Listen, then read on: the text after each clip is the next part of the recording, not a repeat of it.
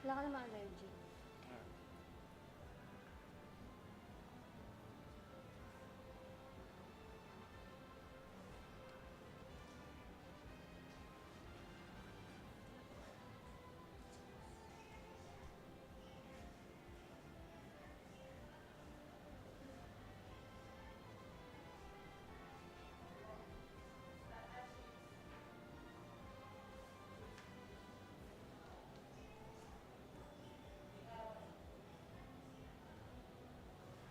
Ganun ka? Yung...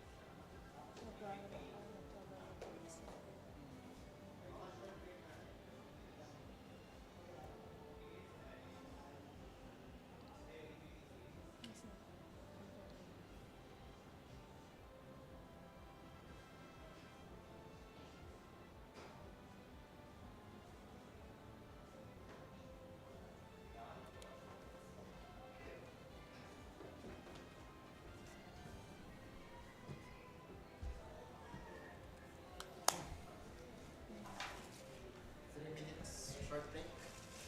5 minutes. 5 minutes na lang daw, 5 in minutes. between series. Thank you. Tapos yung long break TBD.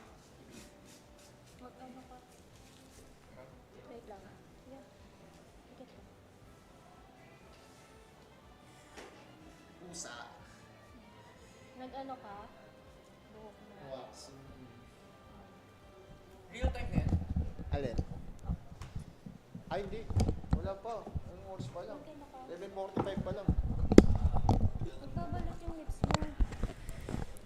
Oh. Ayan oh. Nakita mo? Oo. Babalat.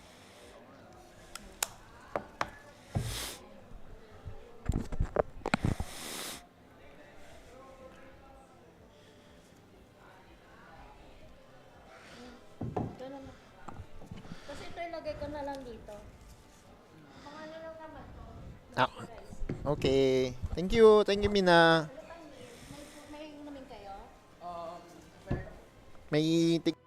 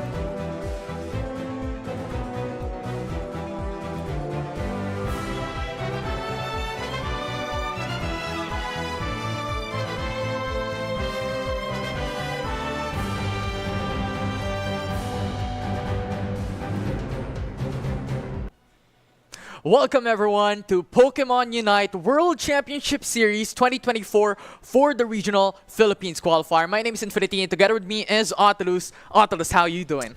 Great, doing great, and definitely excited for what is to happen today. Again, it's day number 1 for the Philippines regionals or for the Philippines qualifier for the upcoming WCS. Yeah, and it's just a huge opportunity here for the teams right now, for today and even tomorrow for the grand finals for Pokémon UNITE. Such a massive opportunity for these teams. Exactly.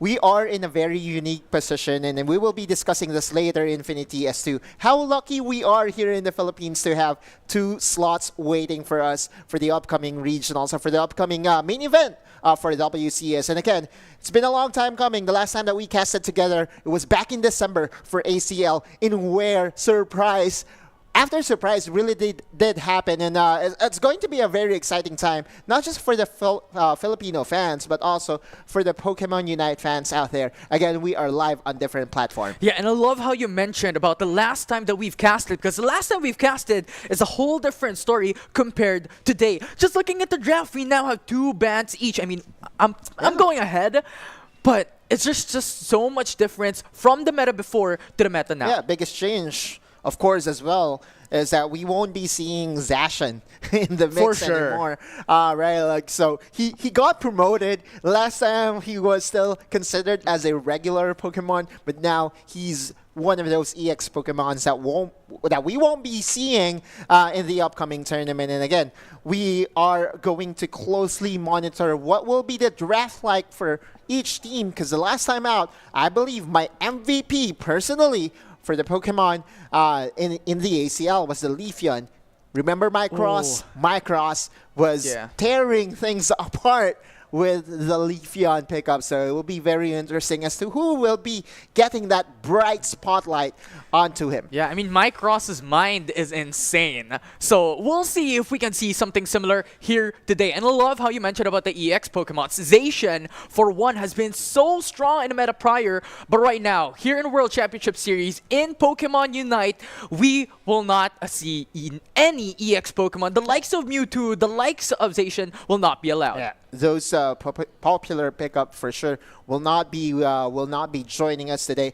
But you know what's going to join us? A lot of gear, thus I believe. For sure. There are a lot of new Pokemon that are available right now, with the exception of Phalanx, of course, because Phalanx is not yet allowed to see the tournament play. It has just been recently released, and part of our rule set is that if it's new, you kind of have to cool down on a corner and will not be allowed to use in professional play as of yet. But for sure, in the meantime, in the future, we will be seeing Phalanx to be coming into play. But for now, we will not be seeing it, as you have mentioned. But from the last time around, we mentioned a while ago, right? The Philippines is in a very good spot. And as we see right now, here in WCS 2024, we have the team slots on the screen. Exactly. So multiple regions will be given different slots. Brazil has 2, Europe has 3. In fact, just earlier we did check the qualified teams. I believe we already have 2 qualified teams for the upcoming WCS. North America does have 3. Oceania has 2. EUIC, NAIC, 1 each, and then you have Latin America North and Latin America South having 3 and 2 respectively. So much teams, so much players, and you've mentioned 2 teams already coming into the World Championship Series already locked in. You have Team Fusion from AOS Cup and also Team MYS from the recent MYSG qualifier that happened 2 weeks ago. Was it 2 weeks ago? I think that was just within a week within ago. the span. Yeah, Within the span of 2 weeks.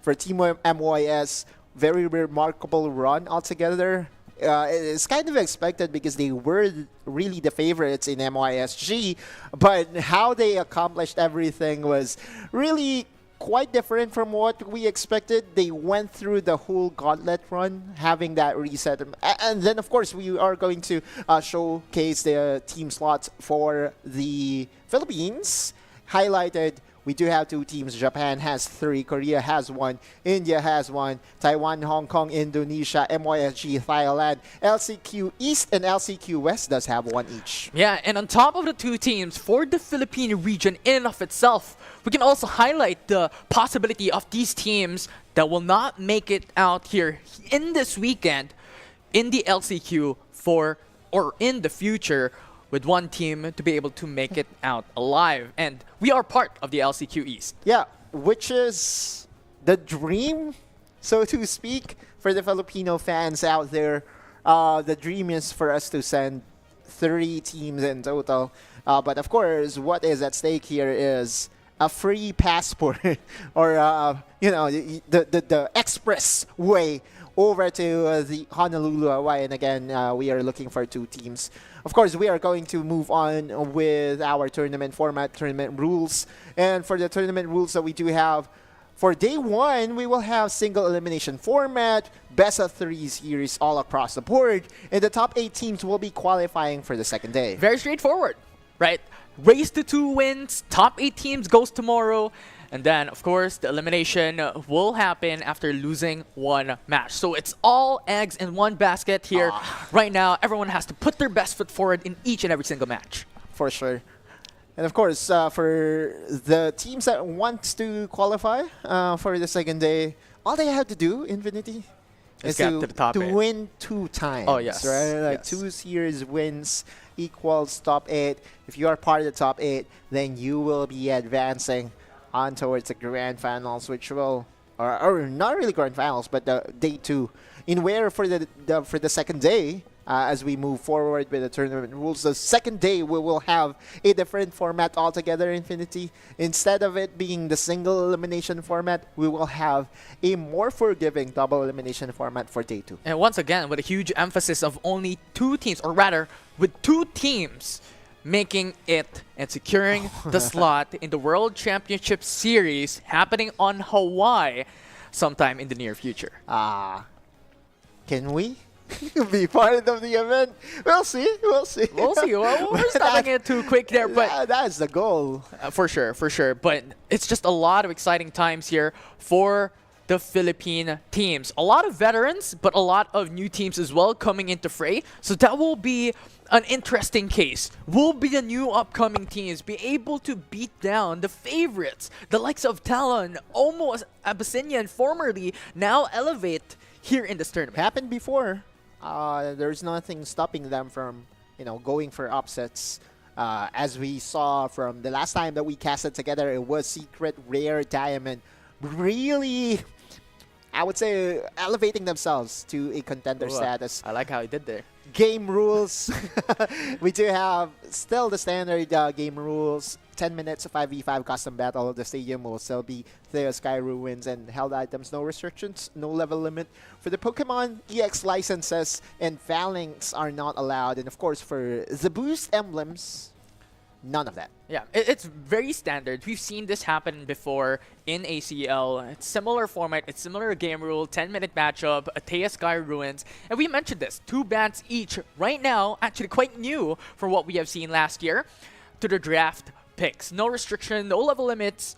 So it will be exciting sight to see on how the Pokemon draft will occur for each and every single one. We've seen a lot of diverse compositions in MOSG. There's been a speedster composition. There are also team fighting composition that really relies heavily on their unites. For the Philippines meta though, how they really want to play, it really depends team per team. We're looking at the EV evolutions and, drafting is one side. Other things, or one of the things that I'm really excited about, because you know how nitpicky I am when it comes to the drafts overall, and as to how they will be executing whatever game plan they are planning or intending to use.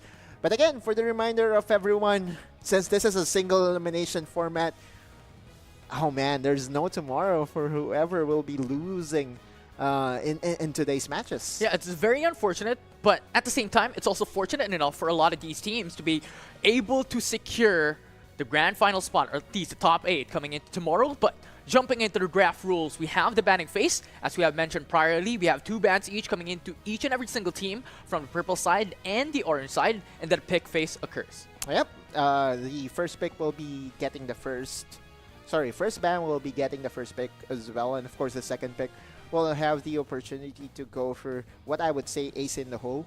The last pick often left for the best player in your team will have the opportunity to go for a counter matchup, For sure. which we often see in the top lane because, you know, we all know in the top lane there are instances in where you can punish heavily all those late game oriented top laners, specifically Gyarados, which we're going to discuss in a bit. Yeah, and the thing is, the top lane, they have to be persistent. They have to be really strong and persevere coming into that specific lane just because you have the Regieleki that is highly contested every single time. Yeah, lots of points available if you are able to at least touch down the Regieleki. And of course, we are going to move on towards a more, I would say, enticing slide in a way we will be focusing on the prize pool, ladies and gents. First placer will be getting $15,000. Second will be taking home 7,500. Third and fourth, 6,000 and 3,000 respectively. And for the remainder of the top A, it will be $1,500 each team. A lot at stakes on the line, that is for sure. We might not be quite particular when it comes to who is the team who will take the top 1 and top 2 spot, but surely the team that will be making it out onto the pinnacle of today's Philippines qualifiers and even tomorrow's will be able to get the lion's share of the prize pool that we have right now. The goal is for them to reach top 2, and I believe that the prize money is what we would often say cherry on top here in PNK. Of course, you know, being able to represent your country, your region, to be part of the international event in WCS in Hawaii is a dream come true for all the aspiring pro players out there. And I believe that our viewers, most of our viewers also dreamt to be part of this, you know, this big tournament. And it's really going to be a very exciting day, not just for our players, not just for our fans out there, but also for ourselves here in Infinity, because I know that we'll have a blast casting the Philippines, or the very competitive region in the Philippines. Yeah, I'm just exhilarated. I mean, we have done it before. The Philippine powerhouses reaching the pinnacle of World Championship, only losing to the likes of, I believe, Luminosity during that time, as they were really wrecking havoc coming into play. But at this point in time, we've done it once, we can do it again. Definitely. We have elevated our status into the contender status, and as we wait for our first match to begin, we are going to witness one of the favorites, one of the teams that we know for a fact is going to bring out the best of the Philippines. Talon PH going against Team Hobby Stadium for our first match. One of the organizations that we've known and loved here in Pokémon UNITE, but Team Hobby Stadium had immediately banned away Zoroark coming into this game with Leafeon and Mimikyu. These are actually very prioritized Pokemon that we've seen in other regions as well. Yeah, Central Mons going to be disabled here by Talon PH. Just making sure to remove the unexpectancy of both this Pokemon. And so now, Blaziken also going to be banned away. We all know for Talon PH, their top laner, always very good, and Blaziken, when put in the hands of a very capable player, can really make things work. Aldegos is going to be the first pick for Talon PH, and Team Hobby Stadium will be answering with a Gyarados and Mew. Yeah, very swift picks here. Aldegos, as we have known and loved in other regions as well, one of the highest prioritized support coming into the game. And Mew and Gyarados will be the answer by Talon this time around, but Cinder Ace will be unexpected.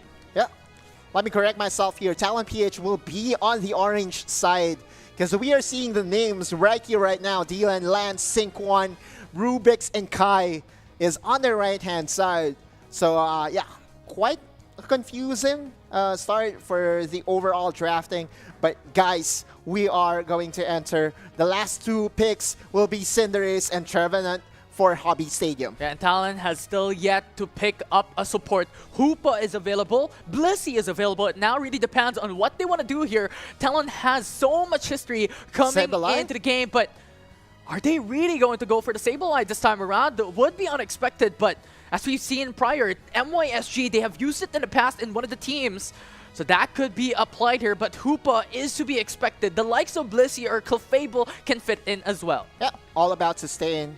And again, a very well-rounded draft. Clefable will be picked up last for Talon PH. This is standard Talon PH. They have a very reliable top laner in the Gyarados. Then again, the only caveat about the Gyarados pick is in the early stages, level 1 to 5, he's almost non-existent in Infinity. So there is an opportunity for you to really punish this risky pick on the top side. And I believe with the picks that has been shown here by Hobby Stadium, they do have the Gardevoir, they do have the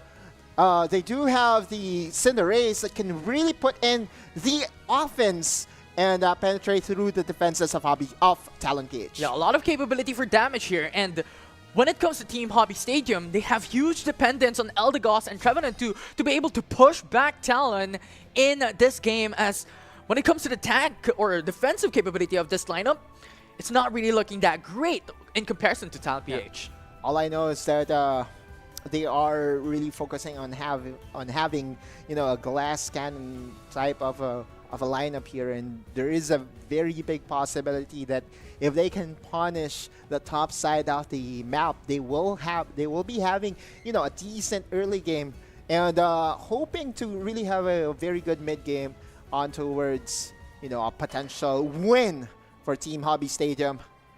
And again, for Team Hobby Stadium, the laning phase does look like that we will have the standard laning phase here. On the top side, it will be the Trevenant and the Delphox really trying to bully out and trying to harass, of course, the Magikarp that is being piloted by Lance. Yeah, and I love what Talon is doing as well, because they have to really take care of Magikarp here in this early game. Oh, because that's massive. The thing is, Magikarp right now is pretty much useless up until you get to Gyarados. Unfortunate enough that Clefable will just get knocked out early on. That's a first KO. But the bigger thing here to consider, Infinity, is for Magikarps, if you are able to slam and if you are able to knock out opponents, you will have faster access to the level 5 Gyarados. And that is the goal here for Talon PH. Here in the bottom lane though, Rubix, one of our premier tanks for the region, is just supporting now the level 5 Espeon. That's a KO here in the bottom lane. Now Talon PH is starting to feel it. Just a lot of back and forths, and Talon has to do something because their top lane will take time before they will be able to ramp up, and that is the reason why they have to put pressure into the bottom path instead. And Rubix and even Dylan is doing just that. Dylan, one of the best Mew players that we have here in the country, will be getting his hands onto one of his patent picks. Kai still very annoying on the top side, just allowing space for the Magikarp to really reach that level 5. And there you go. 8 minutes and 18, Gyarados has now joined the fray. Yeah, we'll start to ramp up here for Talon. It will be a great time for them to really be able to match up against Team Hobby Stadium in the matchup. And this will start for them to be able to become dominant. Rubix. You see Rubix now rotating on top side, but a good retreat coming in from THS. Level 7 for the Central Mon for Talon PH compared to the level 5 for Team Hobby Stadium. This has just been a one-sided early game so far. And Dylan is now going for the flank play here. Oh, Sync 1 as well. A two-man rotations coming from Talon. They have understood THS was too aggressive. They put in so much pressure, and Talon just went in with the right time to go in for the flank, and first zone secured. Yeah, first gold zone has just been capitalized here by Talon PH, and now they still have the 3-2 lane set up. Here comes a look. Goes into the backside as well. We'll be able to take down one, but that's pretty much it. You Mythical have Mirage. the respect coming in from THS. They do not want to put in pressure. Psychic Slayer. Espeon into the back with the Psychic Slayer. And that will be Talon who takes down 2. No one can stop them right now. Jimbus29 is still at level 6. Even on the top side, Talon PH is winning. That's a 2KO for Lance. And now starting to become a landslide for Infinity. The Reggies are now up to be taken here. Regirock for defenses, and Team Hobby Stadium is not even in the position to contest this one out. Yeah, and Talon understood that when they have the 3-man availability into the bot side, they have 3 players in that respective location of the map. They have secured the first zone as well into the bottom path, so they have that Bounce. security. But now Gyarados jumps in into the top There side. comes the Unite! Unite coming in from Gyarados, knocks up onto 2. And Talon is just dominating. Won't be able to come back, but 1 already fainted. Another bounce. And Talon is now dominating. You have Dylan onto Alib as well. Very sustaining of a Pokemon. Be kept alive here. But That's they a will just 4v1. dunk them out. It could possibly be another zone secured. Even the Reggie Alecki is still available for the taking here for Talon Peach. They're just enjoying themselves in this one-sided affair.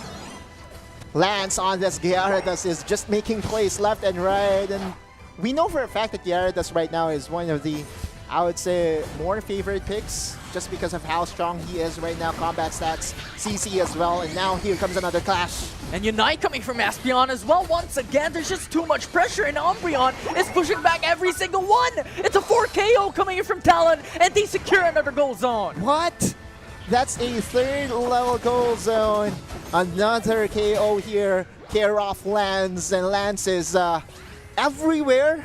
Kind of and is now going for a trap against the Cinderace. Cinderace luckily still have the mobility to disengage from that fight, but there you go. Gyarados, Lance once again with a KO. It's just a massive level advantage. We're looking at THS, who only has level 7, level 9, compared to Talon, who is already at level 11, level 12 for most of their damage dealers, and Gyarados is already at level 11 as well. And unfortunately for them, Cinderace is also under level because in this scenarios in where you are on the back foot, you kind of want your carry to still be at the same level of the carries of the opponent. The Fire Spin will connect Alib, trying to make a play against Kai, but Kai still have the healing and sustain to really tank against 3 people. This is unfair. This is unbelievable, but Kai, can you make it out alive? It's a 3v1. But now Rubik's coming into the backside. You have the flanking occurring, and Lance trying to chase Greed. Delphox down, and Greed is gone. Rubik's, the 2-man duo on the top side. It's just making lots of plays. Really, Blizzardo and company just doesn't have any space to work with. Even Jimpos will go down to the Mew. Yeah, and at this point, Trevenant is just not enough for THS to be able to keep up the pace and the pressure of Talon. As we recall earlier on, we understood that Gyarados at level 1 to level 4 is not really that strong, and Talon really pressured the bot path, and that just changed the game. Another knockout. And Talon once again. The convergence coming into the top side. They get Regieleki, they get the KO, and putting more pressure on their opponents. They get everything. Talon PH is known to be, if not the top 1 team here in the Philippines, definitely a contender for the top 1 status. And now Talon PH is just trying to escort this Regieleki onto the 3rd goal zone.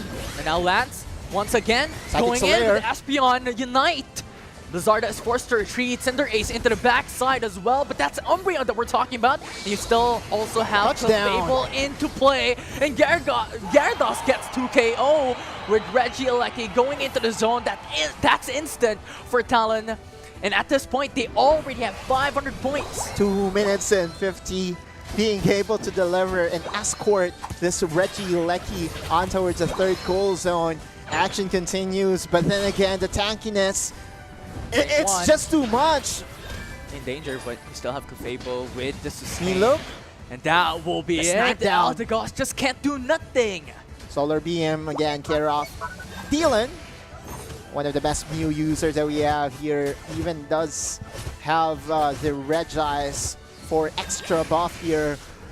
It's a one-sided, kind of expected here, Infinity, for sure, right? Like, is there a goal? Is there still a chance for Howsung and company to come back into this?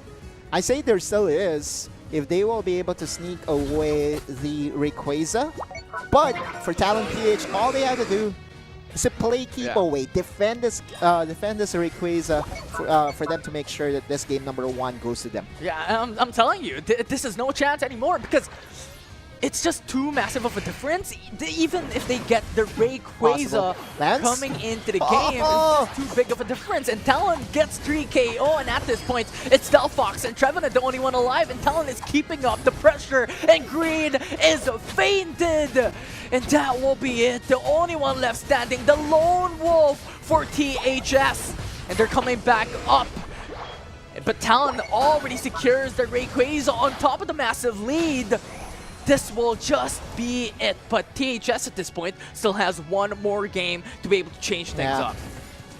They need to look in to game number 2 as early as now, because this is definitely close to insurmountable. Are we going to see the 1K point mark for Talon PH? It's not often that it happens, but it's very possible right now. Another engage coming in from Kai and company, just cementing points one after another. Even Senquan will getting a 98-point boost onto the total score of Talon PH.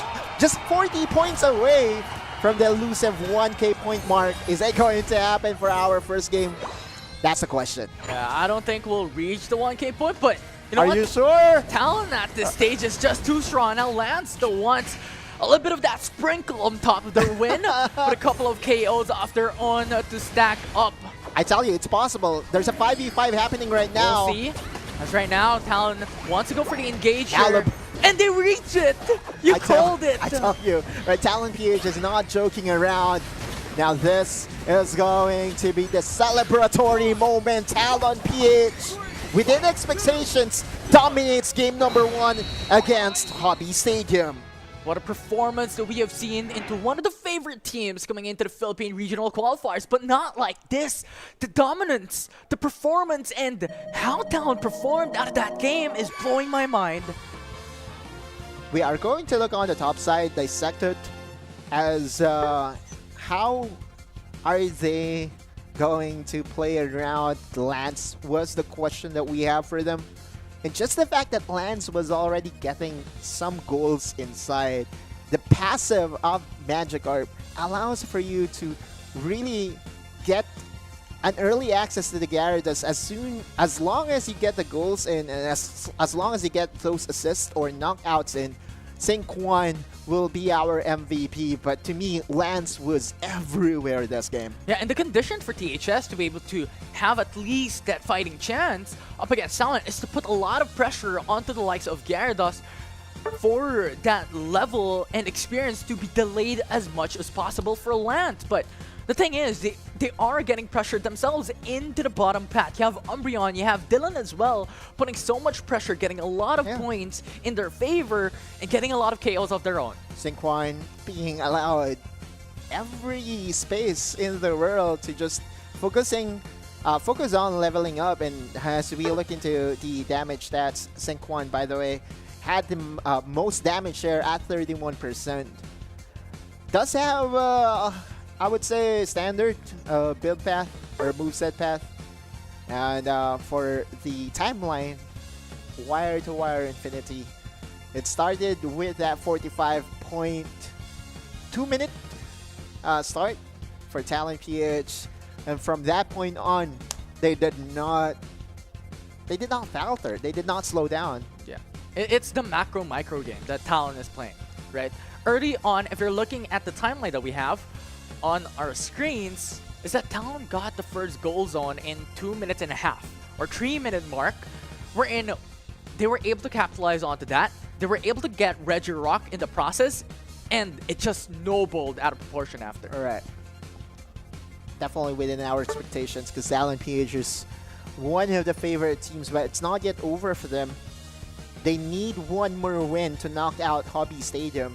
And if they are able to knock out Hobby Stadium, that's it. That's their tournament live. If they want to participate for the upcoming grand event or main event that will be held in Honolulu, Hawaii, Team Hobby Stadium, will have to go through the LCQ. But man, this is just a one-sided beatdown for Talon PH. They're just dominating everywhere. Yeah, and we'll see how the dominant occurred here for Talon as we're looking back at the highlights, how they were able to take that win here in Game 1. Huh? Again, those goals for Magikarp allows for you to have that early access to the Gyarados experience plus the passive really helps a lot.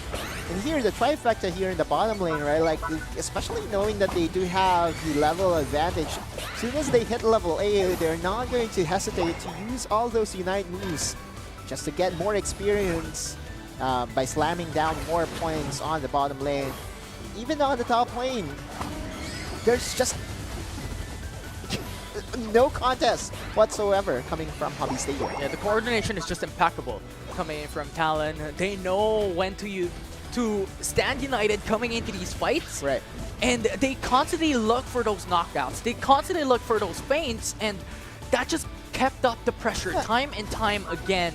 Every single minute, every single second, Talon did not falter. Yeah, and I really am surprised with how the game played out, right? Like, for a moment, I thought that on the top side, it would just be the goal for Team Hobby Stadium is to slow down lands in the process, right? Like, that's their win condition, at least for the early game. But we saw how Talon maneuvered with their composition, right? Like, they're not really heavily reliant on the Gyarados. Sure, lands on the Gyarados is going to be a massive help for them in the mid game.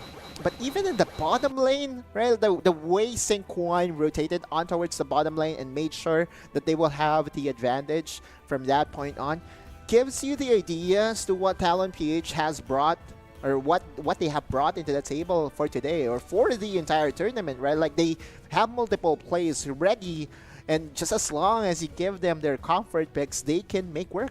Yeah, and I reckon what they have placed into the table as well is a very much balanced lineup as well, a balanced composition. We were talking about this during the discussion a while ago at the beginning of the tournament day, that compositions right now will be so much different compared to last year. And what Talon has brought to the table is a very much balanced draft wherein they had late game, or well, they had late game skill, and they also had that early pressure that they could put out into game number 1, and that just gave them so much of a success from that prior matchup. We have to remember the Talon PH as a team that was built for this. They were built to dominate the Philippine scene. They were built to challenge the best of the best worldwide. And this is a statement if I've ever seen one in Infinity. Again, this game number 1 heads over to Talon PH, a dominating 1-0 win for them. 1 win away from securing round number 2. And again, for Talon PH, if they ever win this second game, all they have to do is to win 2 more times. And they are included already for the top 8, which we are like 99.9% sure that they will be able to reach, right? Oh, what's with the 1% that's missing? 0.01%? 0.01%. Loss of internet. Loss of internet. I see. I see. That will be an interesting scenario if I can imagine one. But jumping into the second game, Talon right now is 1 step ahead, 1 step away from taking game number 1, or well, at least series number 1 that we have for the Philippines Qualifier. Okay. Immediately, Leafeon and Mew banned away. Yeah, Talon is going to be targeted here. None of those Mew early access to damage from afar away. That's the goal for Team Hobby Stadium. Talon PH, though, still taking away Mimikyu, which can really throw your strategy off, right? Like, I understand the rationale of at least banning away Leafeon and Mimikyu. For the last ban, Team Hobby Stadium is going to take away Lance's Gyarados, but there's a lot more options available. And I love this because Talon has used Mew and Gyarados in the past game that made them very strong in the early game with Mew and very strong in the late game with Gyarados as well. So Talon just said they're picking up the Umbreon as the first pick. Right, Mr. Prime possibly going to be the surprise pick here by Team Hobby Stadium. a defender that does have a surprising amount of damage, right? Like, so it will be very interesting if Howson and company will be playing around as Mr. Mime, Gardevoir will still be their pickup here. And for the answer for Talon PH, Sylveon, and possibly Talon Flame for Talon PH. Yeah, and Talon with Talon Flame? Ooh.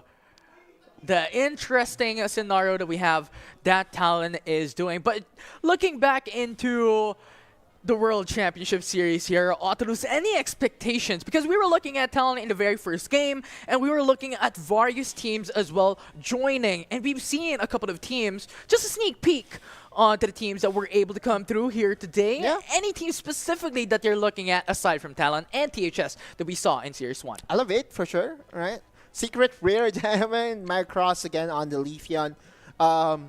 Also the Eisen teams, Eisen Oh, for sure. right?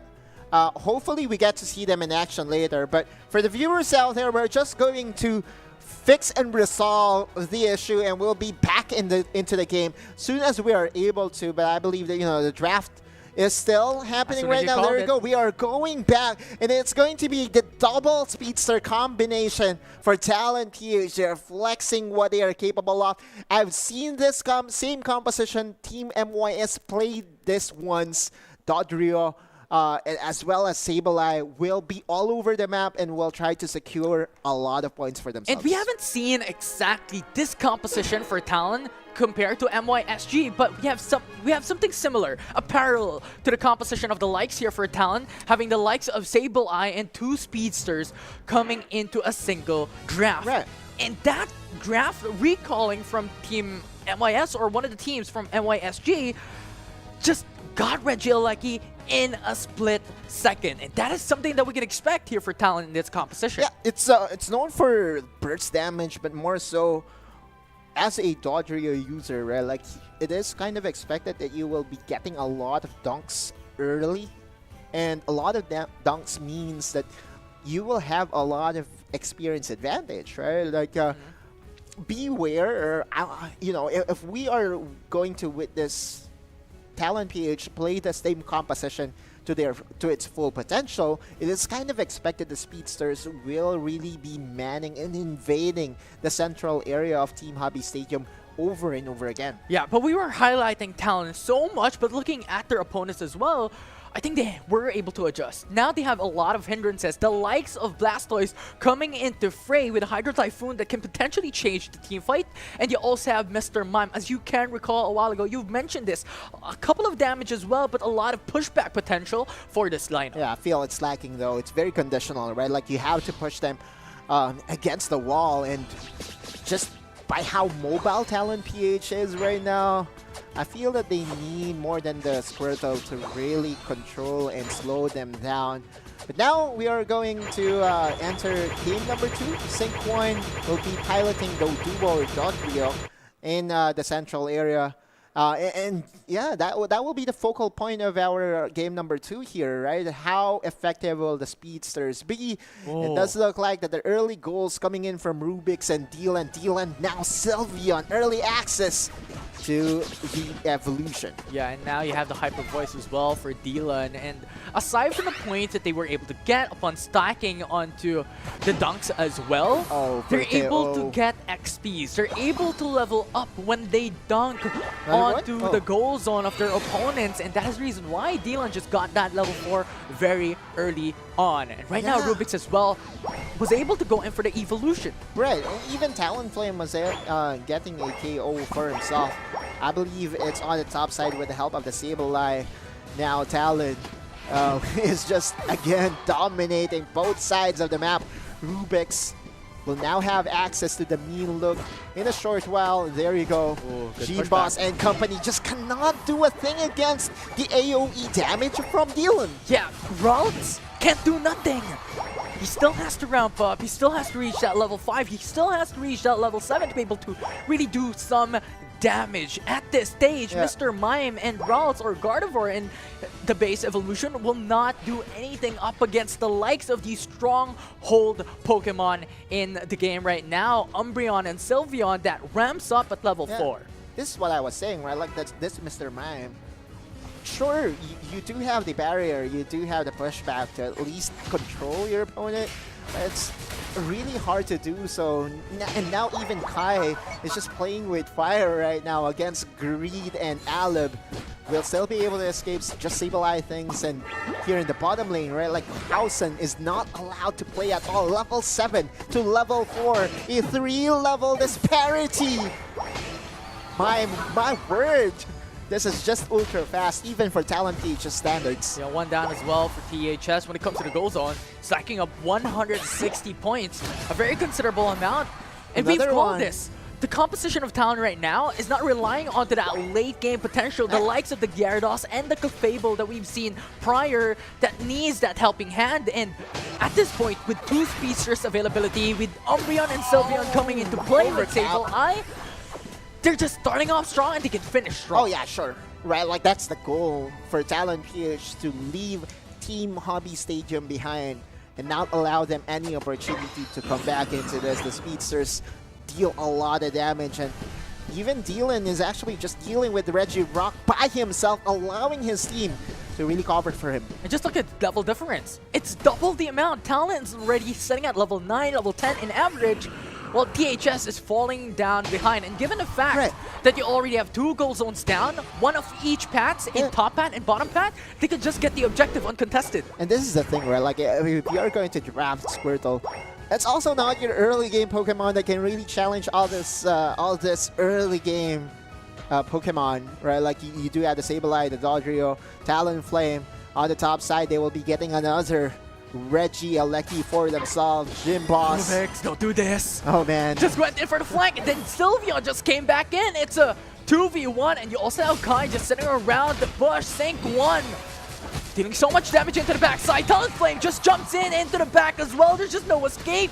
Reggie Alecki gets the third goal zone and securing another KO. At 5 minutes, they already are past 300 points. Talon PH right now, they are in their element. Does have 40 points for Dylan to again just be ready to get slammed here. Aleb, will there be finally a play? This Charina can actually make things work, but against the 2v3. advantage, it's not gonna happen. Not like this! Aleb is trying to keeping himself alive, but not enough. Dylan has just so much damage, and then Umbreon with the help as well of their defensive Pokemon, they dominate. And now Houseson stuck in the middle, isolated, and THS loses another. Now you have Blastoise. Okay. Spinning around, trying to Sync deal 1. damage. Sync 1 jumps into the back. And Aleb, the only one left standing to protect the zone. But Sync 1 into the back just pecks him down. And Houseon will be left standing with 14 points to take the goal. 3 points remaining for the second goal zone here in the bottom area. Man, like, you look at Sync 1 is already level 12. As well as the Talonflame, right? Like, the closest to the level 12 that we are seeing right now is a level 9 from Team Hobby Stadium, but even that is, you know, a big discrepancy altogether. Talon PH, we asked if they can run this double speedster composition. I guess the answer is an absolute yes for themselves. First KO potentially by THS. They got it. Getting the kill, or rather, getting the knockout onto Rubix as Umbreon has fallen down, and Talon has to pace themselves quite a bit, but THS is still a long way to go to be able to reach that perspective onto a chance of success here. But we still have the Rayquaza availability in Sync 2 1. minutes. And they're playing right now, leaving everyone in the duster. And now another 2 KO for the Talonflame. Make that 3 KO. A 400 points disparity.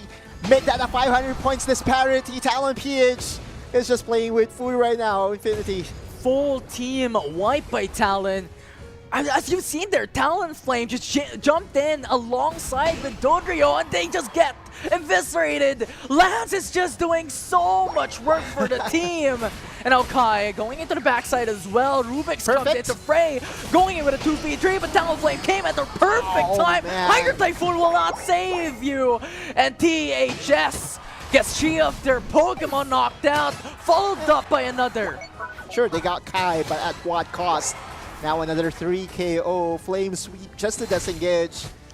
Oh man, Talon PH definitely feeling the groove right now. This is what we were saying, right? Like if you have a double speedster composition as well as a Sableye, most of your time will be spent in the central area of your opponent. And that's what they're doing right now. That's their recipe for success.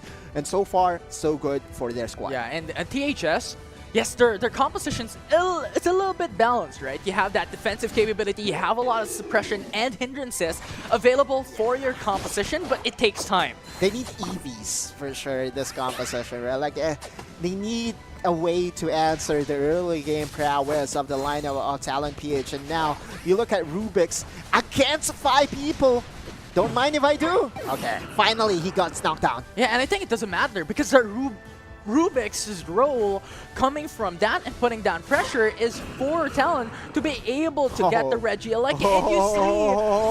And you see the patience game coming in from Sylveon onto the top hat, Alright. just buying time and waiting for time because the Regieleki will put pressure on top hat while they take the Rayquaza. Exactly. Well, like, it's one of those min-max moment coming in from Dylan. And how fast will this Rayquaza go down? It took them 7 seconds Infinity to take down Rayquaza. Talon PH. Welcome to round number 2, I guess. Team Hobby Stadium. Not the best bracket for them for sure, because this has just been a one-sided affair. Jimbus29, can he finally secure a point for themselves? But you have just Sableye being just a nuisance onto the top hat, and Jimboss has to take care of Kai first before he's able to take the goals on. Right, like, this is gonna supporter, by the way, against one of the primary carries in Team Hobby Stadium on the top side. I don't think they will be successful in at least getting more points for themselves. Hydro Typhoon to disengage. But it's too little, too late. And Talon once again did what they do best. It's to dominate so quickly, so fast. Repeating from what they did in game 1. 4 digits, ladies and gents. Infinity, another game in where they have went past the 1K point mark, make it the 1.2K mark for Talon PH, for the hopes of the Filipino esports scene. Saying Another one. KO. Just jumps in with a Rayquaza buff. It's just too quick to go in for more goals, go in for more zones. And we'll see as THS is struggling and hoping to keep up onto themselves and deal damage, but I don't think it's gonna happen. In 14 seconds on the clock, and Talon, with the same confidence that they shown us in game number 1, dominated once more in game 2 to secure the series win. In my experience casting for Pokemon UNITE, this might have just been the highest score total I've ever seen one team pull off. That's 1.4K, maybe even 1.5. No, they stopped at 1.4K. The difference between the two teams here in Infinity, 1.4K. I cannot believe my eyes right now. Oh my word, Talon just dominated this round number 1 matchup. Yeah. Kind of expected, but this is still on a different level. It's just a complete difference of composition, right? Talon doubled down onto that early game steamroll potential of a composition with 2 speedsters and Sableye being a nuisance, and you also have Sylveon and Umbreon for that level 4 spike in power. And THS, the likes of Blastoise, the likes of Gardevoir, they have to reach level 5, they have to reach level 7, and the likes to be able to reach that perspective of strength in the game, and Talon is not letting that through, is not giving them opportunity and space to gain level and experience. Yeah, of course. Right, like they need all those EVs on their side, right? Like you gift Talon the the double speedster composition with 2 EVs on their side. It was just a dream come true in terms of drafting, right? Like for Team Hobby Stadium, I know that they will be eliminated from the tournament, but this is a very good experience for them, right? Like the side of the bracket was not on their side, but yeah, keep on joining, guys. Yeah, and the draft right now for Talon is not particularly always applicable for every single matchup. It's also a risky composition that you're heavily relying on your strength coming into the early game. You Right. have to be able to keep up the pace and to put so much pressure that you get so much level disparity up against your opponents. And Talon did just that, but in other situations, if you fall behind in the early game, this composition will falter.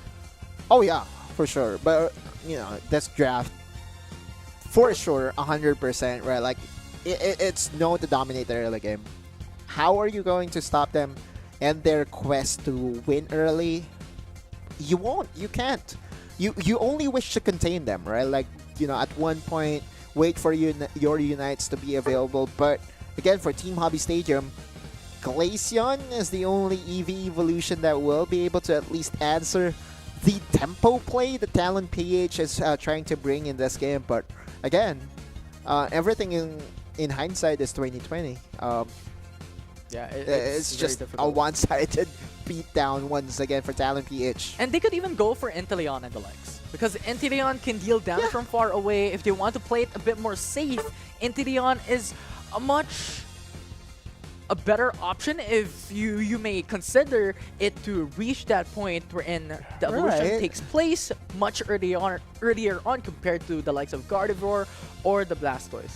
Yeah, they have this plan of entering this round number 2, stacking up their Unites in an ideal scenario for sure, right? Like the Team Hobby Stadium, the team fighting composition that they brought in was, I would say, stellar, right? Like Gardevoir, Hydro Typhoon, those Unites can really change the tides of any team fight. But Talon PH knows that there is not a team fight that will happen that will not be in their advantage. Why? Because they will have early access to the levels. They will be picking them apart one by one. And with the early game advantage that they have, even if Team Hobby Stadium had the perfect team fighting, it's not going to work. Yeah, a perfect team fight for THS is also a possible perfect team fight for Talon.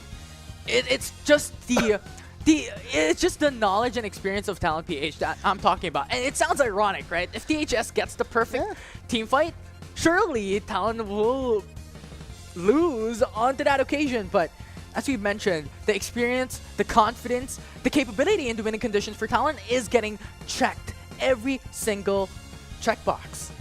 Now let's look into the highlights, see how Talon PH started everything. Spoiler alert, they got a lot of points in.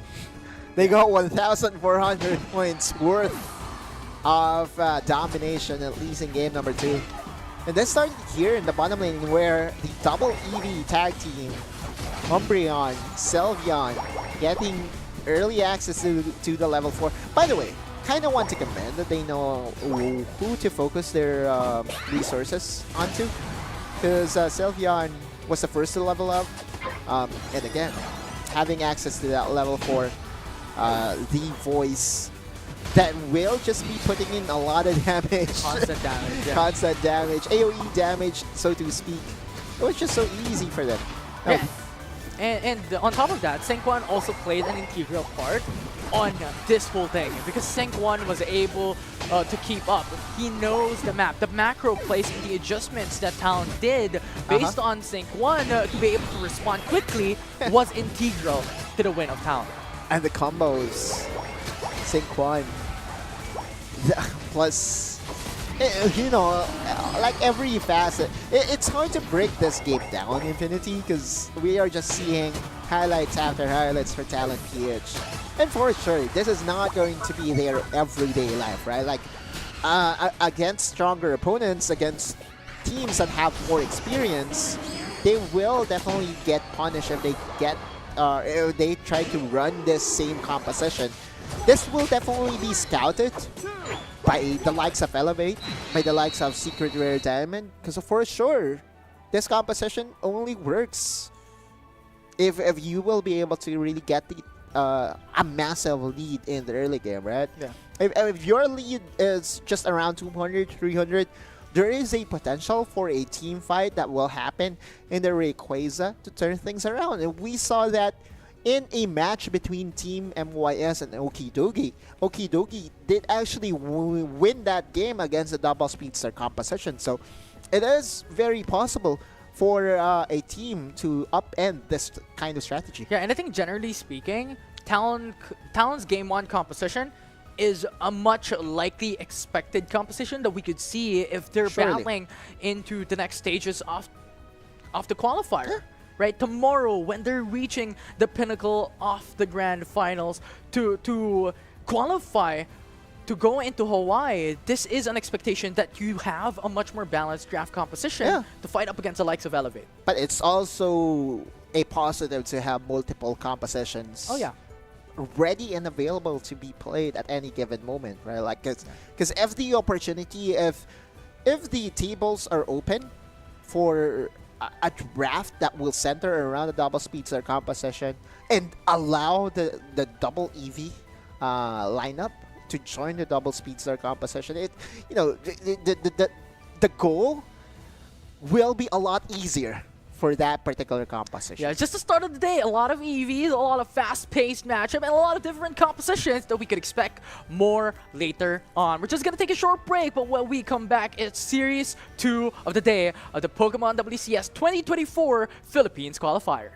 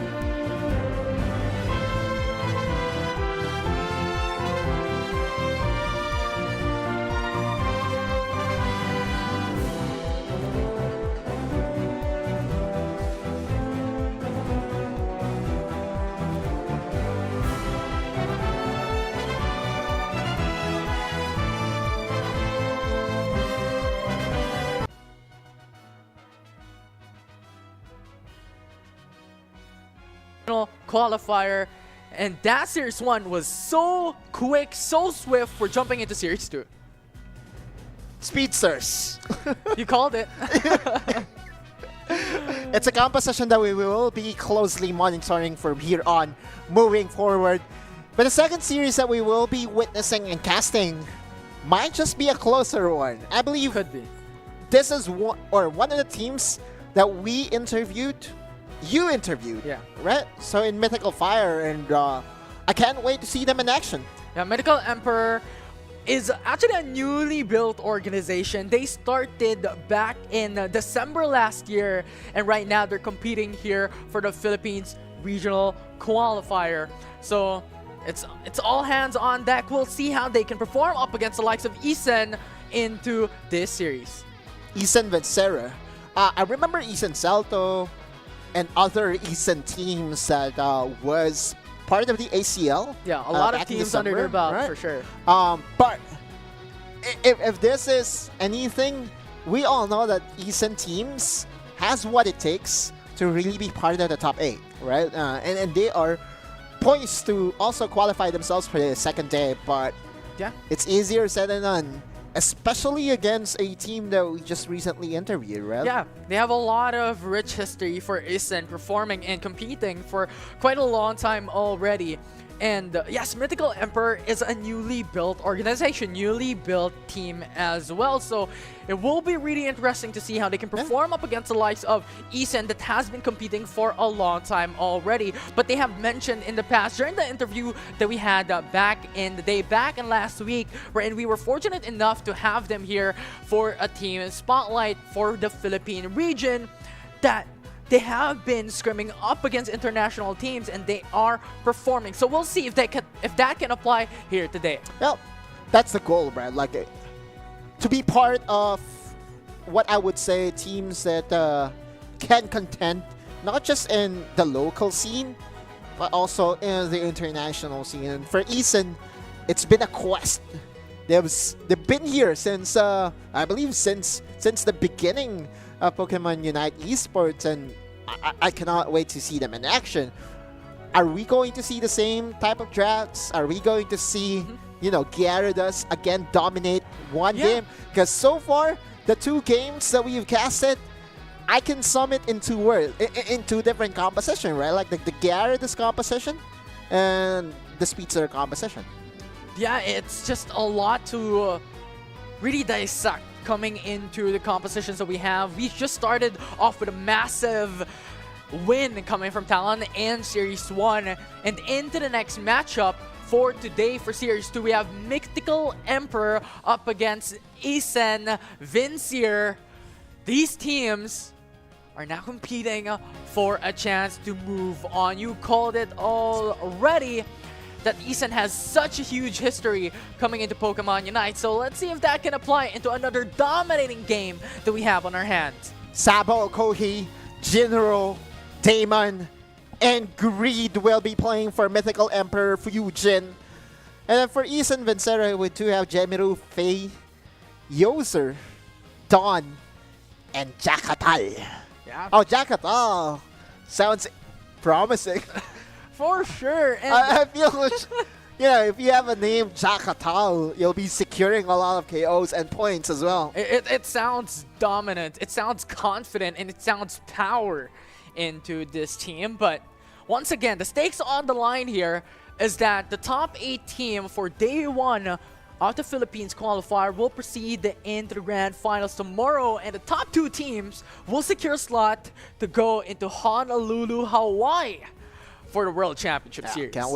Can't wait to see them in action. And we'll be moving towards the drafting again between 2 of the teams that we are so excited to cast, Fujin versus Vincere. Who will be coming out on top?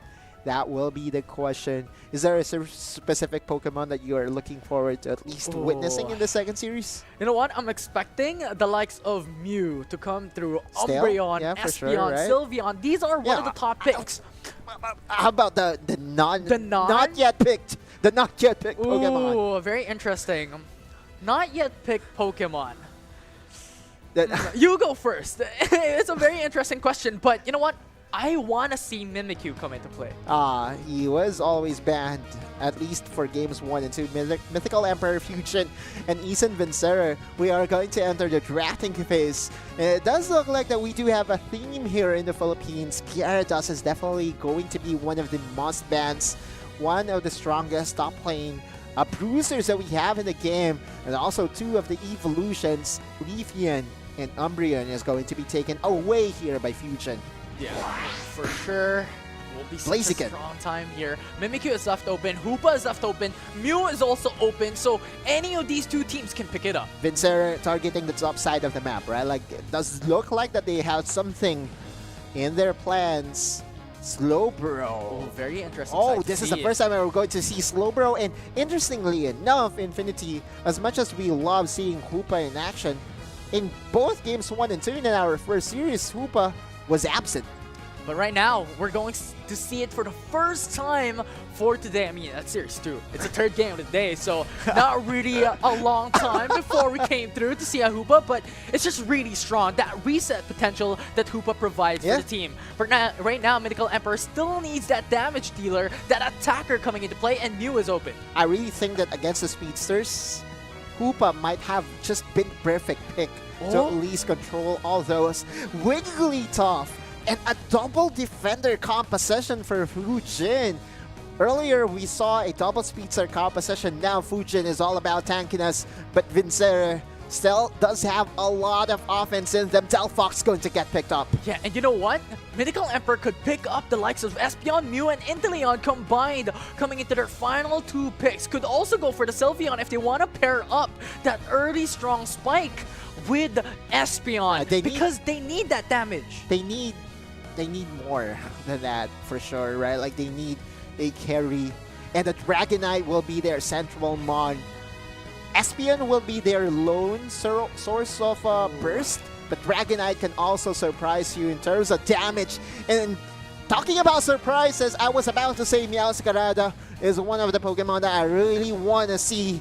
Now, Isan Vincere will be bringing it out. Yeah, they're bringing it into the table right now. And Mythical Emperor and Isan Vincere, not really the expectations that I was looking forward to when it comes to Pokemon compositions for game number 1, just because of so much availability of the high priority picks that we've seen in other regions. I love the draft of Isan. Hands down, right? Like, Meowscarada, one of the best speedsters in the game in terms of damage output. I was talking, when I interviewed Rated Peachy, I asked them who they think will be one of the more surprising picks in the upcoming WCS here in the Philippines. They did say that Meowscarada is not going to surprise anyone in terms of relevance. They believe that Meowscarada has the most damage potential in the game right now. And looking at their draft, they really needed a punch, and Meowscarada should have enough of that. The only thing that is concerning me right now is that this Meowscarada can just get locked down by a Slowbro. Yeah, this could possibly happen here. And the thing is, Meowscarada has been picked up 5 times across Japan, MYSG, and EUNA. So not really an unexpected pick, but definitely that unorthodox compared to the other attacker that we have been used to. And you know what? Coming into the composition, Isan could actually pivot themselves to not going for the double defender just because they have the Hoopa availability for those resets to occur and for those instant response when the Unite move occurs. Yeah, and now you're seeing Dawn, by the way, of a very familiar name, Dawn, now trying to just be a very annoying force, trying to invade and trying to snag away the red buff. Was he able to snag away the red buff? We're going to closely check that later. No, he wasn't able to steal the red buff away from the Dratini. But Dawn, finally, the punishment is there. The collapsed Jinro and company gets a first kill. Setting too close for comfort there, but as you have called it, it will be Isan Vincere that will lose their Hoopa early on, but I think the role was to really just confuse Mythical Emperor on their central area, delay it as much as possible. Oh, this is Fortunately good. enough, did not occur. The Clouds, that will be an early secure, but the reset Jackal was able to at least escape with a few God. HP. Hyperspace portal, hyperspace hole, going to be a very integral part of the game plan here by Ethan Vincier. Yeah, we called it, right? The reset potential of the hyperspace hole and the quick thinking of Dawn just saved one of the members of themselves in that early stage. We're in that isolation potential in Mythical Dawn? Emperor having so much damage coming into the early Reset. game, and Dawn once again saving himself this time around with a hyperspace hole. Yeah, just by himself, right? Like, he's buying his team a lot of space, allowing Masquerada to go unchallenged here in the central area. Yoser also very close to the level 7 power spike, and now another skirmish. A contest into the wild Pokemons in the central path. And Ethan Vincier once again, Hoopa showing why it's one of the top picks in other regions. Well, not just in the other regions, of course, here in the Philippines, Hoopa always very much contested. Jakatal is already level 7. The power spike is here. Elevator already set up. Gemiru is here. Fire spin. User goes in with a skull bash in. Jakatal came through at the perfect time, but he fell asleep with Wigglytuff just putting his powers out. Yeah, I really think that Jakatal will be making sure that his presence is felt all throughout with the support of Gemiru on this Delphox. It's a lot easier for them to make things work, as well as this Hoopa, right? Like, Hoopa can also steal away berries from the opponent, which can really influence the laning phase. Red Eyes. Now being taken down by Ethan Vincier, uncontested. And you also have Hoopa coming into the top path. They understand the assignment that if Hoopa decides to go in for the Unite move, Rings Unbound, they can bring every single one. If Mythical Emperor opts to go in for the Regieleki. They don't even have to use the Rings Unbound, right? Like, pre-level 9, you will have access to the elevator, allowing themselves to get another objective. That's 2 for 2 for Ethan Vincier. Yeah, it's just very quick macro plays when you have Hoopa availability into your composition. Damon. And right now, they jump through, converged into one, and that will be another knockout for Ethan Vincier. The first goal zone got destroyed here by Ethan Vincier. A 2 KO for Meowscarada, another point for Dawn. No punishment whatsoever, at least in the early engages so far. Yeah, and Hoopa is just too good, and that Fireworks. just allows them for a 4-1 split. Ethan Vincier Kohai. secures under the Oh, goal zone no. and a knock. He's level 9. He has access to the Unite, but again, the control, the hindrances coming from the Delphox still very much alive, still very much effective, at least in the first 5 minutes of this game. Yeah, and this is a massive, massive problem that Mythical Emperor has to face. Because the thing is, Ethan Vincier always constantly go in for the 4-1 split, wherein Right. Hoopa is left alone. But if they pressure down the Hoopa, their opposite side of the stadium will get demolished. So they have to decide and commit to one side of the map or the other. And now he has access to Rings Unbound. He can call reinforcements in a snap.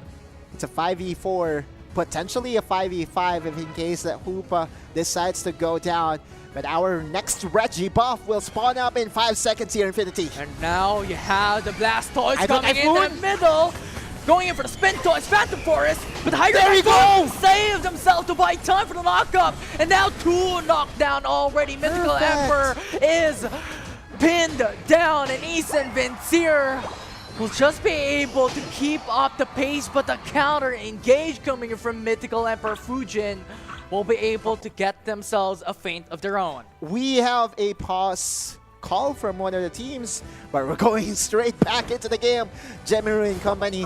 Again, the power is, the power of Hoopa here is that even if there was a lost skirmish, you can still come back into fray once again. And now Damon and company. Spin Toys going into the middle, dealing damage, and now Wigglytuff is gone! And Jackatal into the back with Rug Tube to deny any retreat. man. And Ethan Vincier getting Regice, getting 3 KO, and getting the goal zone. That's the first goal zone here in the bottom lane that Ethan Vincier was able to get for themselves. Kohai, not as effective as they have hoped for. Hyperspace hole. There's another contestation on the top. No contestation at all on this Regieleki. That's what? That's the 4th objective that Ethan Vincier was able to secure for themselves. The map awareness, the macro game of Ethan Vincier is top notch. Hoopa availability just pretty much lost Mythical Emperor the game. And now Regieleki is pushing into the final goal zone. And you have Isen Vincier as well, pressuring the bottom path. Almost 300 points disparity, 3 minutes and 30, and there still is an opportunity for Fujin to turn things around. Remember, a lot of Unites available, and if they can stack it one on top of another, Phantom Forest, right? Like, you have the Unite coming in from the Dragonite, Psychic Solaire, you can really do massive amount of damage in a snap, in a second, and that I believe is what Fujin is planning by the time that the Rayquaza spawns up. Yeah, and this is one of the perspectives. I want to talk about Crustle as well, because we have seen it perform in other regions, the likes of Japan, MYSG, and EUNA, that Crustle always just picks up the Rock Tomb and denies that possibility for a treat, especially with the likes of composition of Isen Vincier that is pretty much all in when it comes to those teams. Always very effective, right? Extra hindrance, Phantom Force, also another ability that can really turn things around if played perfectly, as well as Jamiro's Fire Spin. You know, all this area of effect, crowd control from Isen Vincier is really making it difficult for Fujin to find whatever opening they are hoping to find right now. And in 2 minutes and 20 seconds of game time, another Reggie buff has just spawned up. You look at the minimap right now, Meowscarada by himself on the top side. I believe he's just going there, or he's just standing there for defensive purposes. Yeah, and like what Isen Vincier is doing. Like, Mythical Emperor wants to understand that Isen Vincier has that potential to get that Regirock, but Isen Vincier did not touch that objective. They know that they have that massive advantage, so they can just sit around, defend the Ray Pit, and they can just push back ME to take the win. Rayquaza, open for the taking. Defensive stance from Isen Vincier. Again, 4-1 split, Meowscarada, unsuspecting position for him. He has to be careful though. If he overshows himself, there could be a capital punishment from ME. Yeah, Fujin has to commit now, because if they left alone, Snow Beam. a Snow Beam just pins down Crustle, but not enough to sustain. And now you have the Phantom Force as well. Typhoon. Typhoon to stack it up, and Isen Vincier will get the triple KO with Espeon and Trevenant, the only one left standing here, and Jinx is gone. Trevenant can't do nothing, and Isen Vincier will be able to punish, and ME will get full wiped out. The team wipeout. Although there is still an opportunity for ME Fujin. They can still jump in. Are they able to contest this one out? No! Isen Vincier gets a Rayquaza and possibly the game. A little too late by ME. Yes, they were able to respawn, or well, come back out alive very, very quickly, but Isen Vincier had enough damage to take down the Rayquaza in a blink of an eye, in a snap, and that will stack them up more points for them for a dominant win. 600 points this difference, and Fujin very helpless right here, right now. We'll have to think of the next game here, Infinity. Valiant effort for them. But again, the play of Isen Vincier not really showing themselves up to a point that Fujin had to commit a slow beam onto one unsuspecting member. No stack up or no fusion attacks whatsoever to help out Fujin maximize their composition. Isen Vincier very formidable in this game number 1. It just shows the history of this organization and of this team. Such a methodical play. They did not go hyper-aggressive coming into the early matchup. They understand their winning condition is to play at the mid-game and to really just control the whole situation, the whole game, to be able to not give any space for Mythical Emperor to steamroll. It's not often that I would say, you know, one single Pokemon was very influential in every matchup, because again, you have to have the right mindset, the right game plan in order for all this Pokemon to be effective.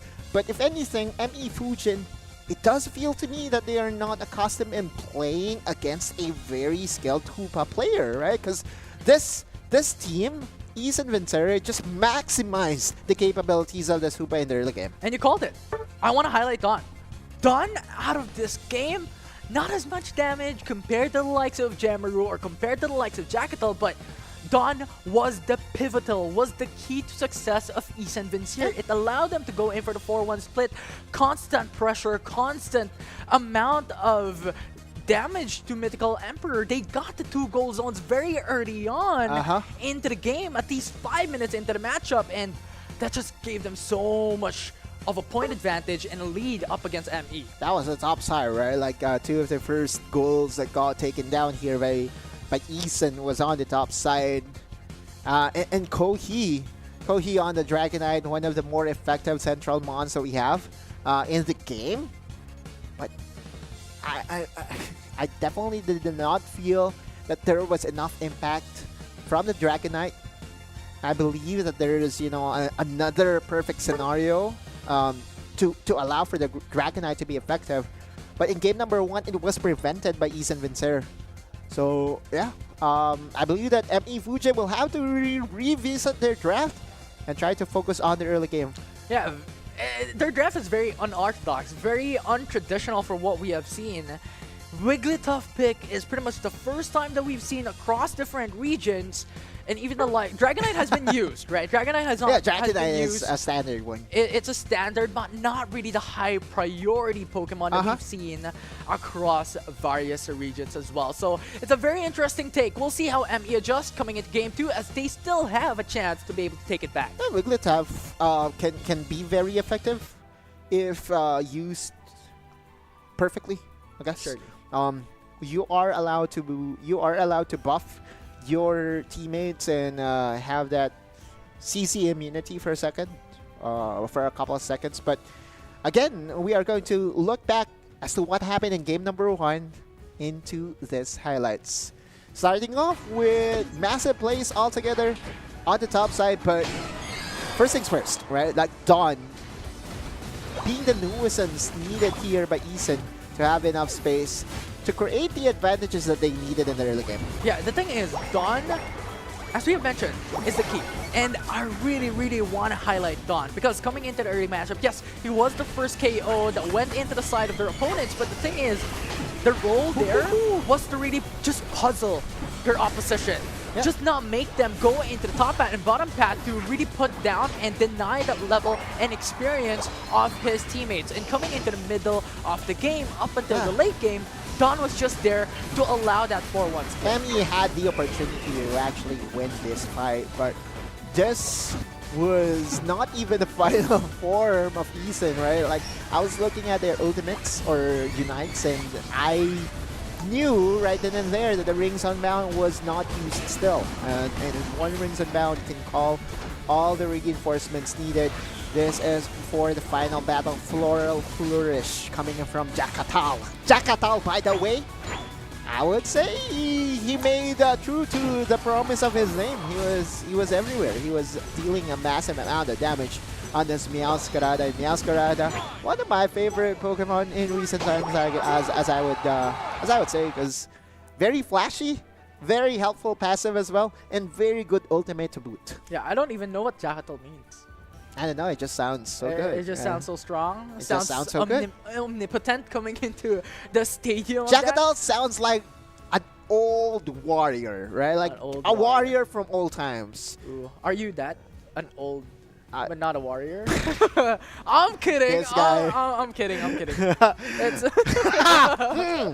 But yeah, sure, right? Like, again, for Eason Salto, at least one half of the two games is in their favor already. They are in match point. They will have at least 2 opportunities to close things down. But knowing ME Fujin, they're not going to go down without a fight here. For sure. For sure. As we have mentioned, coming into these games, coming into the series, it's a race to 2 wins. It's a best of 3 format, so there's still a chance for ME Fujin to take a game and go into the game 3 that they're seeking out for. But Eason Vincere is not holding back their punches as well. We're going to switch sides. ME Fujin looks like that they have learned the lesson the hard way, and they're going to target away Hoopa. Oh yeah. That is indeed a ban that is to be out for.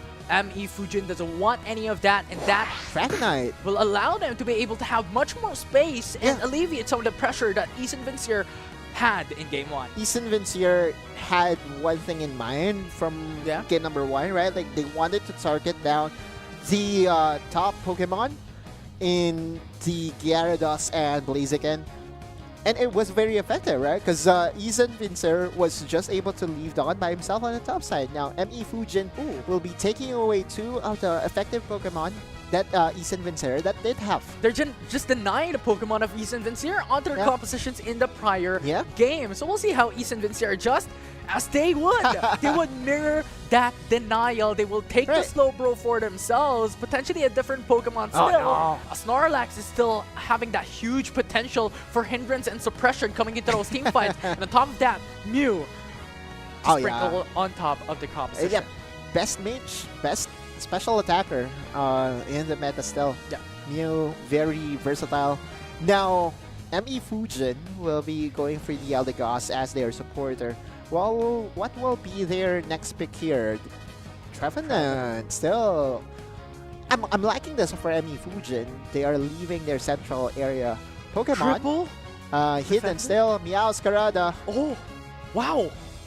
Triple Defender. Both of these teams are actually opting to go in for a triple defender. They want that sustain. They want that capability to Nah, I don't stay think for so. long, but Yeah. ME adjusts. They needed some form of damage for ME Fujin's side to be in their central area.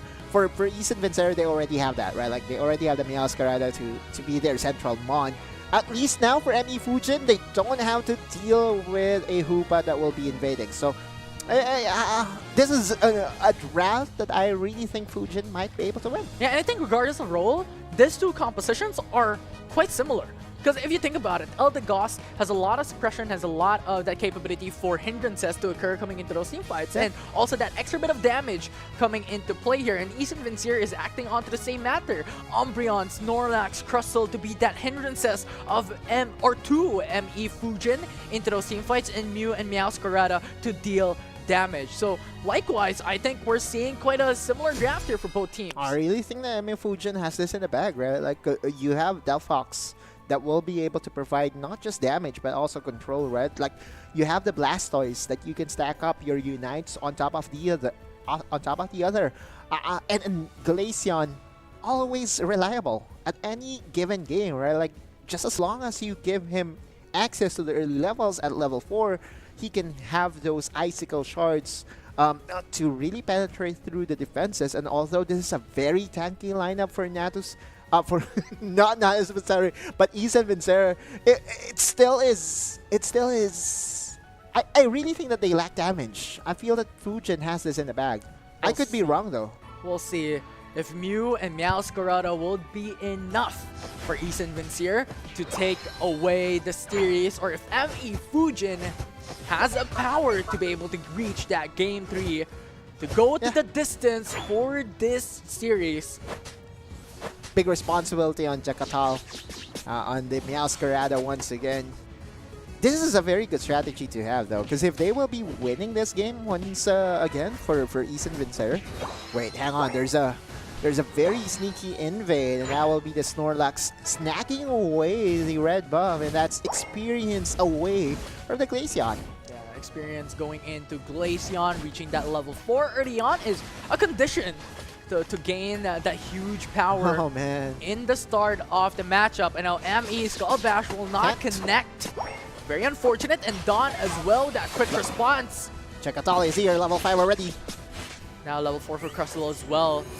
It's a 3v3 that we have on top pack, but no one wants to commit. Perfect. This is a better game plan overall for Fujin. Now Kohi is already level 5. They're expecting for the Altaria to spawn up, and it will be a 3v3 on the top side. Who ends up winning there will definitely get the XP advantage. Meanwhile, in the bottom lane, Sabo in Jinro.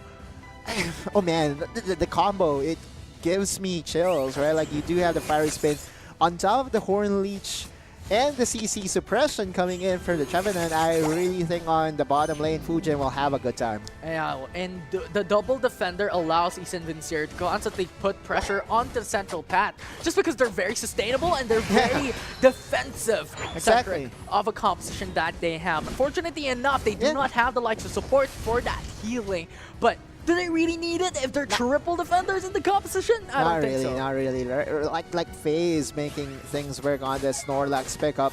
Kohi needs to be careful. A fight for the wild Pokemons in the central paths. It's Going to be Swablues and Altarius that they're fighting for. Rest. Yeah, nice sustain coming in from Snorlax with a bump to counterplay. knock off as well onto Glaceon. And So Icicle tacky. Shards to clutch it up with a KO. And User was there to return the favor. All the while, Meowscarada securing another goal on the top side. Isan Vincere 81 points to 0 of ME Fujin. And Sabo is still very delayed here. Has not reached the evolution for Trevenant, and they need that. Definitely do. User still very sneaky. Now being challenged by the level 6 War Turtle. Needs one more level to get the Kohi. Blastoise. But Kohi cannot do a thing. 3-player rotation here by Isan Vincere, but so much pressure onto ME Fujin. But the damage there as well with Mew, it's very strong. Now Meowscarada goes into the back Floral Flourish. Unite coming in from Meowscarada. That will allow them to put so much damage to each and every single one, and ME Fujin was a bot space. And now Snorlax tries to push down onto Sabo. Oh, okay. Well Finally. able to get that KO onto the damage dealer, and Isan Vincere is forced to retreat. But they're still fighting through. They still have Meowscarada. Yeah. They want the Regirock. They want that objective. Winnable. But Snorlax is gone. And Mythical Emperor Fujin has full control over Regirock. Here comes the turnaround. ME Fujin will be securing the Regirock here in the bottom lane on the top side as well. Now here comes a 4v5. And now Crystal trying to defend that goal zone along with another person, another player Check it here. out down. But Meowscarada is gone, fainted by Trevenant's hands. And ME Fujin has that advantage, but this is very risky. They went in for the 4-1 split. No one's defending on top side here by Isan Vincere. So that could be an easy goal zone that Fujin can secure. But Isan Vincere Oh, man. wants those knockouts away from Fujin, but will not go for the all-in. Kohi is untouched. Ladies and gentlemen, this is why you pick up the Glaceon. The kiting potential of this Pokemon is just unreal. And although the points is in the favor of Isan Vincere, I feel that the tempo and the momentum is on Fujin's side. Definitely be here. I mean, they're going in for those splits. They're going in for those goal zones. Mythical Emperor Fujin is going knockup. in very closely up against Isan Vincere. But in a 3v3 situation, I don't think any of these players, any of these teams will put such a huge risk on going for that engage into the bottom path. So both of these sides are going to respect each other. Jinro on the Delphox, very close to level 9. Unites can just be casted very, very soon here by Sabo. Snorlax will not connect onto the knockup onto Sabo. Very mobile. Just going in for the Horn Leech, going back and forth here. And staying onto the goal zone by Isan Another Vincere knockup. is a clever move. Oh, But Jinro. look at Sabo into the backside. Horn Leech will not connect here. Jinro. And Mew with a Unite is going in for the KO onto Eldegoff. 2 already down. And now the Horn Leech connects onto 2 as well. Knockout off themselves. Fujin man. secures the counter engage. And now the Blastoise into the flank. Going in for the Spin Toys, had to target Okay. onto Kohi. Guzzle. Kohi is in danger. 1 more HP left. There you and he go. faints. And Fujin goes back and forth for that Reggie still coming up. And Snorlax trying to buy time here for Sabo to keep his teammates alive with a 2KO onto Isan Vincere. Reggie Steele will be open for Fujin. Just enough time for Jiro to come back here. Already level 10. Unite already used, but it doesn't matter. ME got this in the bag. Faye, can you go in for the rest? Knock up onto Sabo as well. But Sabo is chasing. Sabo wants that feint. Sabo wants that knockout. And Jamiro into the back as well with Electro Ball. We'll see what they can do. Crystal into the top path. Going in for the 40 points. And that will be another goal zone in their Sabo. favor as well. It's a 1-for-1 trade. Yeah. And Sabo was there to just fend them off, allow for Fujin to finally slam more points. And don't look now, Infinity. Fujin is in the lead. Fujin is in the lead indeed from a minute back. They were at a huge deficit, and now they're back into the game here with a lead. And Reggie Alecki is open on top path. Now it's starting to at least be a little scarier for Isan Vincere's squad, right? Like you have Jemiru, sure, Mystical Mirage, the Floral Flourish coming in from Jackal has been perfect so far. But with Fujin's lineup, I really think that they do have all the element to win this game. Reggie Alecki now being contested. Emmy wants it as well for their own. We'll see if they can fight this. It's a 4v4 as you have, as you have 4-1 splits for both sides. Blastoise is trying to go in for the flank here. Delphox is gone! Can he go in for the trade? Phantom Forest! It's perfect! It's a 3 people knockoff! But Mythical Emperor Fujin is trying to hold on for themselves. It's Grid going into the back. Snorlax with a knockup as well. Sabo, it will not connect. Going in for the chase. The pushback from Mew that will deny the chase from Fujin. And another set of points being slammed in the bottom lane by Isan Vincere for a trade-off. Now Fujin is focusing on a Reggie Elecki. No contestation whatsoever. Can they escort this Reggie Elecki for a touchdown? That's the question. Or they could go and prioritize the Ray Pit, defend it away from Isan Vincere. We'll see what they could do here. Isan right is now, already in the lead. As you have called it, Isan is in a 13-point lead. In 2 minutes and 20 seconds into the matchup here, Mythical Emperor Fujin has to be smart and has to be clever on of what they can do. 3 seconds before the next Reggie buff spawns up. And that should be enough time for the Registeel to join Fujin.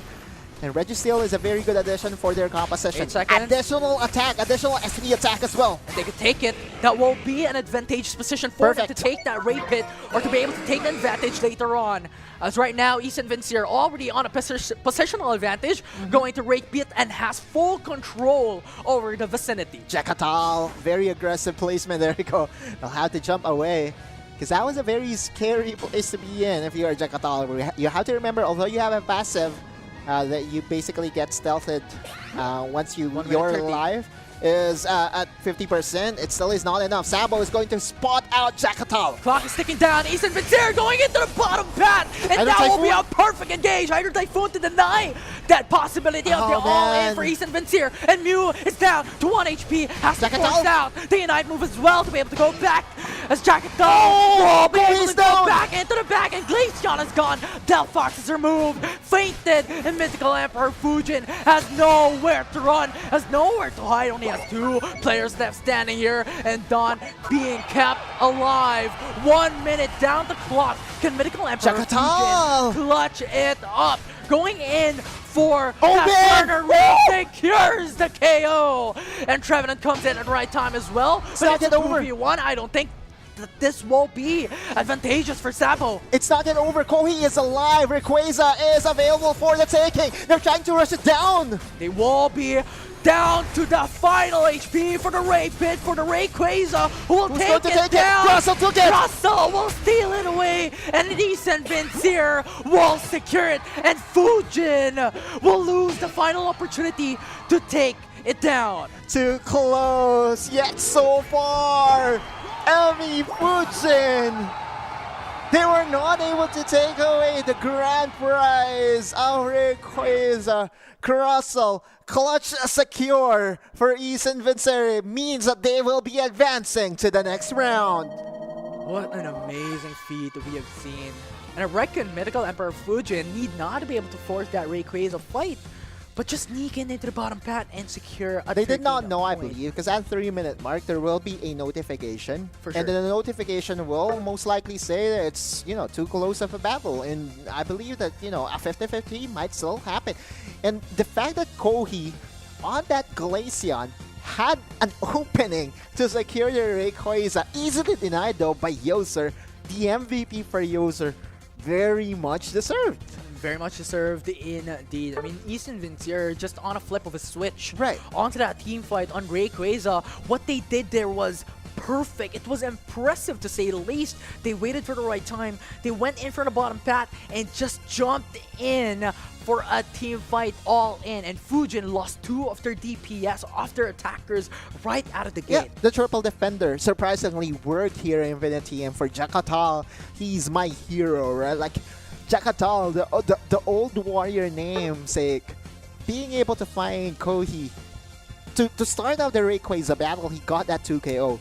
And the more important part of that 2KO was getting the head of Kohi, right? Because Kohi was the main threat for Fujin. He was supposed to be the carrier of the team on the Glaceon. And again, as a speedster that can get the access, as a Meowscarada, that's just perfect. And sprinkle on top, they got General as well. Not intended. Yes, they want the head of Glaceon. General always gets down though. They want that elimination. They want that knockout, but getting 2 of the attackers is already a statement to Exactly, make by right. Eason Vincier. I really feel that this was not a game for Jinro, right? It's not the game of his life. Because Jinro was caught out of possession how many times? 3 or 4 times in the span of just one game. And as a Delphox shorter, it's quite understandable. You don't really have enough mobility, enough self-heal to get out of a murky situation. But you need to know better. You need to position yourself better. Yeah, and the role of a Delphox, just given the fact that you have so much faster cooldowns compared to other attackers in the game, is to just spam out your movesets coming into those team fights from far away. Right. But that did not happen. Delphox did not have that pace and did not have that capability onto putting those movesets down. Because it was the Snorlax. Faye, time and time again, goes for the knockup. And who is there to follow up? Meowscarada by Jagatal. Well, let's look into the replay.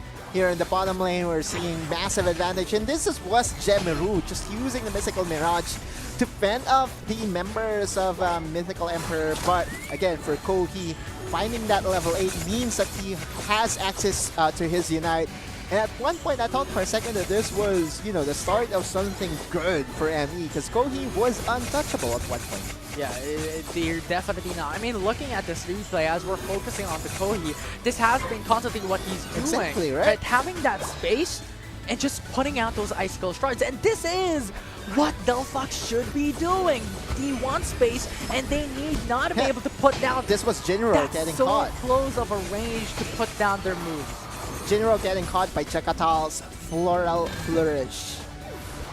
Last time out that we casted together, you know, we were in agreement that Legion was definitely the MVP of the tournament. Meowscarada might just be that in this tournament. Well, I know it's, you know, I know it's Aside early. from I know it's Zacian, early. you know what? Aside from Zacian, yes, sure, Leafeon is one of the keys as well. I don't consider Zacian. You don't consider Zacian? I Okay. don't consider Zacian. He was definitely on a different level. Sapo, by Yeah. the way, 3-man Phantom Forest. Not enough though, because that pushback against Grid was clutch. It definitely was. It's just so much hindrances and suppression. I mean, this is the pivotal point Final battle, right? for Eason to be able to turn things around. Yeah. They went into the back side, and it was just an uninformed decision by ME. They want that pressure onto Ray, but all of a sudden, Eason went from the bottom pad and surprised them. Yeah. Then, rest is history, right? Like, Crystal was able to secure the Rayquaza buff.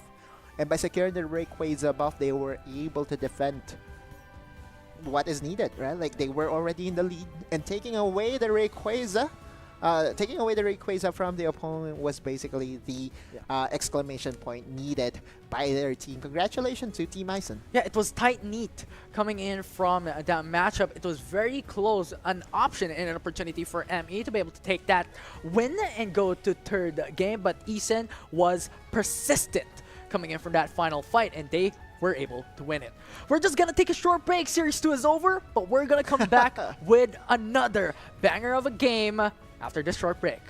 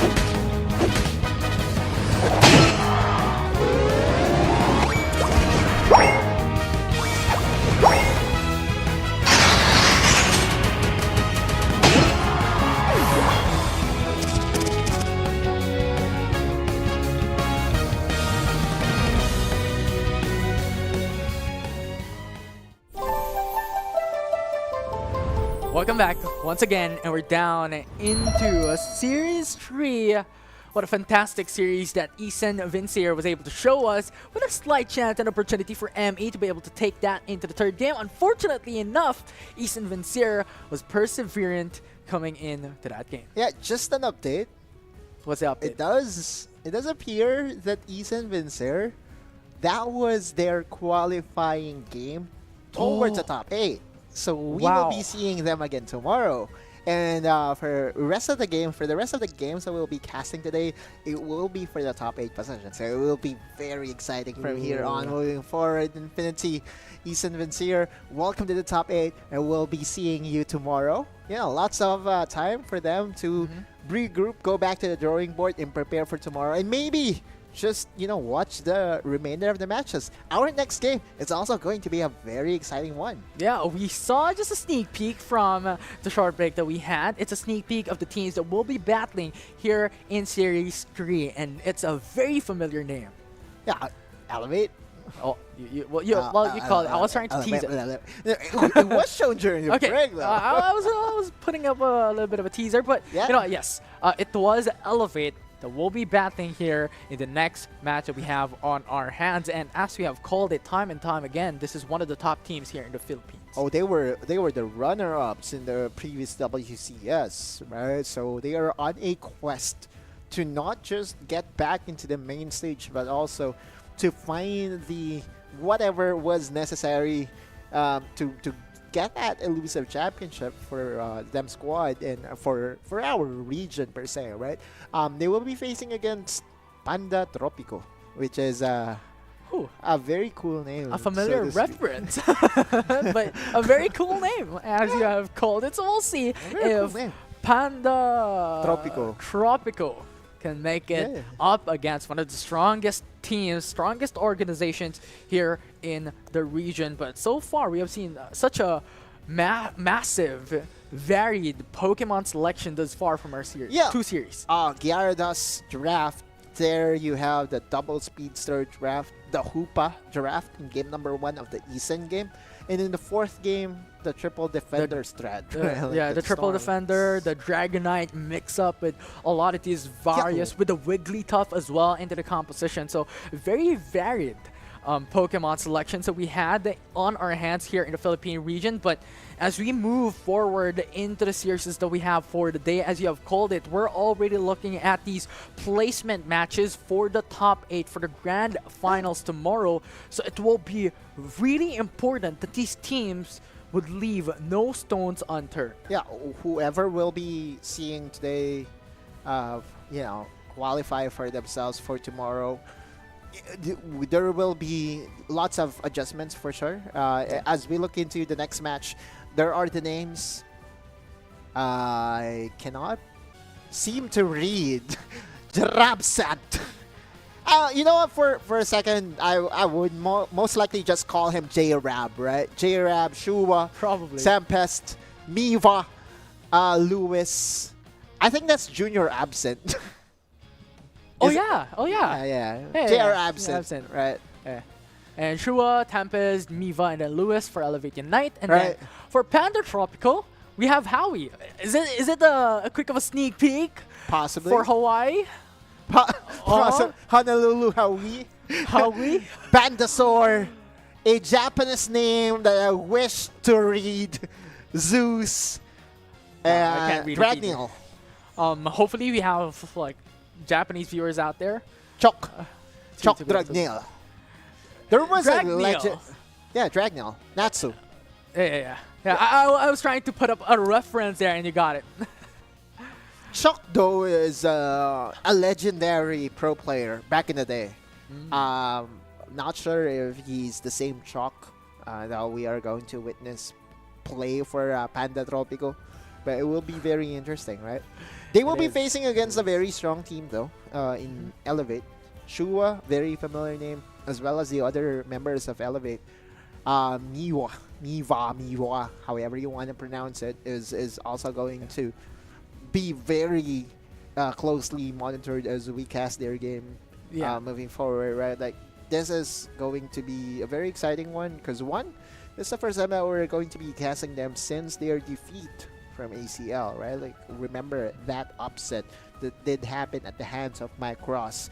Elevate was scouted to be part of the top 2, got upset, and yeah, rest is history. Yeah, ACL was a time of mystery because there was just so much teams Yeah. that are top contenders. We were looking at the likes of Talon. We were looking at the likes of Elevate. There are familiar names coming into these into the competition, but right all of a sudden, these top teams, these favorite teams, are defeated. Yeah, it happens, especially when the pressure kicks in. You know, we all know that Elevate should have at least that in the bag after representing our region over and over again, right? Yeah. Like in the grand stage of them all, pressure should not kick in, but they're still players, right? Like at the end of the day, if a specific team becomes hotter than they are supposed to, upsets can happen. Upsets can definitely happen, and ACL was very, very close. Only a difference of points with Rayquaza changing the tides. We'll see if this will happen again here. Elevate Unite will ban away Crustle and Slowbro, and Panda Tropico removes Hoopa and Leafeon. Yeah. Two of the, what I would say, very influential pickups. We haven't seen Leafeon today, Infinity. It's consistently banned. Always on the ban chamber for sure. Trevenant's going to be the first pick here by Elevate. No surprises there. They really want to prioritize their tanks. But I guess the surprising factor there is them prioritizing the tree over Umbreon. Yeah, and the thing is, I think Trevenant is one of the top picked in the regional stage in Japan, NYSG, and EUNA, Yeah. and also has one of the top win rate in the tournament. But Mimikyu will fall through, and Mew will fall through for Elevate, and then you have Delphox, Umbreon, Venusaur locked in for their opponents. And the Tropico is not joking. They do have the double EV composition. Does have a huge amount of damage in Delphox and control as well from possibly the Venusaur. Yeah, and expectedly, with Delphox and Glaceon already locked in as well, Venusaur will go in for a much more sustainable route with a Petal Dance and Giga Drain. Or maybe, we'll see. Because I see the angle of them going for the ultra The long triple range. attacker, the triple Long range damage unit? Venusaur, right? Possibly be. Possibly, But but Wigglytuff. we'll see. Wigglytuff once again, Ooh. right? Like those sleeps, and again, anti-CC. But oh my word, Elevate Yeah. is going to put out a show Zoroark paired with a Comfy. Yeah, it's going to be a delight to see. Yeah, and I'm telling you, Zoroark is one of the top bats in different regions. And that is for a reason. And Yeah. Zoroark with Comfey is like peanut butter and jelly. It's like bread and butter. Right. They are paired perfectly, and coming into Elevate sides with the likes of Trevenant and Mimikyu Yeah. to be their frontliners, it will be a match made in heaven. Yeah, all those squishy Pokemon will have nightmares today, Infinity. I'm so excited to see every single time a Zoroark gets picked up, mainly because it highlights, one, the mechanics of the pro player that is using it, and two, the coordination of the team, allowing for the Zoroark to be let through, because it's not an easy Pokemon to It definitely use, is right? not. It's a high skill ceiling of a Pokemon to be utilized in the game. So we'll see if there's any team, if there's any player, it will be Elevate that can match it to the highest level as we jump into game number 1. Yeah, let's look at the leading phase. See how they will be planning this one out. And does look like the Tempest and Lewis will be on the bottom lane. The central Pokemon will still be, of course, the Zoroark. No surprises there. Yeah.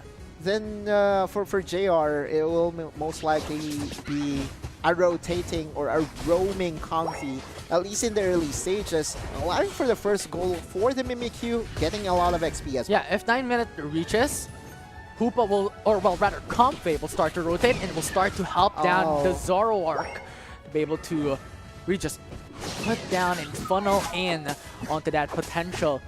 But thus far, everyone's playing it a bit more safe, and no one's still getting knocked out. Yeah, no one is at level 4. There you go, finally. First one to level 4 is the Mimikyu.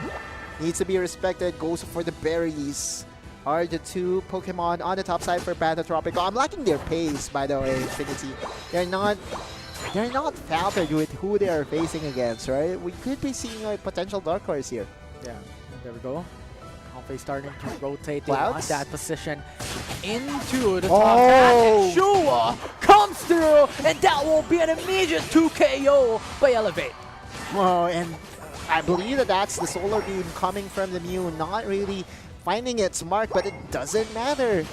It was a fend-off move, and now lots of points, goals, XP to the side of Elevate.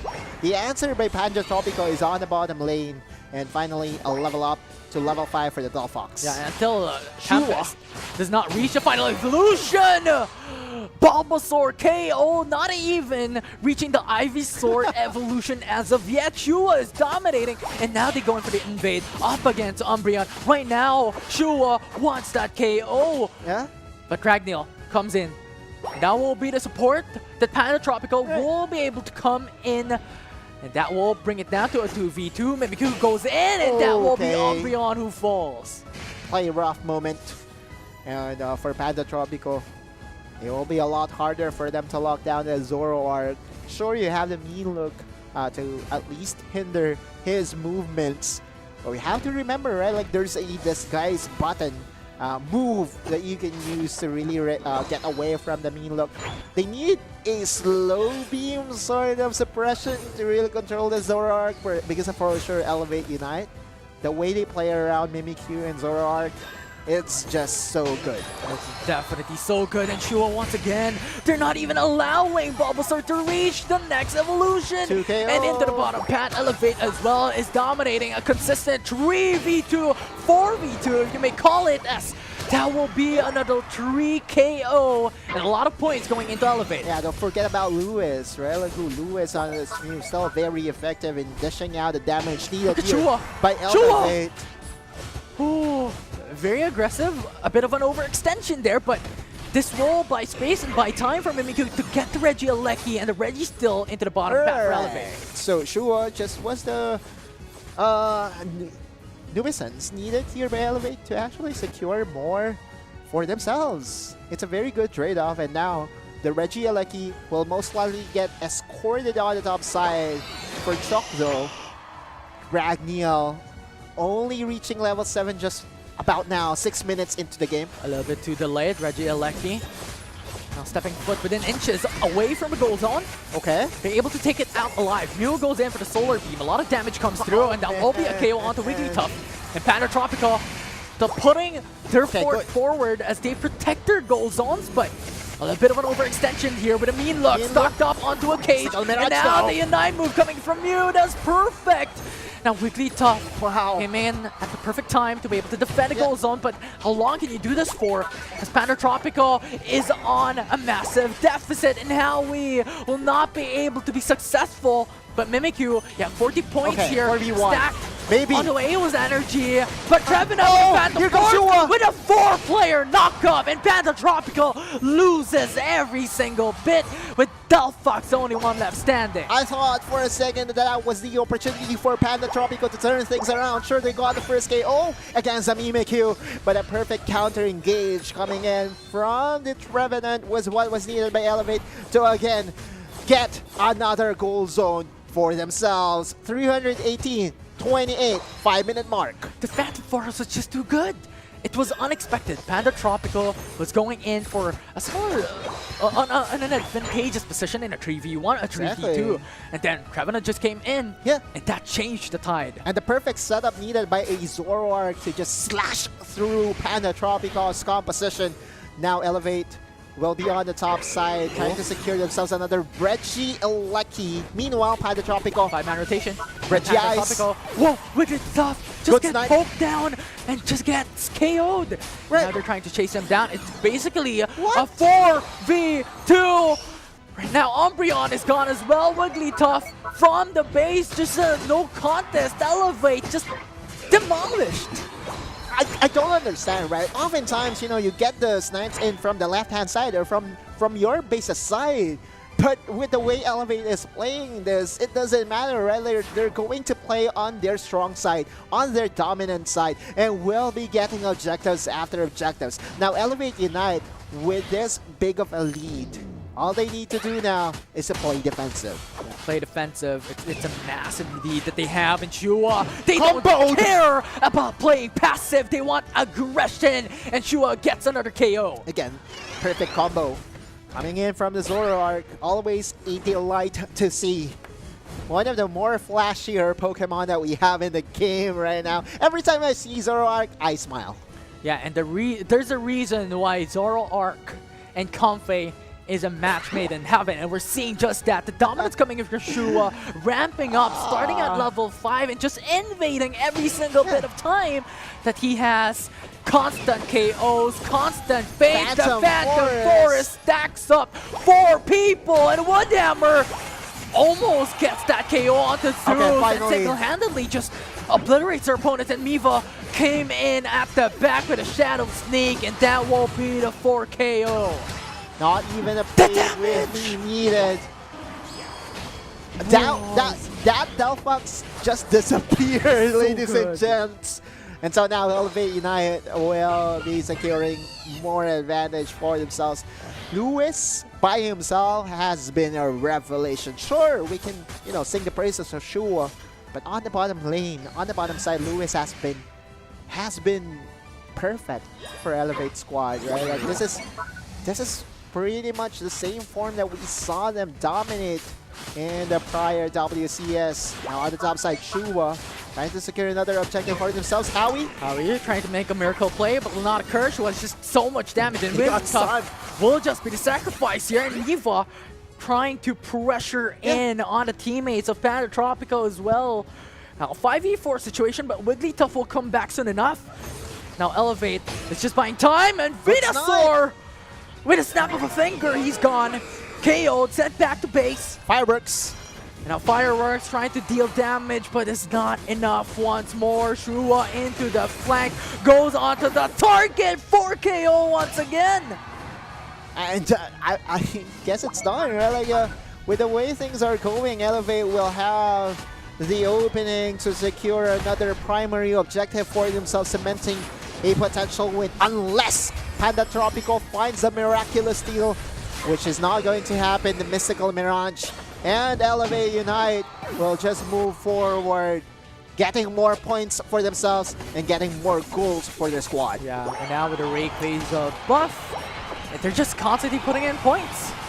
And Panda Tropico, they may keep themselves alive for a bit, but with the level advantage, with the Rayquaza buff, I don't think there's anything that could stop Elevate. Yeah. Even the Reggie Alecki is going to touch down. My word. Ooh, there's just 1,000 no points. God, and Elevate once again elevating the competition. Are they going to reach the 1,000-point mark, you think? Right at this point, if they do, That's the mini game It's that we all- have here, right? yeah, Like, it's every single time that we see a very dominating one-sided affair, we are curious to see if there will ever be a 4K digit point mark. Eva. Eva, It's basically a 5v1 at this point, but I don't think it doesn't. I think it doesn't matter at this stage of the game. the flowery And they reached fields. The flowery fields allowing for them to at least get more time and dunk in more points. And you're right, they reached the 1K mark. Mew goes in with the Unite move with 10 seconds left. With a 1,030-point advantage for Elevate, I don't think Panda Tropico will be able to keep that alive, and that will be game 1, with Elevate securing the win with one step away to taking the series down. Oh, shucks! Panda Tropico is not going to take game 1 because Elevate was just in their element here, Infinity. Yeah, I mean, 1,090 points, 1,070-point advantage against their opponents is a feat to achieve, and thus far from what we're seeing, Series 1 and this series specifically has been so dominating. Series 2 was a bit of a different story, but is this going to be a pattern?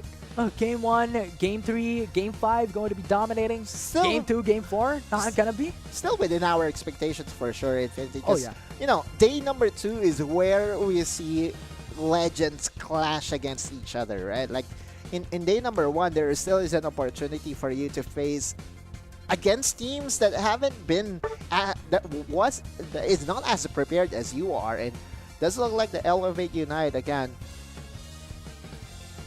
They are known for their Zoroark compositions, right? They are known for Shua getting his own speedster with the support of the Comfy. And now, this is, again, another draft that we are going to look into day number 2. Are they going to get their hands on their patented Zoroark, or will it be respected by the better teams? And there is a reason out of every single region from Japan to MYSG to EUNA why Zoroark has been banned 40% of the time. It's just too powerful. It's just too strong, especially with the likes of Comfey in the same lineup. Yeah, it's very good combo to have. I guess that's one way to attack it, right? Like you see a Zoroark for a specific team, you try to take away the Comfy, but you won't be able to really do so, especially on the blue side, because you know the last 2 picks are going to be picked the same time. Like they pick Zoroark and they pick Comfy right afterwards. Yeah, So it was left open. It was a freebie for them to pick it up, and it's very interesting, right? And I think at this stage, Panda Tropico could just be forced to ban away Zoroark. right. And so now that's 1 game in the books. Elevate Unite convincingly was able to get that 1-0 advantage. We look into the highlights. And this highlights will show you how Elevate got it done at the backs of Shua and the surprising amount of damage against Shock on the Bulbasaur. You know, uncontested, just going back and forth from that team fight. It's just too strong of a Pokemon to deal with, just because of that potential to come in a second. Their opponents are gonna get fainted just because of how much damage Shua or Zoroark specifically has in the bag. Also, the Unite move coming in from the Comfy, clutch in saving majority of the close encounters that we've seen so far. Mystical Mirage, a lot of AoEs that can be used as a disengage, but being used offensively here by Elevate. Yeah, and we were hyper-focusing onto Zoroark, onto Shua, but I'll also want to give and tip my hats off into the likes of Lewis and even Trevenant, because Lewis has been dealing so much poke damage with the solar beams and the likes that it was just very annoying to deal with. It was obnoxious to their opponents, and Trevenant was insane with the Phantom Force time and time again all throughout that matchup. Yeah, I guess there's a reason why their #1 priority was the Trevenant, not the Umbreon, right? Like, because Umbreon, as good as Umbreon is in any given lineup, all those format setups, that's a Trevenant job to do, right? Like, that's a Trevenant thing. And although there are flashes from Panda Tropico, they were not able to find the opening that they wanted. I thought for a second that double EV lineup will be able to find them the early game that they needed, but Shua had other plans here in Infinity, right? Like Shua against 2 of the squisher Pokemon in the game. The thing is, It's just a delight. like 2 EVs are very strong into the early game, but likewise, the likes of Zoroark reaching level 5, Mimikyu, Mew, very strong into the early game as well, with the availability of Play Rough at level 4, level 5. It's very early on, and it's just so strong to deal with, and that was just something that Panda Tropico has to face. Yeah, Panda Tropico at one point really needed to slow things down, right? Like, they were getting invaded by Shua. I believe that the first nail on the top side wherein Shua was able to get a lot of experience for himself really did dictate the outcome of this game, right? Like, if you give him an inch, he will be taking a mile for sure. Yeah. That's Shua's patent pick of Zoroark for you. For the next game, though, I wonder if there will be any change of bans to try to at least answer Shua's remarkable performance on the Zoroark, or will they bait it out? Will they leave it open and try to Like answer doing a it double bluff, themselves? like we have a counter ourselves, so pick it up for yourself. Yeah. We're going to have Possible. a different perspective coming in from that, but I'm still thinking, like, how can you make an inch into a mile? Like, is it similar to like when your backs are against the wall, you break the wall? Something like that? I don't know, like it's a saying, right? Like No, inch I'm into kidding. a mile. I'm joking. I know. But really, the totality of our day so far here in Infinity, Yeah. we have had a lot of drafts, We did. and almost all winning drafts that we have had. There's been there's been less Zero of a to less. hero? No. There's been less of similarities between the winning compositions. So we are Oh, now yeah. being allowed to really dissect into different composition and how they work and how they're supposed to work, right? Like Absolutely. So moving forward to tomorrow, it's going to be a very exciting time, not just for us, Yeah. but for all the Pokemon Unite analysts that we have watching right now this Philippines qualifier. Now we're going to enter the second ban and pick for game 2. Yeah, it will be a scramble. It will be a scramble coming into these games, as every single series that we have on our hands are quite different from each other. There's a huge disparity, and we'll see if these teams can adjust. If Panda Tropico can adjust specifically up against Elevate Unite, as they have the switch in sides. Zoroark and Hoopa removes Slowbro and Umbreon to cancel it out as well. Zoroark, immediate answer. You know what? We don't want to deal with it anymore. We're just going to ban it away. Panda Tropico will be securing themselves one of the stronger Pokemon that Elevate was able to use earlier in Ooh, game there we 1. go. And finally, after 5 games, Leafeon is going to join the fray. Leafeon is one of the most banned Pokemon all throughout those 3 regions we keep on mentioning, just behind Mew. And both of these Pokemon that are top bans across different regions are going to the side of Elevate. The long-range artillery damage coming in from Elevate Unite will be massive.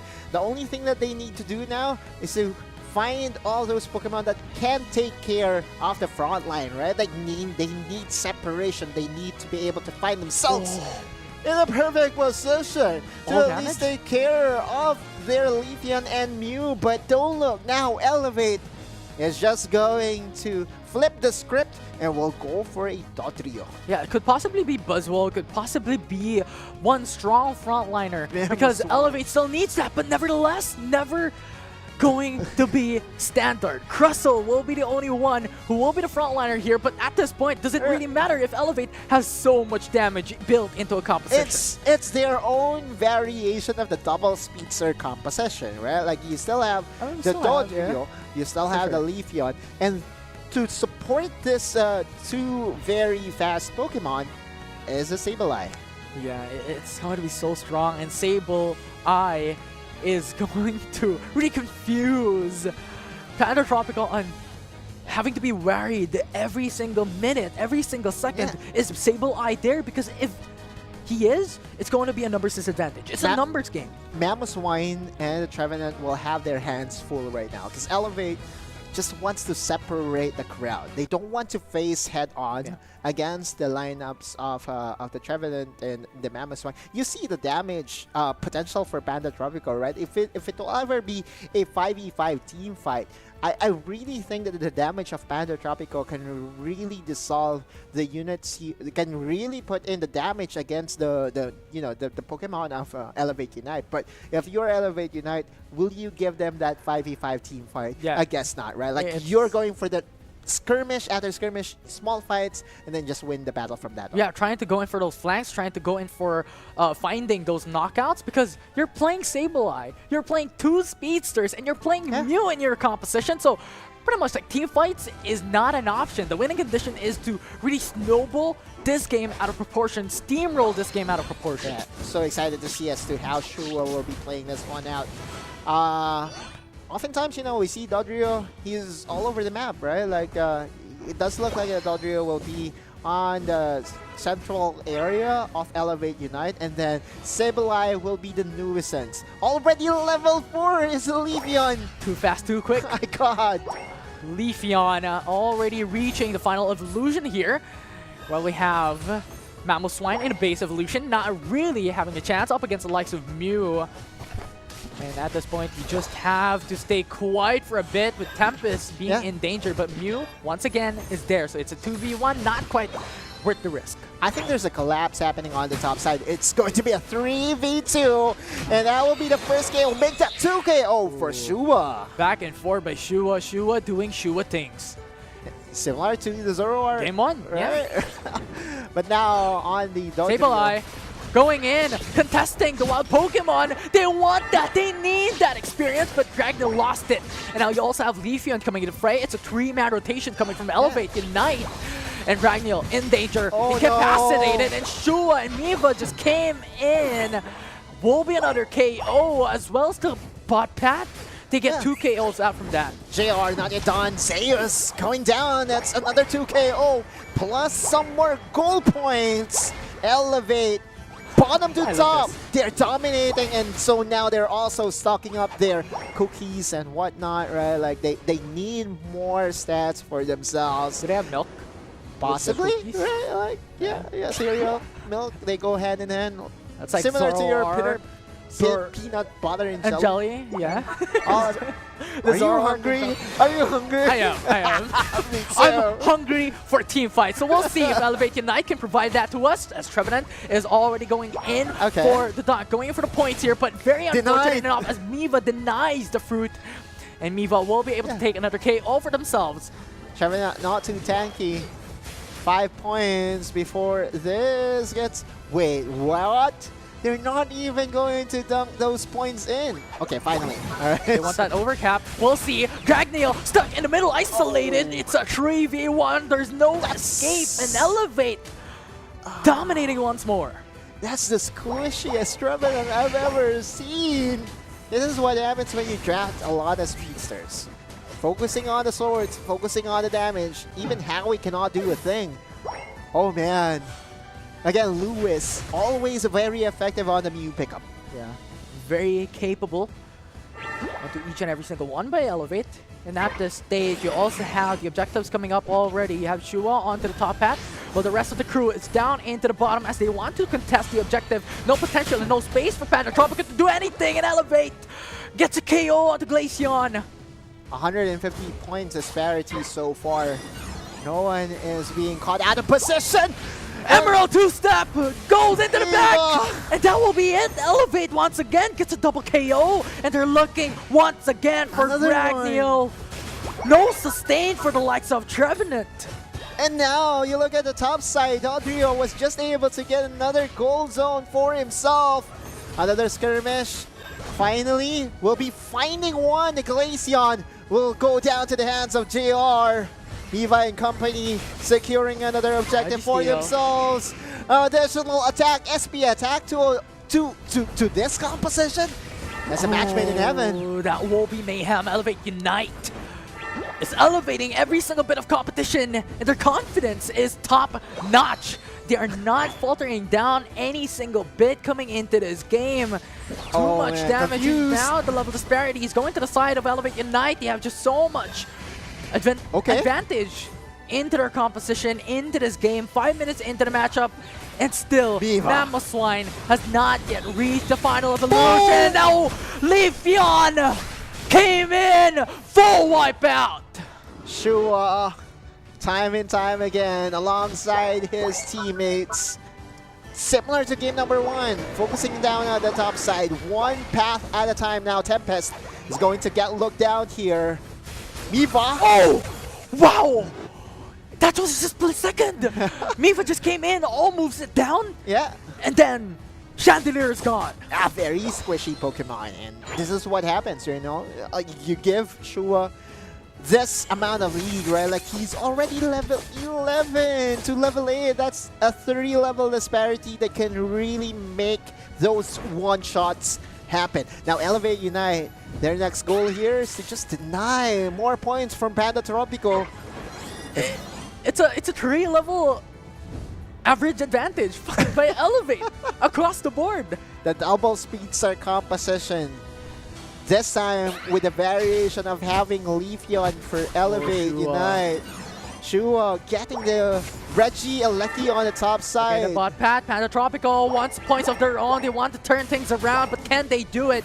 As Panda Tropico is holding down for our hope into taking that gold zone, but Boom. Elevate Unite is uncontested, is not going to fall down, is not holding back anything, and they will get that 3 KO. Chandelier, Trevin Nunn in danger.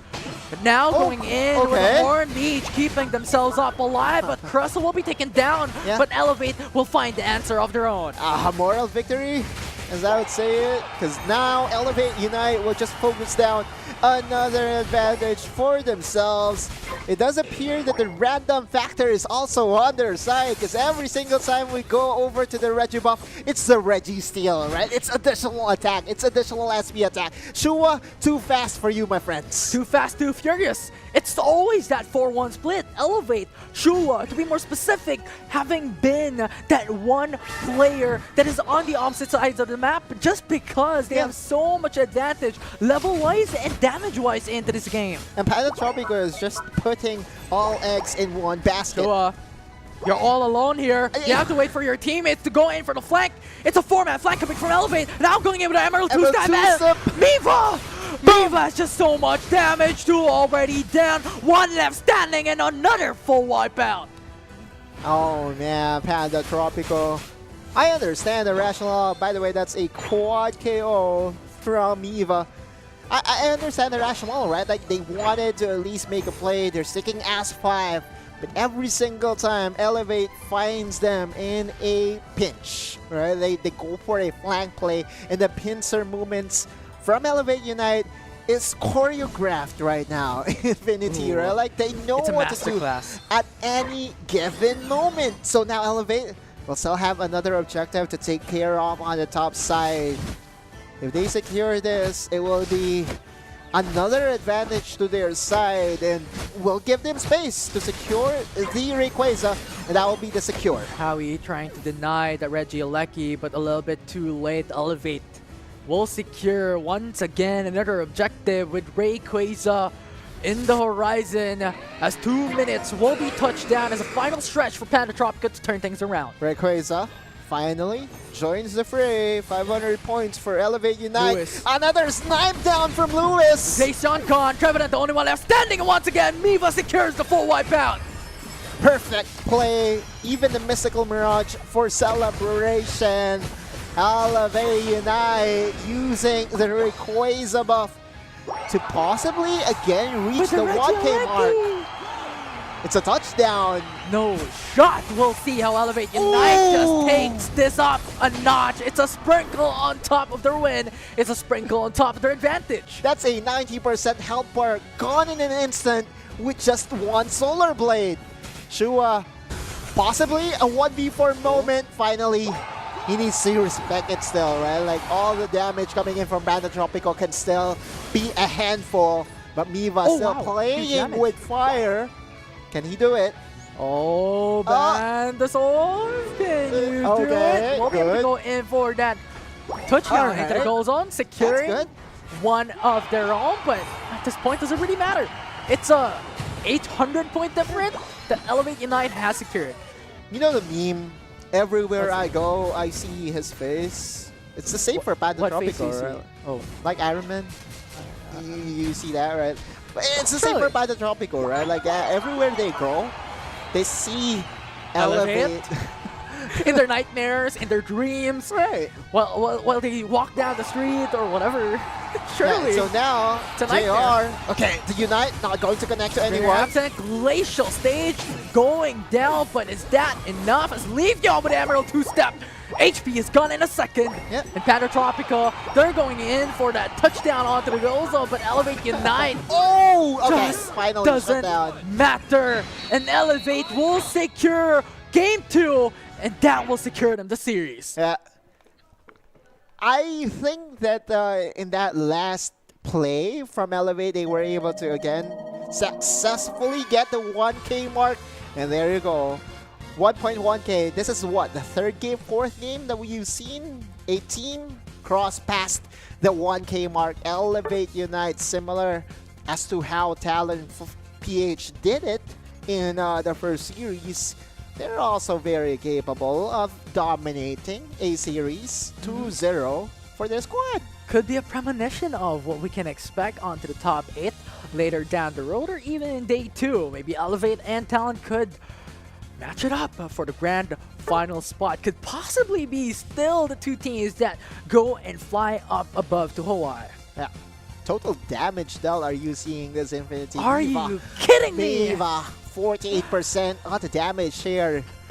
Highest we've Leafeon seen. things. Yeah, I really think that, you know, this is primarily one of the reasons why Leafeon is being respected by a lot of region, especially here in the Philippines, right? Yeah. I mean, 49% ban onto Leafeon, Mew 52.25% ban across different regions. So I guess, you know what, this is not just a statement of why the bans have been as such into other regions as well. It's just too dominant, man. Very, very, very dominant performance from Elevate. We are here to celebrate all the teams that has joined the tournament. And for Panda are. Tropico, they Definitely were are. one series away from securing a top 8 finish. Yeah, so close. Unfortunately for them, it will be they face against one of the giants. Strongest teams. Yeah. Not just in the Philippines, not just in APAC, but in the entire in the world. entire world, right? Elevate Unite has a reputation that they can stand against the best of the best teams. For Panda Tropico, we hope to see you again in the next. Oh, we're in surely the gonna next see them all tournaments. around. Right, exactly. And now for Elevate Unite, tomorrow is another day because they have just secured themselves a top 8 finish. For sure, for sure. Tomorrow is another day, and tomorrow will be that deciding factor on who comes across and securing that slot. But for now, let's look at game number 2 on how Elevate elevated that competition and elevated their advantage all throughout that second match. Yeah. It started here, like Miva getting level 4 pre 9-minute mark, I believe. You know, the first rotation of Miva, securing him the earliest level in the game, allows for him to start the game in a very dominating fashion. And like 48% of the damage here, now you're seeing how he did it, right? Like left Just and right, enough. all those solar blades hitting its mark, multiple targets per blade is Like- just a beauty. I could sit here and watch Miva play all day. Yeah, same. Miva has turned the heads of not just, you know, the Filipino scene, but yeah, the entire world. This is the same level of play that we are accustomed in seeing from Miva, and he's really dancing to the tune of, you know, a very dominating finish. Yeah, a melody playing at... He's going in and going through, dancing with a melody at perfect beats in turbo. And that sounds technical, but at this point in time, Leafeon was just that. Right. But of course, we're not belittling the power of Shua and of course Lewis no. as well with Yeah. Dodrio and Mew, because they just allowed Miva to be dominant into that game. We are going to move on to, I would say, the next series. The next series, with different compositions in mind. Although, again, this is still a double speedster composition. This is now twice that we've seen a double speedster composition be perfectly used by a very experienced team. And Yeah. you know, Talon PH has that in their series from earlier today. Now Elevate Unite also is very capable in doing so. You ban the Zoro arc against Shua, against We're gonna Miva. pick another Pokemon. They will be picking a different set of Pokemon and will be as effective. They just have so much cards under their sleeve that they can bring out into the table here in this series. So much excitement coming in to Elevate to match up the likes of the Titans in this region, in Philippines as well, for grand finals tomorrow. But we have more games on our hands today. That's series number 3 for y'all, but we are just gonna take a short break. But when we come back, it's the next series for today's Philippines Qualifier.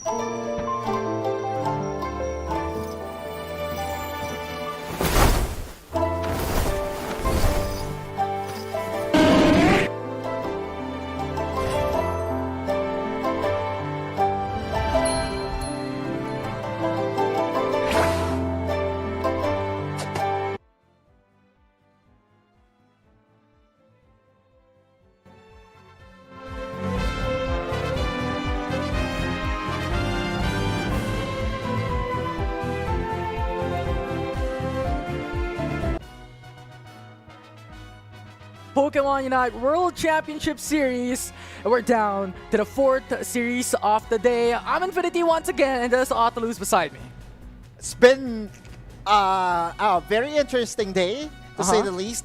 Two lopsided victories for the favorites. And then we have a very close second series. Now, for the rest of the way, I'm kind of predicting that we'll have our first ever Game 3. Ooh, huge predictions, huh? And I was thinking that you were gonna say it's been 2-3 hours of the day of some Pokemon Unite action, and we're going to have more coming into the Philippine Regional Qualifier. But surely it could possibly be the first time that we're gonna see a Game 3 on our hands, considering the teams that we have teased just a while back during our break, as it will be Eason up against one of the teams as well. Yeah, PNK, one of the, I would say, community teams that has been always present, but another Eason team trying to find their way into the top 8. Again, for the reminder of everyone, every single team that will be winning today in the stream matches will be advancing to day 2. Ooh, such huge stakes on the line here for the teams right now. And we've seen a while ago how Eason performed. They were insane. They were impressive to watch. So we'll see if their sister team can perform or even outperform their sister team just moments back. But as we mentioned, PNK, they have huge and rich history as well coming into competition. We've seen them play in ACL. We're going to see them once more. Yeah, Omento. We do have the roster.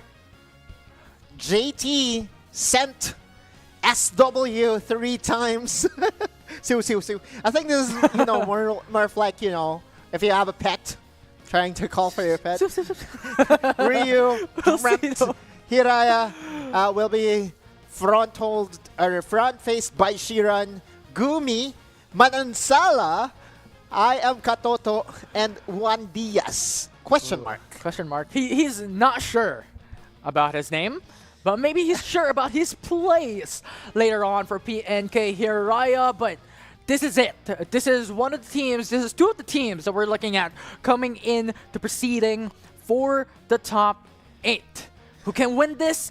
We're not exactly sure, as two of these teams has history about Pokemon Unite in the competitive scene. It's up to the best of the best that will make it out alive in tomorrow's finals. I remember Dremt. You dreamt about him? Nah, I no? casted him. You casted him. I thought you drafted Back in him. December, right? Back in December, I feel that Dremt was their designated Mew player. Could be wrong though. They could have just swapped onto different roles, as that was months ago. Infinity, right? Like anything can change. But if he ever is, they are a Mew player. There is a reason why I remember a player. Like that just means positive things. Oh, I thought you were gonna say a different thing. That you'll no, never mind. Move on. I'm kidding. But yeah, the thing is, these players have been really strong. I mean, similar to the likes of Mike Ross, right? We've recalled him time and time again because he was the game changer of that era. He was the game changer of that composition. And likewise, maybe Dremt has been one of that dream player for some of these teams to come into occasion and change the tide of a matchup. So we'll see if Dream can live up to the expectation and live up to the pressure that you're kind of putting into him. No, not really. It's also a joke. It's one of those things, Infinity, that if you like for example Miva, right? Like that's hard to forget a player. Oh, for sure. Of a caliber of Miva, right? Like and you have Shua as well. Shua was able to get a lot of attention onto his Zoro arc to a point that it got targeted away from him. It was banned. And there were times in where, correct me if I'm wrong, but there was a time in where Elevate also got targeted and scouted, and that Zoro arc was not allowed to, play. Now we are seeing that they have Plan B, like they have Dodrio that will be able to, will not be as effective in terms of damage, but overall impact, I say about the same. Yeah, definitely the same, especially on the hands of Shua. As they call it, it's the player that counts on how they deliver the expectation and Yeah. how they execute the specific Pokemon on their hands, and adaptability is key. Yeah, mechanics is key for sure for players to really pull off all this. I would say hard to pull off Pokemon, but another side, the other layer to it, Infinity, is how well will your team play around you and your composition, right? Coordination and chemistry. We'll see if that can happen this time around for any of these two teams, as Isen Omento is up against PNK Heria for the series that we have, with Mimikyu immediately banned away, followed up by Gyarados. Yeah, Gyarados is definitely going to be targeted against teams that has a very formidable top player. Hoopa will also be removed from the selection. The last ban here, Blaziken often gets paired whenever Gyarados gets banned away, but we'll see. Yeah, we'll see, because right now there's a lot of options. Mew is available, Leafeon is No available, ban. but PNK Heria opted to not ban anything onto their second option. And now Isen Omento can go for Leafeon, as we have mentioned, but PNK Heria can answer with a Mew. We'll see. But that is pretty much within the expectations here. Mew is a very, I would say, a very safe pick overall, especially if in 2 picks. So I'm guessing they will be drafting one of their tanks in Umbreon or No selection? Trevenant.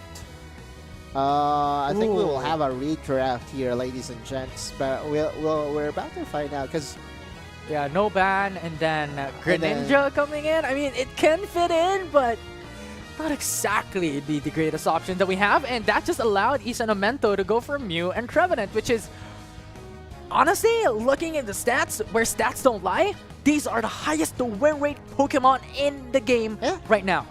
And for Isen Mentor, getting their hands on this trifecta basically has just secured them a very formidable lineup. Whatever their last 2 picks is, it's probably just, a mix and match. For PNK Heria, though, Ooh. I am not 100% sure as to how this will turn out. I kind of want to, wow. I kind of want to analyze Oh, this wow. draft for PNK Heria, but for Isen Omento, oh man, business as usual. Double speedster composition, now running with a Comfey. Although I was expecting a Zoroark to come through, as the Comfey was available, Zoroark was not exactly banned away, so it was Yeah. an option for them to pick up, but Dodrio still fills in the slot. Dodrio is still an alternative to the likes of the Zoroark availability for Isen Omento and PNK Heria. Answers with an Absol. We'll see. Yeah. I think- Okay, there we go. You called it. Right, yeah, exactly. I think from how the draft went on, I think it's quite obvious that Yeah, Greninja. PNK Heria was not able to get what they desired for their Pokemons. Uh-huh. I would say the first warning sign there was the no ban. Yeah, and then from that point on, everything just got cemented with the Greninja. Yeah, it was a domino, right? Although Greninja is one of the flashier, and I hope that we get to see Greninja. I hope soon. not. Why? It's just not fitting. You have Dodrio, you have Leafeon, Glaceon. I mean, you have so much selections for an alternative. But you know what? Sure, if some team wants to go for that route, I'm not stopping you. Yeah, well, Greninja is very fun to play as. Okay, For sure. sure, right? Like Sure. that, like being able to throw your water shurikens. Yeah. It's basically one of those Pokemon that when you are Okay.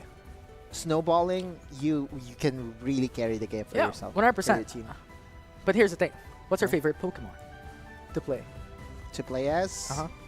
in recent times, Mr. Mime. Okay. It- Interesting selection. It was one of my most effective Pokemon. Yeah, I mean, even in competition, right? Mr. Mime has seen so much light of day. Not the topmost pick, but definitely high coming into the regional qualifiers that we've seen thus far. And of course, with a high win rate as well, over 50%. Yeah. As for me, unfortunate enough, I like Mewtwo. Unfortunate. No, I like Mewtwo. Mewtwo X. X, And okay. the X can't be played in competition, so very unfortunate, but also fortunate for these teams because EX Pokemons are insane. Yeah, those are also the Pokemon that you will be able to use only until Ultra, because you won't be able to use them in Master. Mm. Yeah. Good thing is that. Yeah, but I have an alternative. Mimikyu is also like one of my favorite Pokemon to play. Really? Yeah, just Okay. because you just can go in and out of fights. You can jump into Shadow Sneak? yeah, with a Shadow Sneak. It's just too good. Along with the Unite move Yeah. and the Player Rough that could pretty much disable and have that invisibility time frame for quite a bit. Yep. Windows. Well, I think that was what we call, ghost frames, where you're untargetable by a sec. Yeah. But Mimikyu really is one of those Pokemon that is pretty much plug and play, and that you fit can in play. into any Yeah, that you composition, can play in for sure. any composition, any situation. So yeah, those are our picks, and so far. We have seen Mr. Mime once. We have, There we were definitely have. Mimikyus. I believe there were 2 Mimikyus. Yeah, Although for some reason there was this Mimikyu earlier that didn't actually have to use the play with me, right? Like every single one of his. Yeah, they don't. Yeah, every single one of his engages was already enough without even needing I think it the was play Talon. with me. It was Exactly. the Dodrio, Mew, Leafeon, Yeah. Mimikyu, Right. and Revenant or something. That's the it's, thing. It's a It composition. was that so Mimikyu- one-sided that there was a handicap. All right, I'm not going to use my Unite move. Yeah. I'm like, okay. Yeah, Mimikyu was chilling on the sidelines. Yeah. Didn't even have to lift a finger just because of how Shua played that, how Miva played that, how Luis was dealing damage from far away, and I think that's still That's Elevate, right? yeah, that's still like was it? All yeah, those yeah, members yeah. you mentioned are from Elevate. I do apologize. It was Elevate. Yeah. But surely, it's a similar expectation that we have coming into the Right. following games and even in the composition. And it was just a big surprise for us that the Greninja was locked in. So there we go. A remake will occur. Yeah. So we'll see what the changes will be done here by PNK Heria, what the second ban will be coming into Game 1. And surely there will be discussion, right? Like proper rules and regulations will be in full effect here. We are in full confidence that our league operations team will find a fair and amicable resolution to this. Because for sure, Eason, Augmento, they went on to draft whatever they wanted to draft. That right? was Like a solid draft. it was a draft that kind of gives away information to the opposing team. Surely, sure. So, from someone that does have some competitive background, that to me is still, that to me is something that I kind of want to fight for, right? Like, I already have see. my draft, right? We'll Like, see. So we'll see. What can We'll happen see here. what League Ops will have to say about this. But- But to the viewers out there, just sit still, and we'll be back in action. Yeah, maybe that's the reason why you're the analyst. I'm the play-by-play because you have Possibly. competitive experience. I don't. I'm just chilling on the sidelines, just playing my own game, playing some ranked, and Yeah. crying in defeat. And plus, I've, spent like a lot of.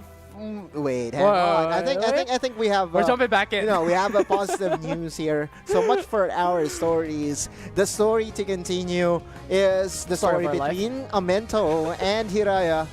Mimikyu is going to be banned away, and Hoopa, Gyarados. This is the same 3 bans that we saw from earlier. Now Hiraya, what will be their last ban? Yeah. Leafeon? Leafeon is to be expected, one of the most banned Pokemon, but Mew can also be expected. Any of these 2 Pokemon is something that needs to be removed. That will leave Eason with a Mew opening, or even a possibility of Zoroark coming into the first pick is not really an expectation here, but Trevenant is also really good. Yeah, one of the best defenders in the game. Not just attackiness, right? It's also being able to disrupt your opponent. Being a menace with a Phantom Forest and just so much suppression. Hornhammer, Yeah. Hornleech, Woodhammer, Blaziken! Okay, offhand band, right? Alongside Gyarados Yeah. and PNK Heria is just so ready to bring it out alongside the Umbreon. That's good. And now Eason Amento could opt to go in for the Mew as one of their damage dealers from far away. Could definitely be an option for them as it is. And you've called it just moments back. as Dreamt is the player that could possibly go in for Mew alongside with a Blissey. So a little bit of an extra sustain there for the composition that we have on our hands, but PNK Heria still looking for their damage dealer, as Blaziken could be an option, but they need more. Yeah, Glaceon is an option.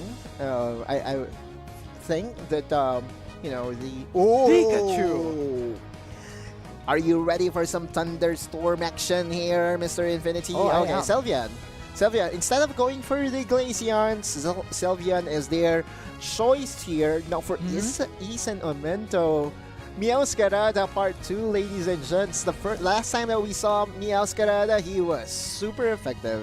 It definitely was, especially if given the right amount of opening, and given how Isen went in for the Trevenant and even Lucario into play, that could be an opening for the likes of Mew and Meowscarada to jump into the backside and deal so much damage. Hey, did you know that I did not. aside from aside from Mr. Mime, I really felt the joy of playing Lucario and Gyarados. But Lucario, just because of the Unite move, you know, the big ball. It's a very satisfying move, I tell you, right? Like being able to finish off your opponent and knock them down using your Unite is just super satisfying. Anyway, is that what true love feels like? possibly. The enjoyment, the happiness being. And for Lucario, right? Like Lucario facing against Blaziken, I love it, right? Like punches being thrown, and combos being thrown. This is the pinnacle of them being able to display their mechanical prowess, mechanical skilling. This is really going to be a very close game. Isen Omento versus PNK Heria. Can't wait. Definitely cannot wait, because two of these compositions are drastically different. PNK Heria has 2 defenders, 2 attackers, 1 all-rounder. And going into the look of Isen, they pretty much have Mew as a damage dealer, they have a supporter, they have an all-rounder. It's pretty much a well-balanced draft when it comes to tackling every single role. So it's very different from both sides. I favor no one. You know, at the end of the day, this is like the closest draft I've ever seen so far today, because both these teams have their own set of win condition. And pretty much, you know, they have their designated defender. They do have their designated supporter as well. So it will come down to execution. Yeah, it all boils down to how these players will adapt into these situations, will be able to come through into those team fights, objectives, goals for the goals, and actually invade as well on the opposition. It's up to Isen, it's up to PNK Heria as we jump into game 1. Dreamt on the Mew. I really remember good players. It's all up to Dreamt to make true of what I would say is a promise. He's living rent-free in your mind. Right, that's true, that's true. Now JT on the top side, again Lucario. By the way, I was looking for the word. It was Aura Cannon, right? Oh, first KO! Skull Bash alongside with Eskin. Well, rather Isen going in with 2 members on the back. Really quick response. Yes, they're going to be an answer back. Dreamt by himself though. And he's not going to focus in defending. Rather, will be focusing on the experience. Now PNK Heria focusing solely on top pat. Wants to put down those pressure onto Lucario, onto pretty much other Pokemon as well coming from Isen. But likewise into the bottom pat, there's just similar amount of pressure from both sides. Wait, I thought the Blaziken will be on the top side. That just stole away a lot from us, because I really wanted a Lucario versus Blaziken action, but what we got was a Squirtle or Water Turtle. Wait, why do you seem so sad? It's okay. So the fighting stance, it's all about, you know, the effects. Who's the better fighter? Right, exactly. And so now Pikachu did actually get that KO against Lucario. Have to remember that he had a lot of points with him prior to getting knocked out. So now 36 points to 21. 8 minutes and 20. Next objective will probably be the Central Birds here in the central area. Yeah. Probably a disadvantage for Torchic though. As Lucario is already Lucario, Torchic has to go to Combusken and then Blaziken. You know, it's a disadvantage. They have to put the space apart for the fighting Pokemon. The thing here though is they have the same playstyle. I tell you, right? Like their moveset. Wait, Toto. They're going through. No KO thus far. Yeah, Going back and forth. They want to fight for those Swablues and Altarias. within expectations, right? 8 minutes is where the Central Birds will be, will be contested by both these teams. They know the advantage. And Blaziken, by the way, is now available for Hiraya level 7. Final Manansala.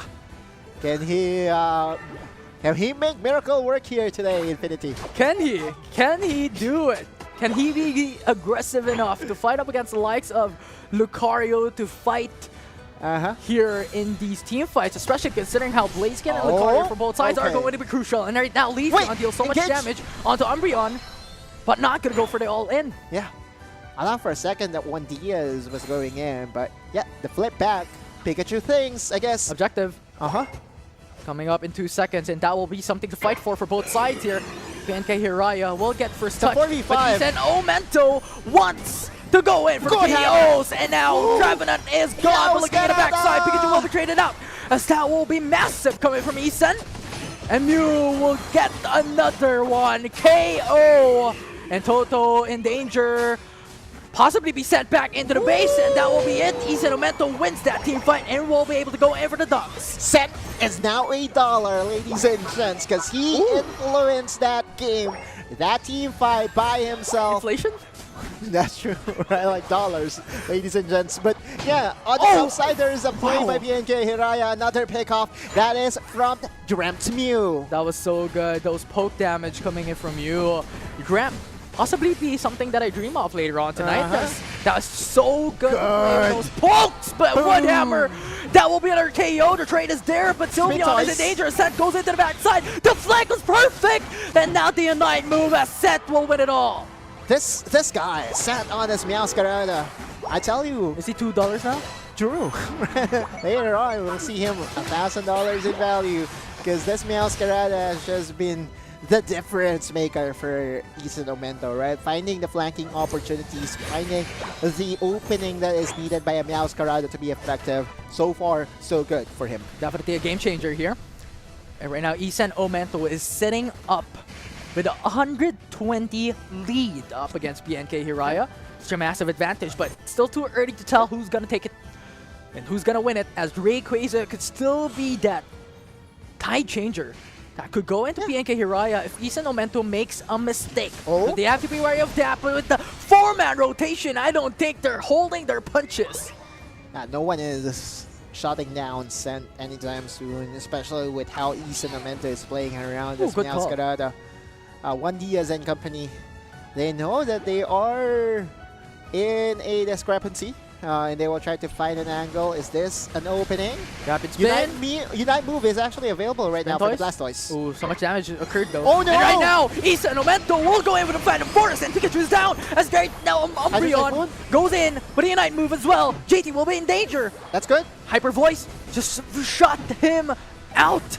And now Hiraya will be able to take down that 4KO. Mew trying to go back out, as this is the tide changer that we were looking for. As Trap trying to defend. Manansala is down low already with 25 points in the bag. He cannot stay there for long, but in the end, PNK Hiraya will still be successful in taking a And goal. the counter engage, again, Manansala finding the opening this time on that Blaziken. Action continues. Going to the back, forces out the Unite move coming from Pikachu, and Blaziken will secure it. But Trevenant, bit of an overstep, and PNK Heria will send him back to the base. And so now the momentum, the tempo is definitely on Hiraya's side. Isen needs to slow things down. This kind of this is within our expectations here in Infinity. You know, we prior to this game starting, we talked about how close these two teams are. Manansala in the front. Now going into the back, wants to get those damage out, and that will be it. Trevenant once again KO'd, but Umbreon, or it will be Scent! the Unite move that wins it. That team fight, Meowscarada changed it. One floral flourish, AoE damage onto the primary targets, and Isen regains the momentum, gets a Regibuff for themselves. And that will be huge. That will be massive. They can force out those fights if they want to. They still have that massive lead. They still have that level advantage in their favor. So with that buff, they could definitely take down Heria bit by bit, step by step. 3 minutes on the line with 1 minute remaining before the Great Quasar comes up. Yeah. 3-minute notification is up, and Isan Amento, they know that they are in the lead. Heria is now pressured to make a play. It might just revolve, it might just come down to the Rayquaza battle that will happen in a minute or so, because it's still possible. Oh, hang on, half out for Juan Diaz. Wow. Needs to be careful. He gets scouted, he gets sniped down. Yeah, that was too good. So much damage coming in from Dreamt. If Pikachu goes down here, it will be a hard chance for Heria to be able to take it. Look at the position of Blaziken just beside Lucario, right? Like they want to flank each other, I guess, is the play here. But 15 seconds before Rayquaza spawns up. They're starting up the fight here. Spin Toys goes in. Sylveon will be able to take a KO. No more supporter alive here for Isan. And Mean Look stuck on the Ryu. Hyper Voice, the Phantom Force will not be enough. The Blastoise going in with the Hydro Typhoon into the backside. And Lucario, still staying alive, is going through for KO.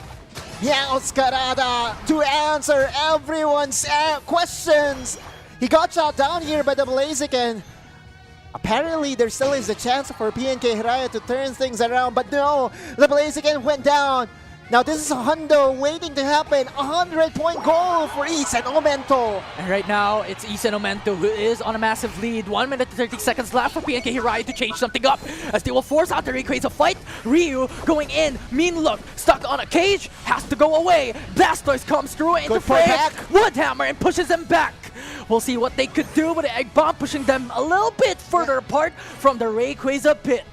And thus far, Heria is in danger. They know nothing about what they can do coming in from this fight because they have to force something. And Toto, a little bit of a low HP state there. And KOs are coming through bit by bit, left and right. Sylveon is gone as Trap will take it down. And Manansala trying to change something up. It's a 2v1 though. No way! Can they do it? Boom! And they will. Isan Omento gets the full wipe. Manansala tried his best to outplay that 1v3, but in the end, cent became $1, became $1 million. Isan Omento gets 1-0. Oh, that was too much. That was too much inflation.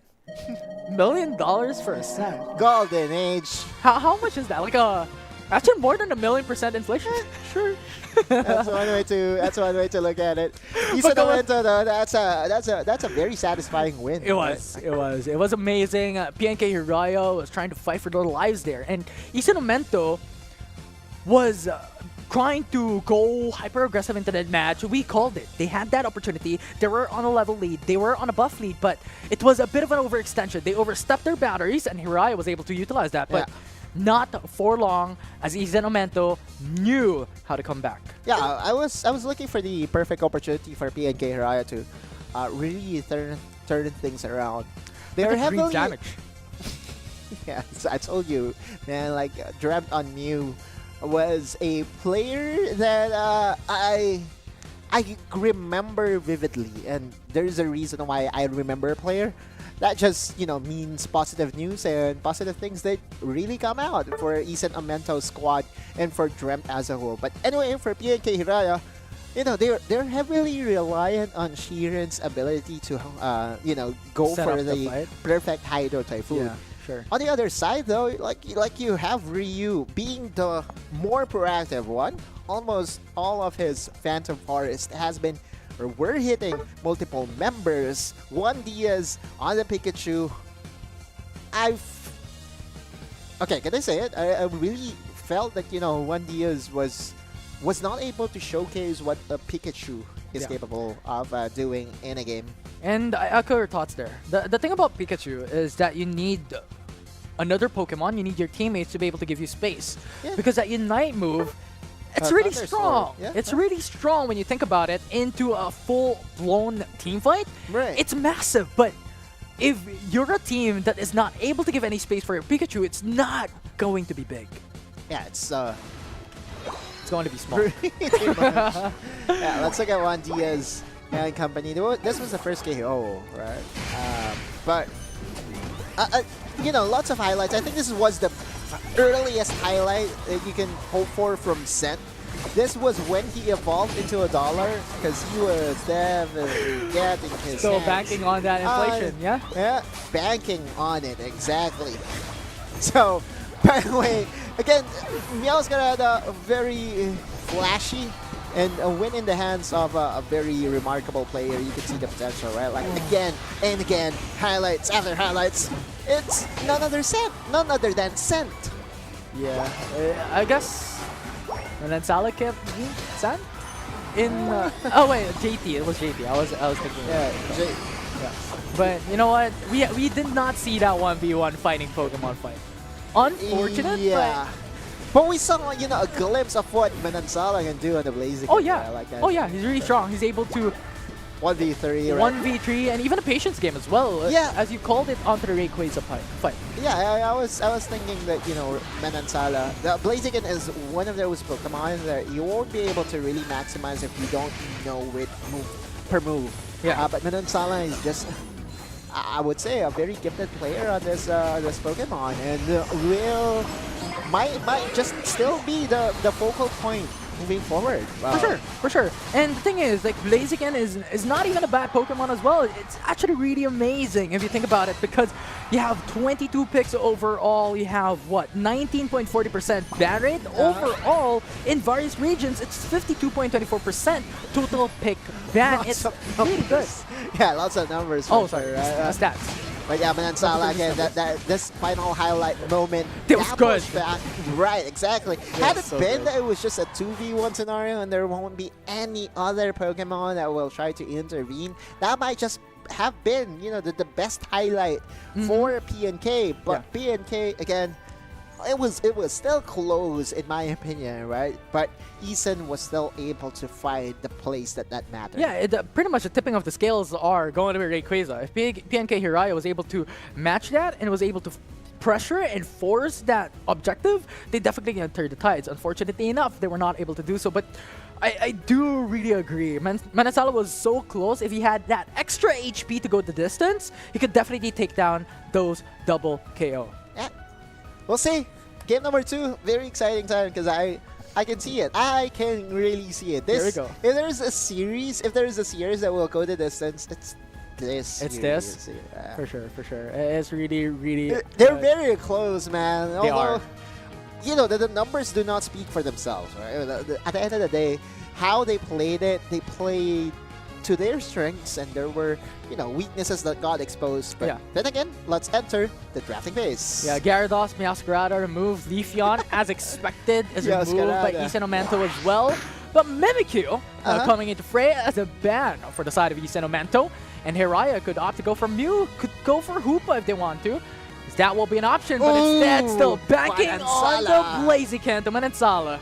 The Manansala effect, ladies and gents. And for the set, though, he has to go for another option. We saw their draft from earlier. We know that they are willing to go for a Dodrio draft.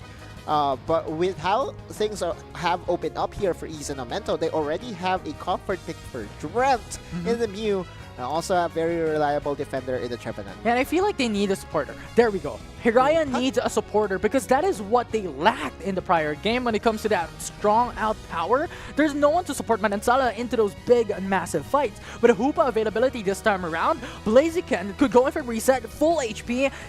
If that happened in game number 1, they could definitely take that win. Will also allow for Blaziken some breathing space on the top side if he ever chooses to go to the top side, because we saw the variation by Heria. They elected to go bot lane Blaziken. Now the Blissey will still be joining on Mento's side. And to further their crowd control heavy team, they added Blastoise to the mix out of Trevenant. Yeah, they're putting it into their favor into their composition. Really? In comparison into the prior game, where Heria was able to take it down, but Heria still needs those suppression, still needs those hindrances, because as of the moment, they pretty much only have Umbreon to deal the majority amount of the suppression in this composition. Yeah. This is where I would say the wild card effect of Hoopa comes in, because Hoopa does not really have the best crowd control in the game. They don't. But, you know, what the other things that he offers into a composition is pretty much the answer to the lack of crowd control, right? Like, again, the best crowd control is to knock them down. Yeah, in simple analogy as well, Hoopa is pretty much the true definition of a macro game. Yeah? It gives you the macro advantage to win them. All we've seen its power back in Series 1 or Series 2 wherein they had the Hoopa, 4-1 availability came to life and it was just too strong. Yeah. Objectives came left and right, came running into those teams, and that could definitely happen for Hiraya, and that could definitely take this into 3 games. Scissor will be picked up last here by Isan Amento. Let me guess, this is going to be a Scyther. It's not often that we see Scissor. And if you have Scent playing it, oh man, this is Another inflation or a deflation Yeah, this time. I don't know. Let's check the trade up value. If it's going to be a trade up or a trade down value, we're going to witness game number 2 in a very, very short while. Again, the draft looks pretty much equal to me. It really depends as to who gets their upper hand or gets their execution better.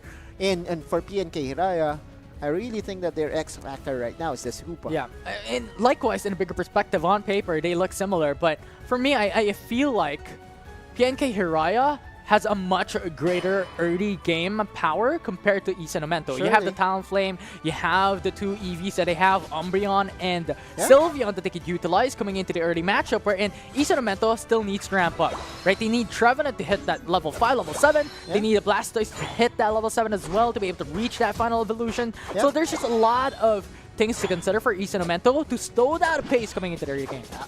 Still though, Amento, if given the access to a full drawn-out team fight, Blissey assistance attached onto a Scyther, oh, that's full potential realized. Looks like that we will finally have the Torchic on the top side, the Blaziken. They heard you. This is pretty much, you know, the natural habitat for the bird. Ooh, natural habitat. I like that word. Cool. Is it a bird or is it chicken? Ooh, Is it chicken? I'm taking considered an a bird? argument now. I guess the same answer is that they are all Pokemon, right? Yeah. It's a safe answer. They're Pokemon, They're Pokemon, right? for sure. But right now, Isan Amento, you're now looking at Scent here, already at level 5. So Early 3v3. that upgraded moveset is already capitalized. Gumi coming in, takes those Swablues down in a blink of an eye. That's really good. Gets those levels, gets those XPs. Now Torchic evolved to come to Scan this time, and that'll be really good to ramp up the pace here fight by Hiraya. Yeah, no hold whatsoever for Isan Amento, right? And so there's no way for them to actually start a fight. Now Dremt against 2. He's in danger. 2v1. Hyper Voice. Getting so much damage. Here comes the support. Down to a single HP. Oh, this suppression has to force out the Surf to be able to run back. Ooh. Oh, okay. That was Too close for comfort. Yep, that's true. Had to sidestep away from the Pierce coming in from that wild Pokemon. Anyway, so far, Isan Amento still by maximizing on their goal. Oh, wait, hang on, one Diaz. Talonflame going back. They already got what they came for, and that will be Hoopa with Hyperspace Hole. Yep. That brings back his teammate to life with back max HP rather. Now Manan Sala in danger with Ryu going in for the face check. Finds that information. And Talonflame That's good. came through. So much damage. And SW is down. The KO. What? Is that good? You had to do it, right? I had to do it. Oh man, the Blissey just got caught out of possession by that. Covenant. Mean look, Carnage. 3-man. Woodhammer as well to be able to push back. Delay that engage, but Isan Amento trying to fight back. Boom. They will get one KO. And now Gumi is forced to retreat. They have to run away. They have to retreat. Seven's in danger. 1 HP left standing. No but they're still way. keeping up with the Blissey in their favor. Now Gumi found out onto the bush. Deals so much damage. They go in for the counter engage. 2 KO in their favor. And Trevenant is running away. Ryu is in danger, but with a Woodhammer, that's really good. Horn Leech trying to push them into his teammates onto Mew, but will not suffice. Gumi! Gumi! What was that? He just basically won that for themselves, and now, after securing Regice, Dreamt is going to be caught out of position. Phantom Force goes Bam! in. Talon Flame once again. It's Blissey who's gone. It's a 3 KO for PNK Hyperspace Heria. Hole. And they're not stopping anytime soon. As Ryu and JT, the only one that's standing to defend the goal. But Ryu is pushed back out of the goal zone. And that will be Toys. it. One last Typhoon. standing. The Hydro Typhoon goes for the knockup. Won't be able to retreat. Goes for the sustain with the fruits. But Hiraya forced to back away. They're already able to get those KOs that they wanted. And now the Hyperspace Soul will just be there as an extra precautionary measure in the end. Hiraya will come back out as they do not want to go for the fight. Clutch defense though from JT right by himself. Spin Toys into the Hydro Typhoon was able to stop the goal from going down. On the top Regieleki. side though, Regieleki, Manansala, can they secure it? They will. They will take it down for themselves. Hiraya, another objective secured. But Okay. fortunately enough, for themselves, it's Isan Omento who's still in a massive lead, over 50 points in their favor. Can they touch down? I believe they can. It's a very short Talon Flame distance. goes in the back. Blastoise is deleted. KO'd and Stop it. sent back to base. Regieleki touchdown onto the goal zone. An opening for Hiraya to go in and destroy it. They do, and they get it. Isan Omento fighting back. 4 KOs already with a Hoopa left standing alone in the sidelines into the bottom pad. And Isan Omento could go in for another goal. The counter punches still continue for Isan Omento. Back and forth. PNK Hiraya try to go and capitalize on that Regieleki touchdown. Sure, they were able to do so, but in return, the retaliation by Isan Omento is just enough for them, not just to secure multiple KOs, but also secure themselves a lot of points. And now, 40 points separating the two teams, 4-minute and 30 mark. Isan Omento slowing down the pace. Wants to not make any mistakes. 4 minutes and 30 seconds into the matchup. And Red Ice already into the game. So it's a fight for objective. It's a fight for Red Ice. I just noticed that Manansala is piloting a different character now, a different Pokemon, right? Like, he's piloting the Sylveon, and there is someone else using the Blaziken. We're going to look back into that real quick. Gumi going for another play! Fighting for the objective. Wanting to go for it. Goes for Gumi! the all in. And that will be Umbreon falls down. It's a Rings KO. Unbound. It's an advantage for Isan. Omento Rings Unbound has to be forced down. They're Whoa. going for the fight. And Mew goes in for the Missile line move as barrage. well. Trying to go in for the damage. And they snipe down the Hoopa. They get KO'd, but PNK Heria will not falter as they fight back. 3 KO for themselves as well. Red Eyes will be the eyes of the prize. They want to take it down. Isan Omento loses one of their members once again. And PNK Heria Steal? will No steal. secure it. Regice! Additional HP regen and more opportunity for them to slam more points! Grant is here. Ryu as well, defending the goal zone, going for it. Ryu. Hyperspace Hole will bring down the Blaziken back to base. That's the wiser play, right? Like, they committed a lot of Unites just to secure the Regice. And they need to slow things down. They need to reset. They need their Regieleki is cooldowns. available. But Gumi, man, like, he was a little bit too aggressive right there and then. And the punishment for Isan Omento was there. Wood Luckily hammer. for them, PNK Raya was not ready. Brings him down to be able to bring his teammates Blastoise is down. to the bottom pad. It's a full 5-man rotation coming in from PNK Heria. It opens up Dreamt to go in for the goal zone on top side of the stadium. And right now, Talon Flame trying to deal so much damage. Ryu in danger out of the goal zone. No more shields, no more sustain, and that will be it. As that will be a KO for PNK Heria.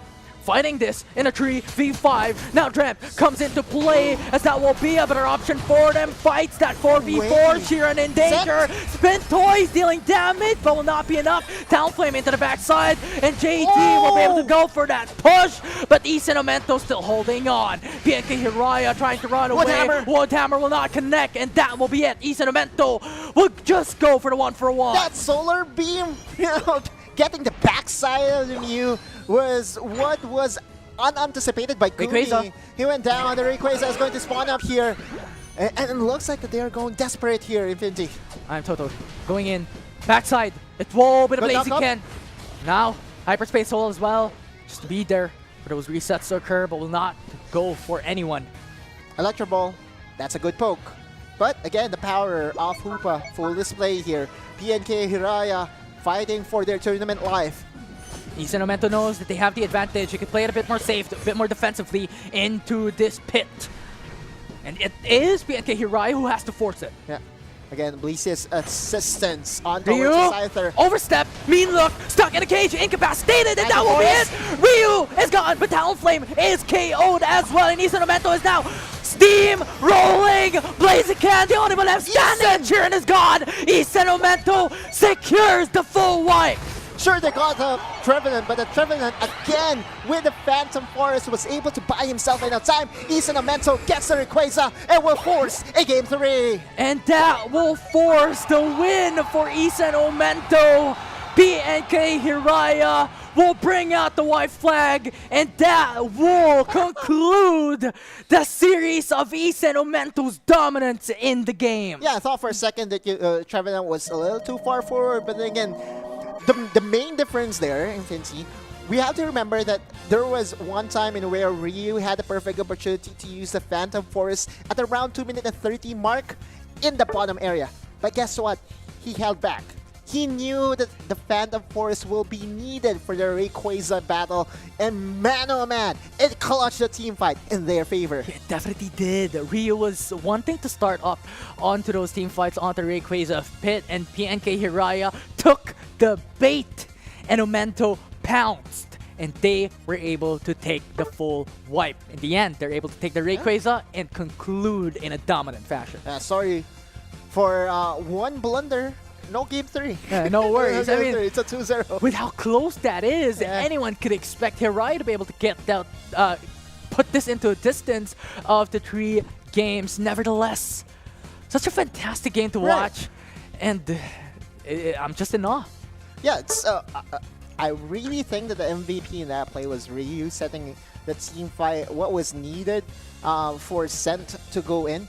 And again, the Blissey's assistance. I wasn't able to catch if the Blissey's assistance was on the Scyther, but surely, right? Well, like, given the composition, it makes perfect sense for the Blissey assistance to be attached onto one of your primary offensive weapon. And Scent on the Scyther was able to clean things up, allowing for Isan Omento to secure the Rayquaza and the victory. And you're looking how close it was coming in from that game. 47-17 and 2 minute mark, 117-52. Wasn't that close, but coming down into 6 minutes and 8 minutes where it really bit so close for both sides with an only difference of 50 points. But of course, as we have seen, as we can recall, Isan Omento just dominated that final Rayquaza fight in a very exciting sight to behold, with a bait of a Trevenant in the front. It was super close. It was super close. And again, we're going to dissect this bit by bit as we move towards the highlights. 1DS, by the way, on that Hoopa. Earlier in game number 1, he was the Pikachu, and then now has decided to play supporter, play the Hoopa. Although this is not the the cleanest performance from PNK, there were flashes of their brilliance, right? This was the play by Gumi. Yeah. Gumi with a go signal to just go all in and do massive amount of damage onto 3 unsuspecting members of Ison. Was enough for them to gather the momentum that they needed, and sure, right, like Ison was able to at least secure still more points. I think the most valuable play for Ison was how long were they able to defend this bottom lane goal, right? Like, it's like the immortal goal for Ison. It took ages, it took decades to be able to come down. And it was a really good defensive play just because they have the double defender, right? They have the Trevenant, they had the Blastoise to be able to push back their opponents. They even have Blissey for that a little bit of sustain, along with Mew with that pokes, and that just allowed him so much space and so much time to be able to be bought and pushing back PNK. That's nice. Right, that was crazy. That was clean. He needed to use the eject button to reposition the solar beam to get ahead of the Hoopa. And also at one point, you're seeing this was the play I was talking about, right? Like Ryu got knocked down, but without using the Phantom Forest, and that was definitely the play. Right, this was the final play. Ryu, Phantom Forest, not shielding. And then you have SWSW just going in. I'm trying to look as to who got the Blissey's assistance, but surely it should be one of the offensive Pokemon. Yeah, the Phantom Forest, you called it. I didn't even notice that smoothly coming in from that final fight just because everything's happened too quickly. And that Phantom Forest exactly in the middle of every single one from their opponents. Yeah. Phantom Forest is that one Unite move that can really turn things around, similar to the effect of Hydro Typhoon, right? Yeah. But, you know, when used that effectively in where they thought for a second that they already had a Trevenant in the bag and then just pulling out a counter punch right then and there, it turned the team fight over. Yeah, it tipped the scales into one side or the other, but that's pretty much Series 4 for today's Philippines regional qualifiers. We've seen so much differences, so much similarities as well when it comes to those landslide victories, but that's it for now. We can expect more for later on as we have more games after the short break. Once again, I'm Infinity and this AUTOLOSE. We're just going for a bit of a short break, but when we come back, it's another series in our hands.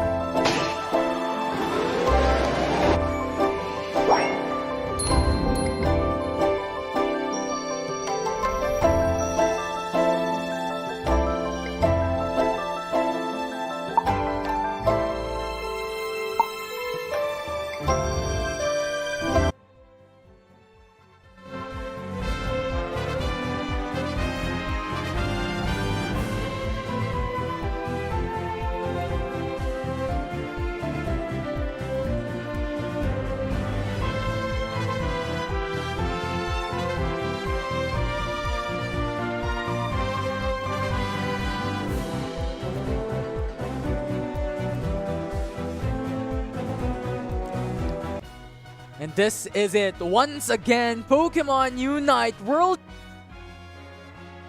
Qualifier. And now we're down to the 5th series for the day.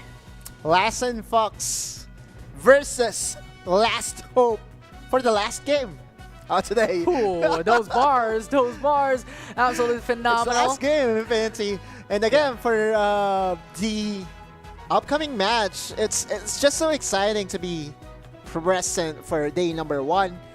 For day number 2, it will be featuring the top 8 teams. So whatever we have today, we're going to savor it, study it, because tomorrow is going to be a banger. It's going to be another day. It's going to be where all the stakes are on the line, or as you may, all the stakes are grilling. But that's pretty much it, right? Top 8 for today will proceed into the grand finals tomorrow, where it all boils down to the top 2 who goes to Hawaii.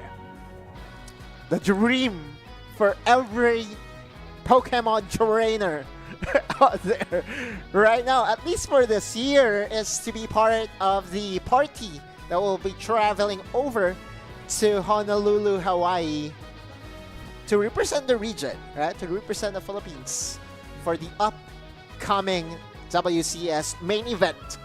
And we saw how many slots were provided to different regions, right?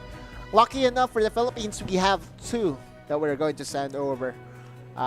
Can't wait, right? Definitely cannot wait. And at the moment, as we are sitting right now, there are already 2 teams that came through into the World Champions Series as they secured a slot. It's Team MY, it's Team MYS, and also Team Fusion. But of course, today, the losing teams can still come through for the last chance qualifier, Asia Pacific East.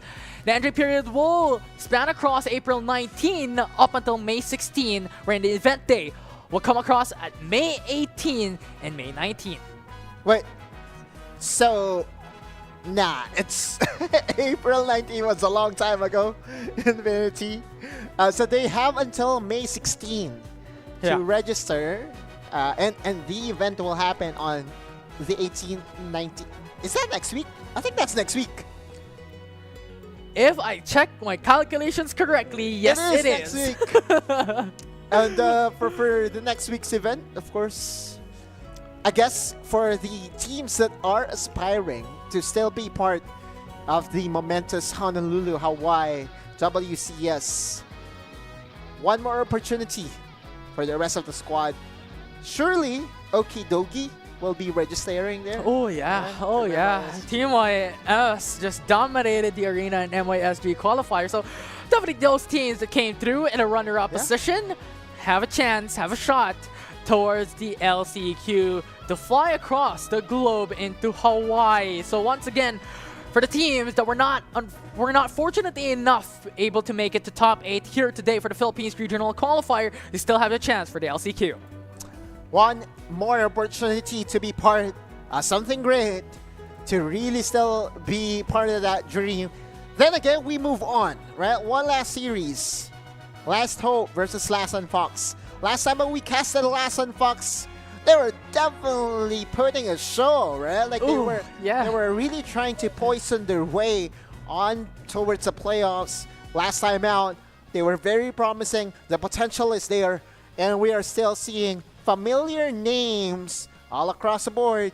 Kiawe, Keikura, Kaide, Kiwi, and Sway will be manning for Last on Fox. We've seen them perform in the competition in ACL last year, and they definitely are here to win it all. And of course, their opposition will be Last Hope with Yelia, Kafkaski, Zeku, Reg-An, Ramsey, and Boat.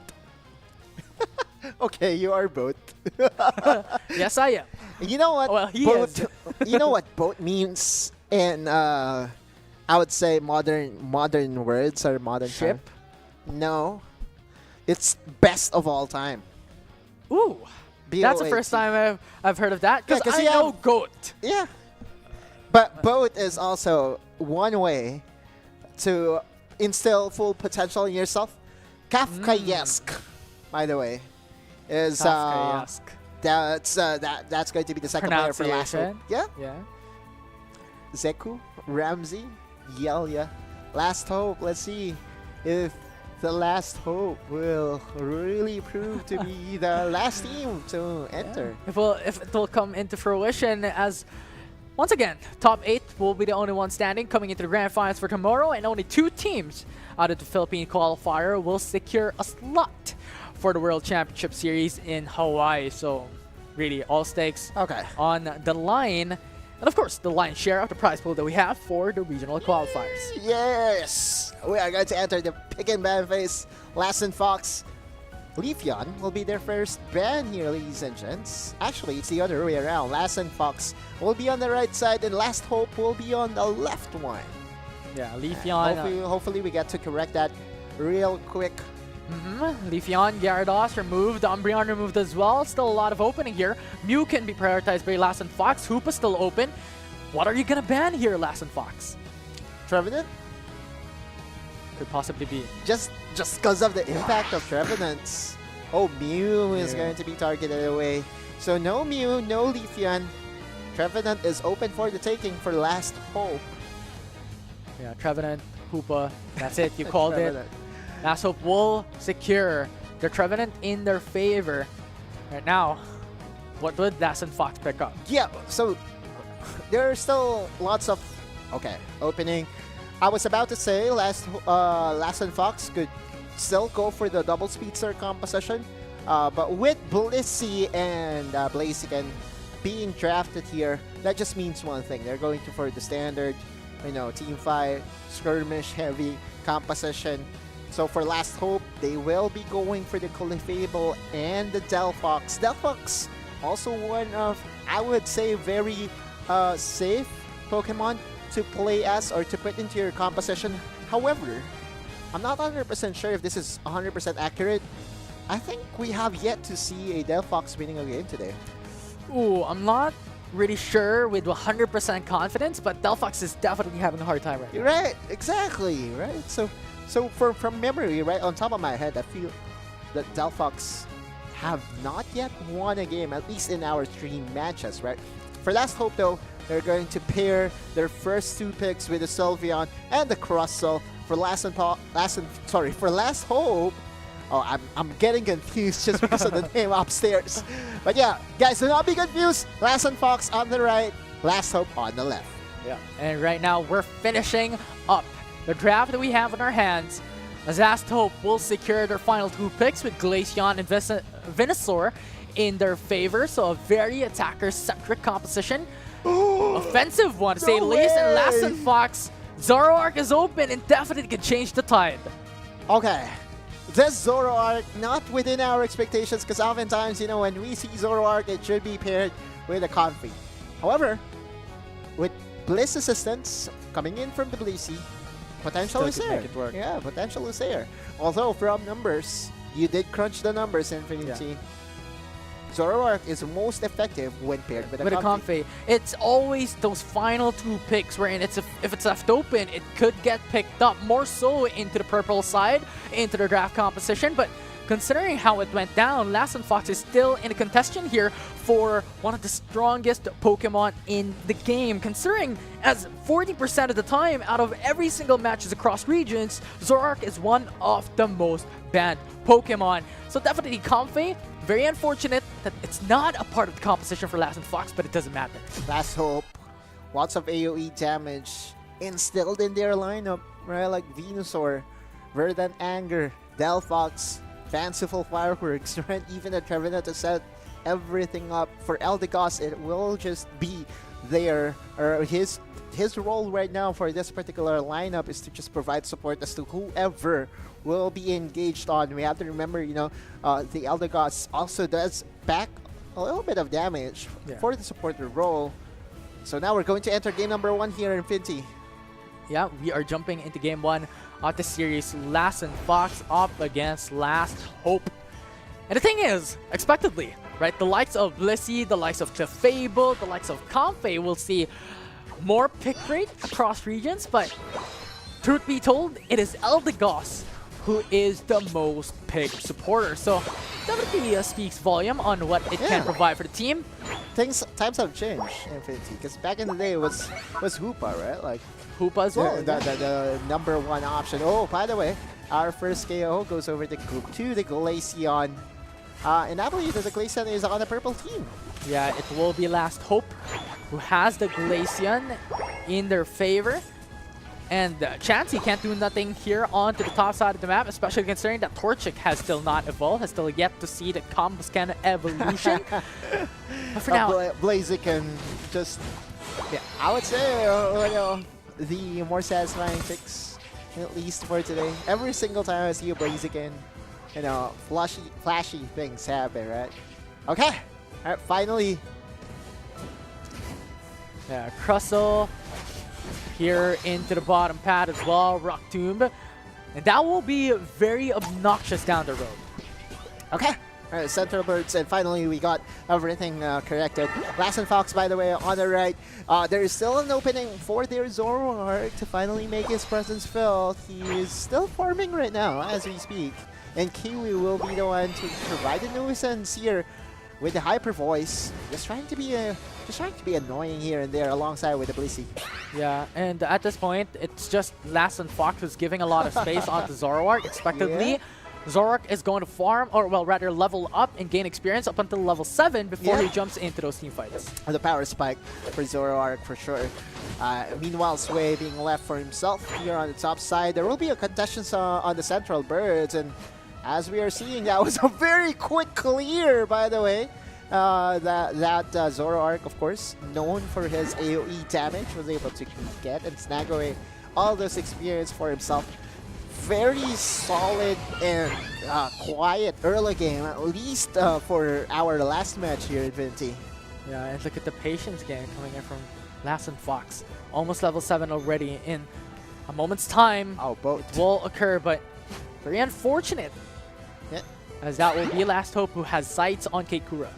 Are they going for a trade here? Possibly, but Sway will be getting majority of the experience for the Keikura birds on already top level side. 7, going aggressive here, but stuck Oh! and pincered. And that will be Zoroark, who is pinned down. Last Hope will be able to take that last Another hope one. for Zoroark to be able to take those eliminations and KOs. Yeah.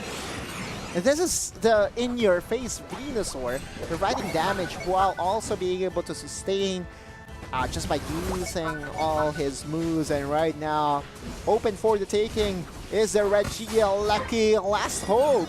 Good move so far. And this is the reason why Zoroark actually needs Comfey in a sense. It doesn't need to be in the same, I mean, it doesn't need Yeah. specifically, but on paper it actually requires it just because of how Zoroark can be a glass cannon in game. It just so happened that Bliss Assistance is not going to be available very early in the game, right? Like, you need to have the Unite available.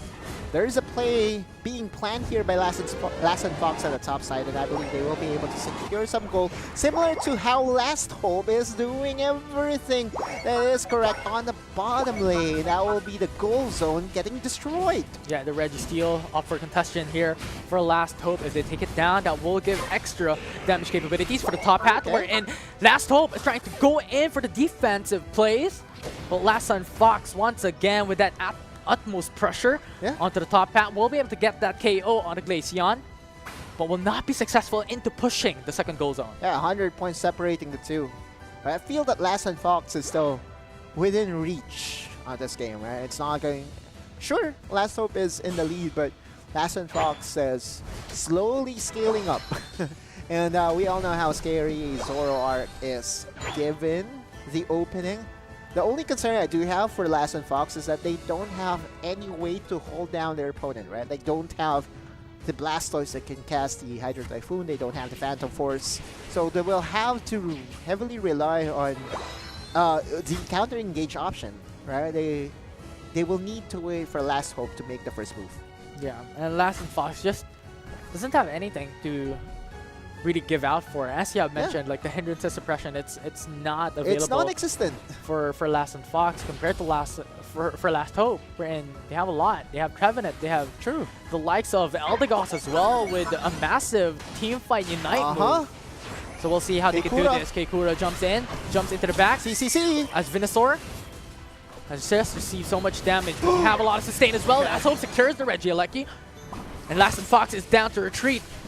But Blissey is stuck, pinned down. That will be a KO for Last Hope. And this is the thing, right? Like that. Keikura trying to make a play, goes into the backside, goes for one, but gets traded immediately after. Possibly a second KO from Kiwi, converting that into a knockdown. Eldegoss goes down. But man, like with all the effort that Last and Fox is putting out, I really feel that this is a hard game for them to win. It's very hard. Mainly because they don't have any way to start a team fight, right? Like Keikura being the first one to try to target down the Regieleki, and all of a sudden his helpers disappeared in an instant. So you kind of need some form of a help if Last and Fox wants to win this game. Yeah, and on top of that, adding fuel to the fire is that Zoroark is a very, very glass cannon, a glassy Pokemon, but has so much damage. But Kiawe? That's on top of one of the difficulties for Lass and Fox all throughout this game, but they're able to turn things around. And just like that, they come back. Wait, what? Lass and Fox goes unchecked on the top side and was able to overtake for the lead. Never mind what I said. They could just go for points, I guess. But, like, the truth be told, the statement still holds through. Right. It's just very difficult for Lass and Fox, especially coming down Yeah, into the Rayquaza fight. We're in. Who's going to contest Last Hope? If they want to go all in for the Rayquaza, Yeah. Last Hope could go for the counter engage and go for the Phantom Forest. Now Last and Fox can't do nothing. For Lass and Fox, it's all about the counter punches, right? On the top side, the Regieleki will spawn just in time, but if you're Last Hope, it's okay, right? Like, you can give it away. We'll see, though. Teams are already converging on the top side. Yeah, right now, readying themselves up. Yeah, the Paddle Dance coming in from Venusaur to just get that extra damage from their opponents. Now Horleech goes in on the Crustle, pinned down. Keikura is down low already. Has to go in for the Blizzard System, but will not be enough.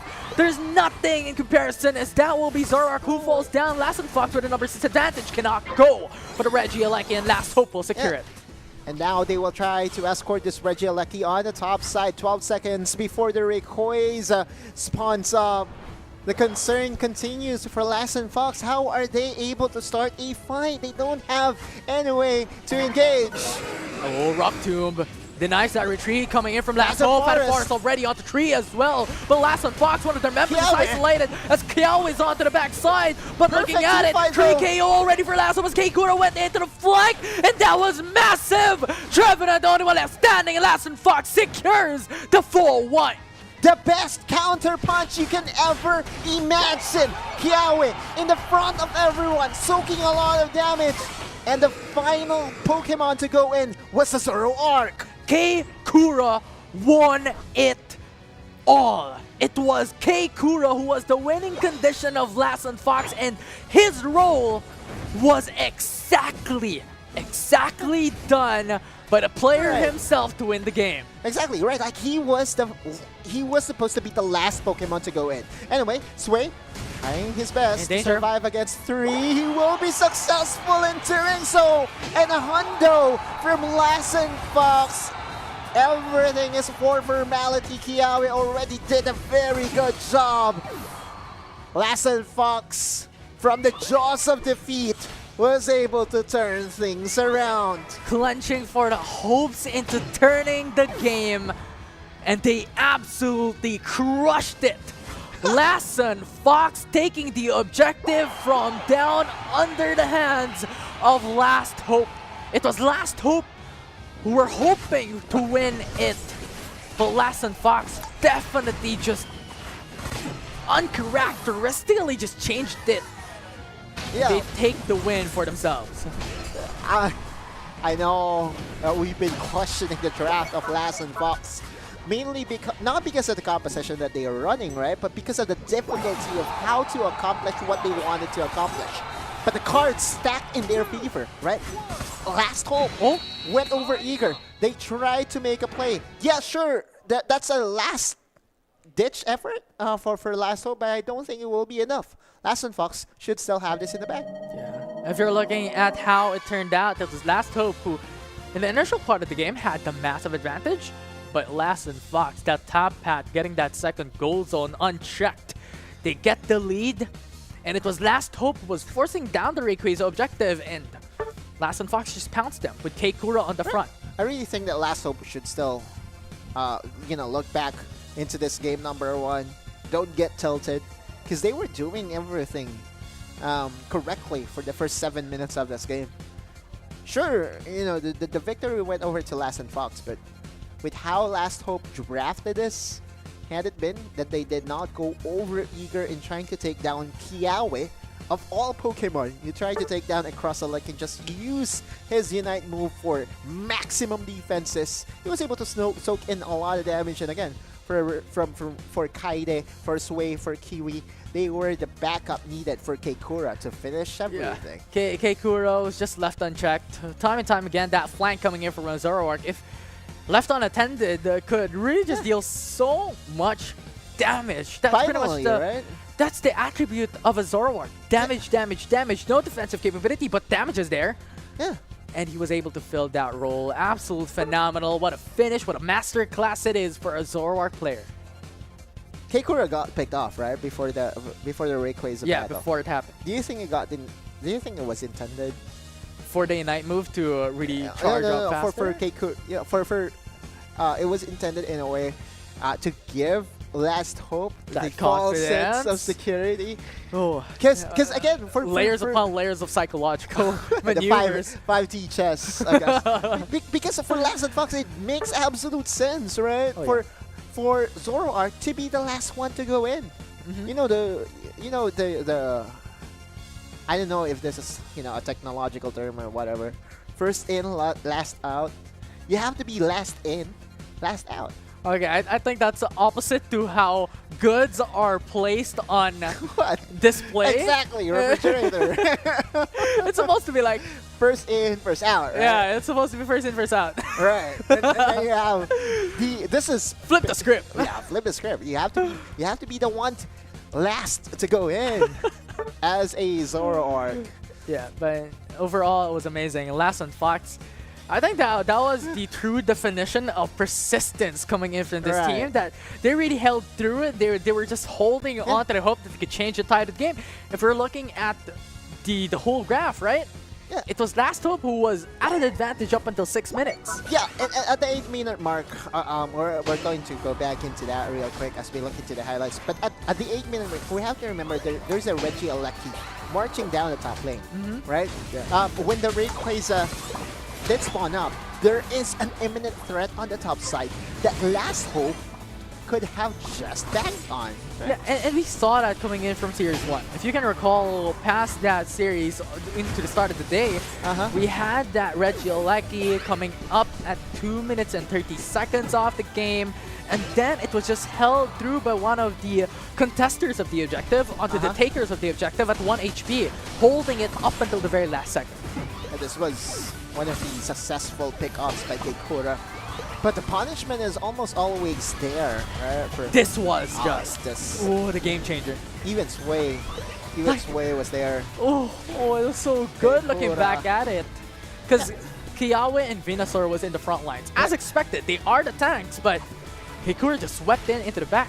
Team wipe into a team victory. What a flashy way to end things. And although there's a last-minute effort for Last Hope to try to steal away the victory, Yeah. what's the most that you can get from that point on, from that goal? 100, Ooh. right? Like Yeah. that's the maximum. And we are aware that they are like down by 300 or 400. So unless they get a miraculous team fight in where they can pierce through the shields from the Ray, and then possibly just miraculously a lot of a sudden, miracles there. I know. All of a sudden, they get to slam all those points into the last goal. Yeah. Then maybe we could have seen Last Hope edging out Last and Fox in game number 1.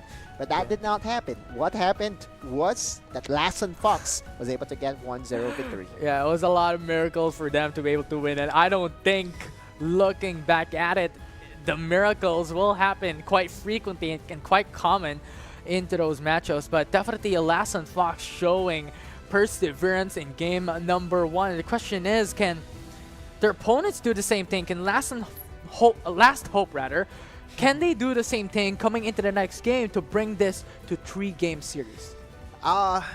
First things first, right? I really Last think things last. yeah. First things first, I really think that they will only be able to force a game number 3 if Last and Fox will still elect for a hard to execute composition. Because I really think that composition Was by- very hard. It was complex. It was the difficulty. You know how we start a new game, right? Like you will be asked of a difficulty level. Yeah. They started that on the extreme level of difficulty. Yeah. right? Not even the intermediate one, right? It's the extreme level of difficulty because their composition really needs the opposing team to make this the first move. Yeah, it definitely is. I mean, we saw that into that final fight on the Rayquaza wherein it was the Venusaur, it was, I believe, the Trevenant who made the first step, it was them who made the first move, and Last Hope was trying to be very aggressive. They want to push them back, they want to get the Rayquaza, but Keikura found an option, found an opening wherein it was Delphox that was there, Eldegoss that was there, and pretty much one of their attackers as well that was there out in the open wherein we all know that attackers doesn't really have any defensive capability into those team fights, especially against the likes of a Zoroark. Soon as Keikura was able to find himself on towards the backline carries of Last Hope, that's game over. Yeah, it was, yeah. Keikura was saying, it's over. He knew at that point that once his moves got sticked into the primary targets, it will be a 1-0 in their advantage. And so now we enter game number 2. Lass and Fox on the first pick this time. Yeah, first pick into the purple side. Lass and Fox has that pick priority, but Last Hope knows to ban away the Leafeon, knows to ban away these top priority picks in the game right now. And Mew to be a considerable choice as well that Lass and Fox has removed. Okay. So what will be the last ban here? Lots of options. Gyarados. Okay. Surely Gyarados is... How many times have we seen Gyarados? Just one, right? For the whole day? Yeah, just one. I think so. So out of the 10 matches that we have casted so far, 9 out of 10, he got banned away. Yeah. Within expectations, I tell you that. And Umbreon would be the priority here by Lass and Fox. Now Last Hope can answer with a Trevenant of their own, as Trevenant has a really, really good sustain. But instead, opts to go for the Blissey and Delphox. No wins. Delphox. Oh, you're adding fuel to the fire. I was like trying to avoid that shot, trying to avoid that bullet. Delphox, what type of Pokemon is it? Fire Pokemon, right? Okay. I don't know where you're... Oh, I get it now. I was a little bit a slow process there, but I need to update my drivers. You will to the fire Pokemon. Yes. Yeah, for sure. Yes, yes. Buzzwole. Oh, this could be very interesting. After all the adjustments. Honestly, I love it. On the Buzzwole, we have to remember that he... Oh, it was a last hope for us to see a Buzzwole Ultra today, but you know what? Last hope is not giving to us. Lass and Fox is now having, I would say, a steadier balance of drafting here because Lass and Fox already has the suppression needed. Yeah. They do have the Umbreon. Wait. Hoopa is almost always going to be very strong. So for the last 2 picks here, for sure they need an attacker of some sort. And the Blaziken plus a matchup?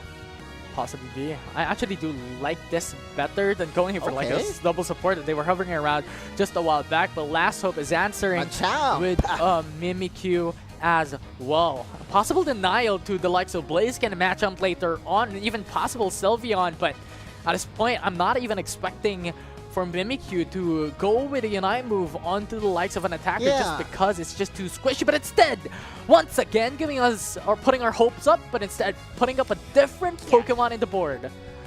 Almost every single time, you know, a Blissey gets picked up, you need a Hyper Carry, right? And Scyther does fit the bill in a way because of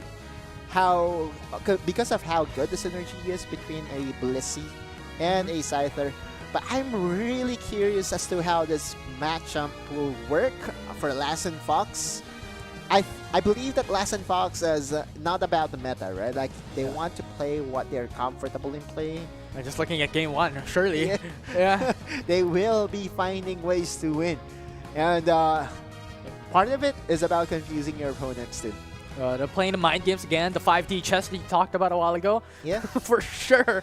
That was just insane. And we'll see how they can provide us once again a fantastic game on our hands. But Lass and Fox, this will be another run it back into a difficulty of a game for them just because they don't have that massive engager and they don't have that massive tool to jump into those team fights. I mean, they have the Umbreon for that mean look. They have the likes of Matchup and Blaziken that could go in, deal a couple of damage, and deal a short amount of suppression and hindrance, but not the big amounts in comparison to the likes of Trevenant once again. Yeah. Trevenant will play a pivotal role once again, as he has been for the entirety of the day. For all the teams that used it. Yep. Yeah, it's also, I believe, one of the best Pokemon to play in ranked games. If, you know, you kind of want to grind all your way to Masters, Trevenant is very consistent. Yeah, Blastoise could do a lot of work as well. I mean, we're not seeing Blastoise, but I just want to throw it out there. Oh, okay. Early goal, first way. What is Keikura using, by the way? Because he's been the focal point or the main offense for Last and Fox. Is he using the Machamp? Actually, a little bit of curiosity there as well from my end. But looking at this, probably Machamp. Yeah. Because they're in the central area, and once again, if we're looking back, it's Keikura who was on the central area just a while back. Who's your champ? Machamp. Ah. Classic. Anyway, Yes. so Last and Fox, again, very quiet early game, no invades whatsoever. But with Hoopa in play for Kaide, things can get very interesting very quickly. Yeah, level 5 as well for Machamp. We also have level 4 for the likes of Sylveon and even Hoopa. So if ever it boils down to an all-in on top path, definitely take a turn in their favor. A Machamp! KO streak of 2 for Machamp, and this is what we're saying. That level 5 for Machamp was really strong. Yeah, I wonder what type of Machamp this is. I believe it will be the submission type. That's another KO!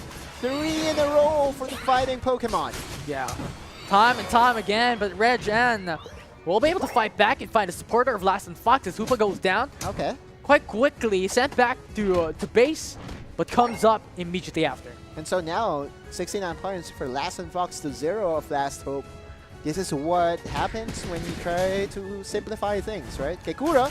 Cider chasing Keikura. Still not Okay. evolved to Machamp. So it will bite time. It will take time, rather, for them to be able to reach that point. But so far, Last and Fox getting that 69-point advantage against Last Hope. Yeah, I really think it is going to be the submission just to have that extra crowd control as well for Last and Fox to isolate and try to pin down the Scyther. I mean, that's what we're finding, right? Because Last and Fox doesn't exactly have massive suppression and hindrances coming into their composition, so they need that They extra need- suppression. They need all the suppression that they could get. True. What they're lacking right now actually is, you know, some form of damage, but I believe that they can make. Keikura jumps in. That was just instant from Last and Fox. Yeah. Unsuspecting member, another squishy Pokemon. Getting squished, I guess, is the way to say it. Regieleki. It's a 1v1.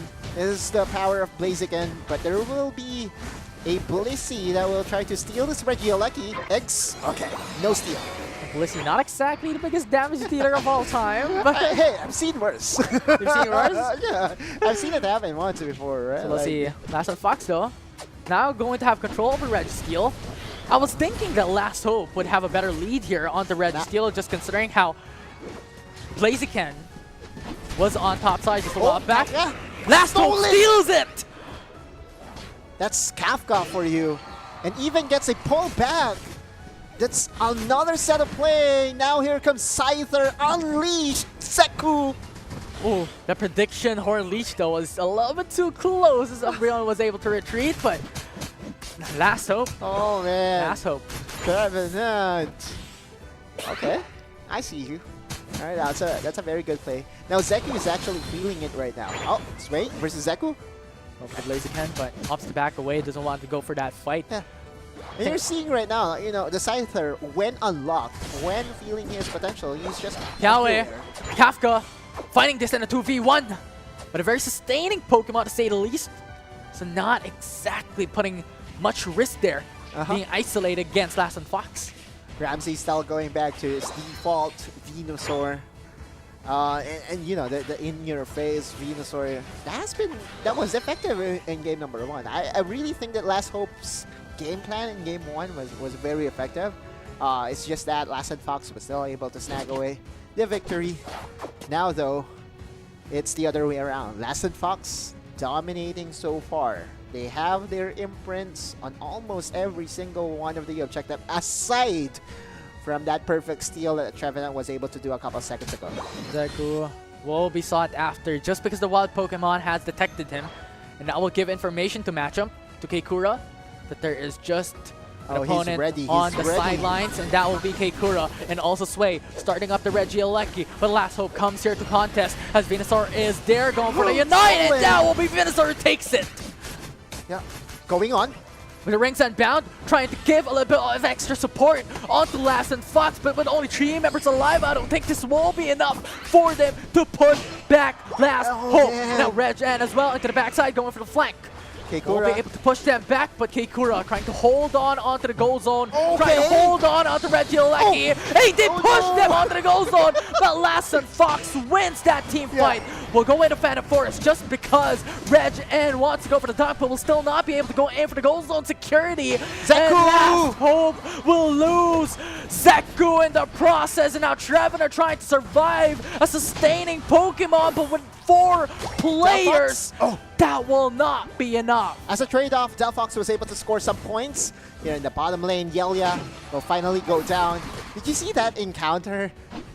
The Regieleki was pushed onto the goal! Yeah, I saw it. Right. I think that was a bit of a miscalculation for Last and Fox's side. Lucky for them, they're still in the lead. However, Last Hope was able to get another set of points on the top side. Red Steel, the priority here by Last and Fox. They want the objective. And now Kiawe just zoning away the Trevin and Kafka. Knocked up. That will be Last Hope once again. Time and time, Kafka steals it. That's 3 steals in a row for Last Hope. Kiawe by himself against 5 people. Goal zone defense by Last and Fox. They want to hold through onto the tier 1 goal zone that they have. And that will be Trevin who falls down. A KO for the side of Last and Fox. And Last Hope is forced to retreat. The counter punches from Last and Fox is not yet over. Last and Fox, they don't know that they are in the lead, right? Like a 20 points difference. Too little to really be considered comfortable. On the top side, there will be a Regieleki spawning once again. Could be the 4th steal for Last Hope. That's 3 steals in a row, ladies At and this gents. point, I'm already expecting it. Trevenant was too good. They got the steal. Venusaur got the steal while going to a Regieleki that enabled Last Hope to get 2 goal zones, or well, rather 1 goal zone in their favor. So once again, this could happen. Yeah. And so now Last and Fox is respecting the idea that they can just get collapsed on. You see, how many steals will it take for them to get into your mind? I guess 3. 3 for sure. Like 2 Reggie into the bottom path and And 1 Regieleki. 1 Regieleki on the top path. The Regieleki that just got pushed into the zone, Yeah. by the way. Was it? I believe that was the Blaziken that did push the... I believe so. That helped. It's either like Matchramp or Blaziken that pushed it back. There's no other Pokemon that can do that. yeah. Okay. Rayquaza battle. I don't think this is a good thing for Last and Fox. But at this point, with only a 20-point disparity between these 2 teams, They don't know. They don't have yeah, any information. They 'cause do not have any info. They just know it's very close. Surely. Kafka. Unites for everyone are available, so this could be an explosive team fight. But look at Matchup. Sneaky! Kikura! Stop this! Not like this! Goes for the flanking play possibly. Okay, Kawe, down low already, has to force out the Snarl to be able to keep themselves alive. But look at Matchup. Kikura! He's on a mission impossible right now, but could possibly go in for the goal zone instead. They want that.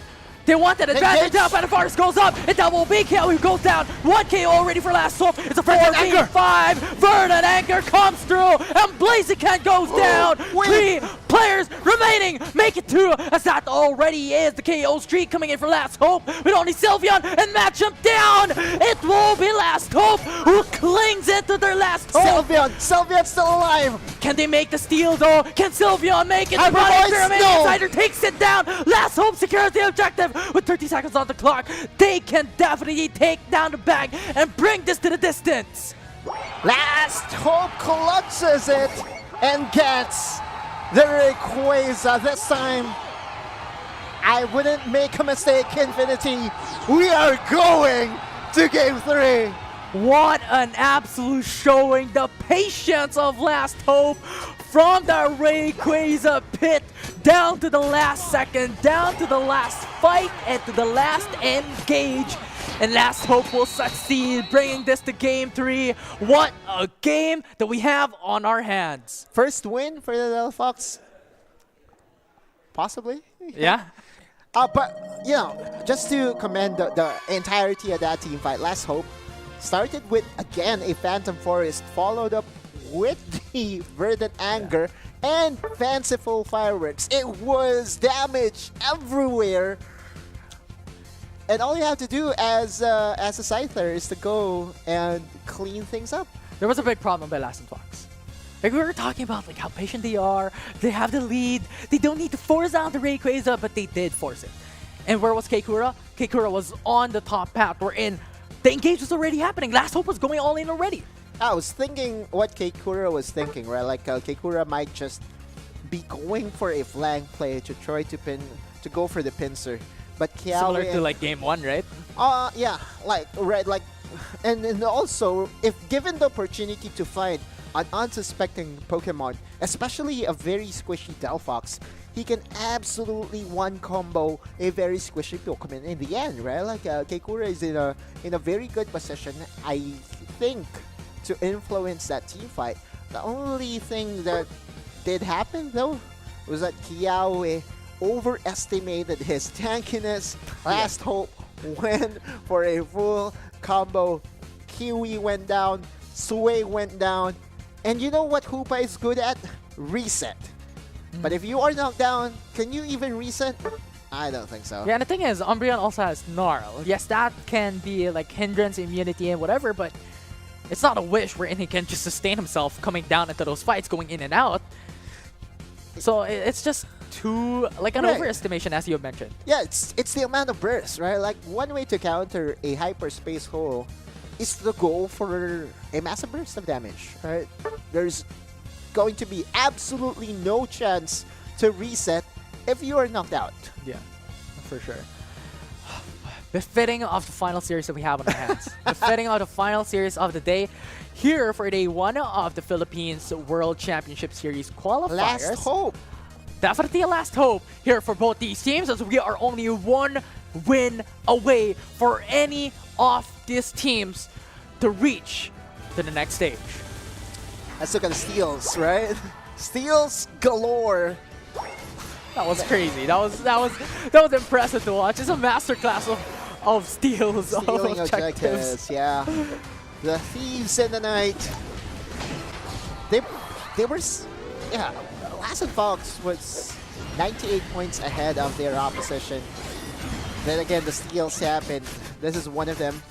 Venusaur using the Verdant Anger. The Verdant Anger is something that you still need to respect. This was the pushback. Regilla killed. Was it Sway's? It was Sway. Sure. Yeah, it was Sway's. It was Sway's. And then Sway allowed for the Scyther to slap those 40 points in. Yeah.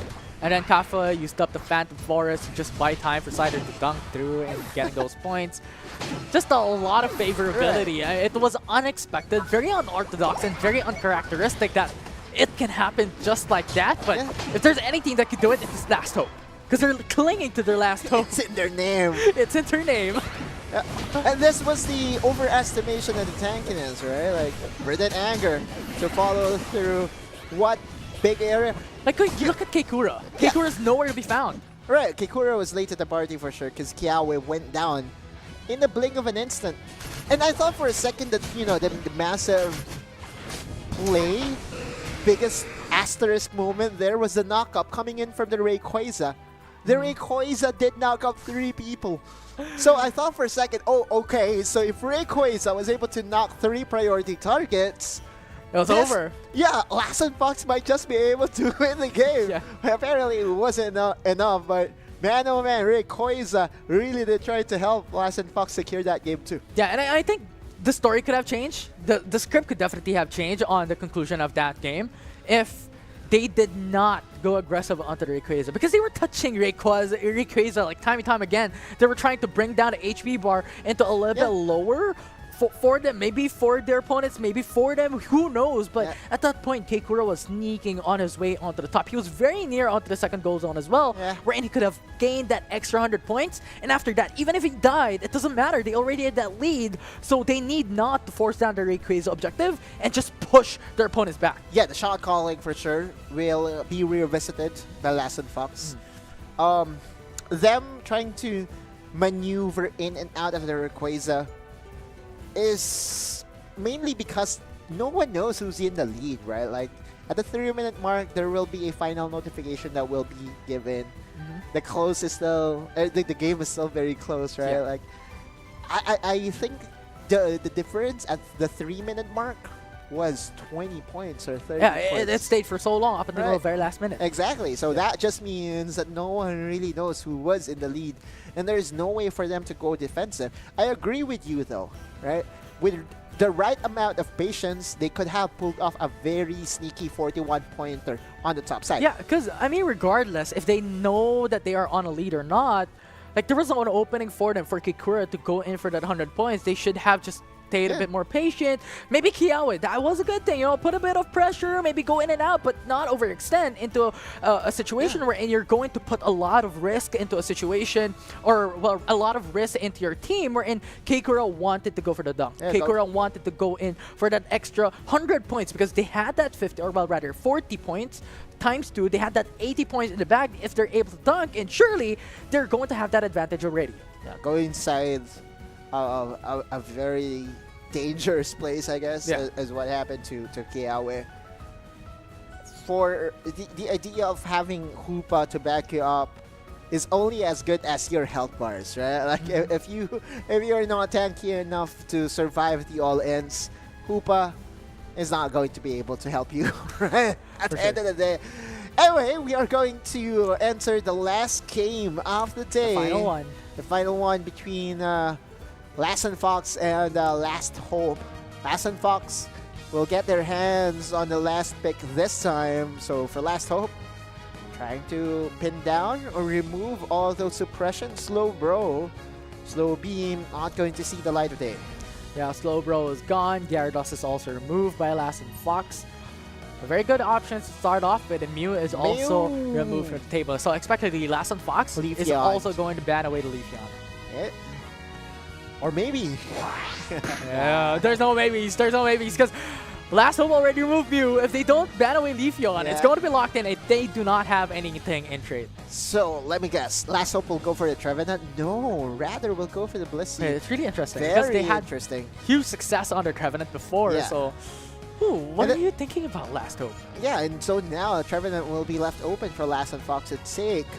And in game number 1, they were lacking in the CC department. So now Last and Fox will be taking not just a Trevenant, but also the Delphox. Hey, not like this, Last Hope. Don't do a double support this time. Don't experiment coming into the final game. It's your last chance to be able to go through into day 2 for the grand finals. There we go. There we go. I don't want to see that double supporter ever again.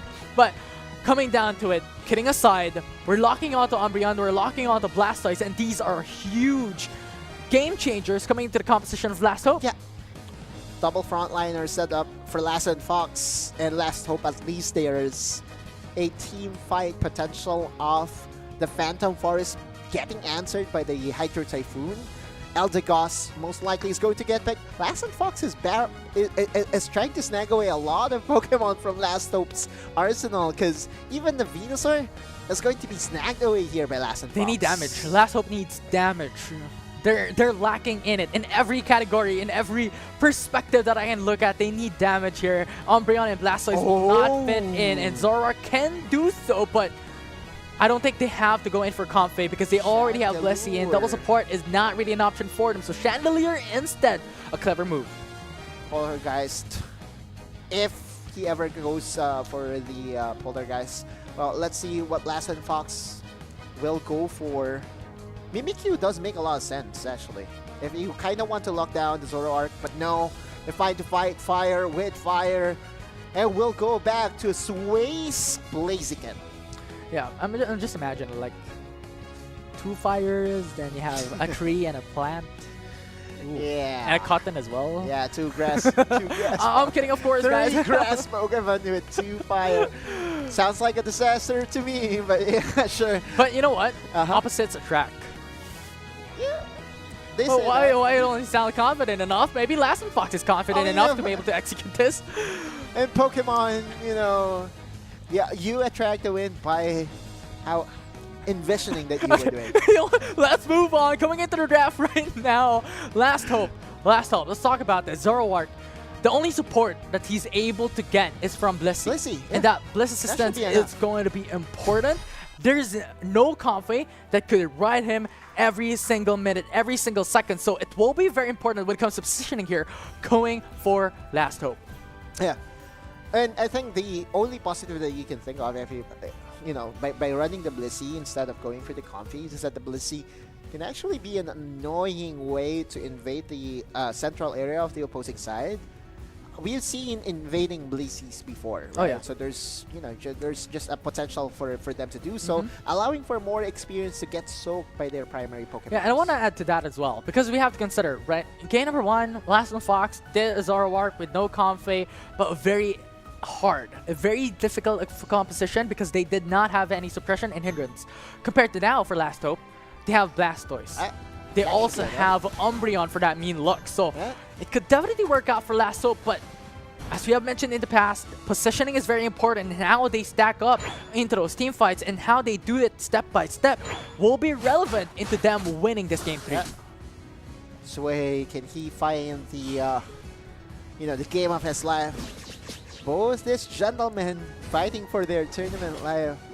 If they ever end up losing this, their next opportunity will come into the form of LCQ, which will happen next week, by the way. So if you are part of the teams that did not reach day 2, register in the LCQ. Yes, indeed. The register. There's still a last chance for the teams that will not be able to make it here into the Philippines Qualifier to go into the LCQ for APAC East. So a chance for possibly another PH team to secure a slot, but definitely a lot of contenders down to the last wire for LCQ. But jumping back into the game, 1 minute has already been passed, and Zoroark already reached level 5, so that will start to ramp up. Okay, 2v2 here in the bottom area. Looks like there we got easily dominated by the Trevenant, but on the top side, Last Hope got the victory. Last Hope got the victory, they got the KO. Zoroark was able to faint down the Torchic. And Kikura trying to hold on, trying to survive. Oh, 1 okay. HP remaining, but there's just too much damage coming in from the opposition from Zoroark. Yeah. And their goal zone is down to half HP. The Giga Drain coming in clutch. Okay. Not like this! Zoroark overstepped their boundaries and Last Fox answered. Zeku, 0 HP. Immediately, and now to follow through is Kiwi on that Delphox. Delphox always very consistent in terms of damage and also crowd control if he ever goes for the fire spin. Kiawe, this is going to be the 1v1 of tanks that really excites no one. Maybe the steal is a while ago. I think Last Hope can contest it on argument because they got 2 steals. Oh man, yeah. But for sure. Still, let's see. On the top side though, oh, that's an 8-pointer by the way by Ramsey and Zeku. Ooh, wow. Yeah. Optimized. Min-max. Yeah, optimized going in for those XPs. Pro and player leveling up. things. For sure. Right now, 20 seconds on the clock before the objectives comes up.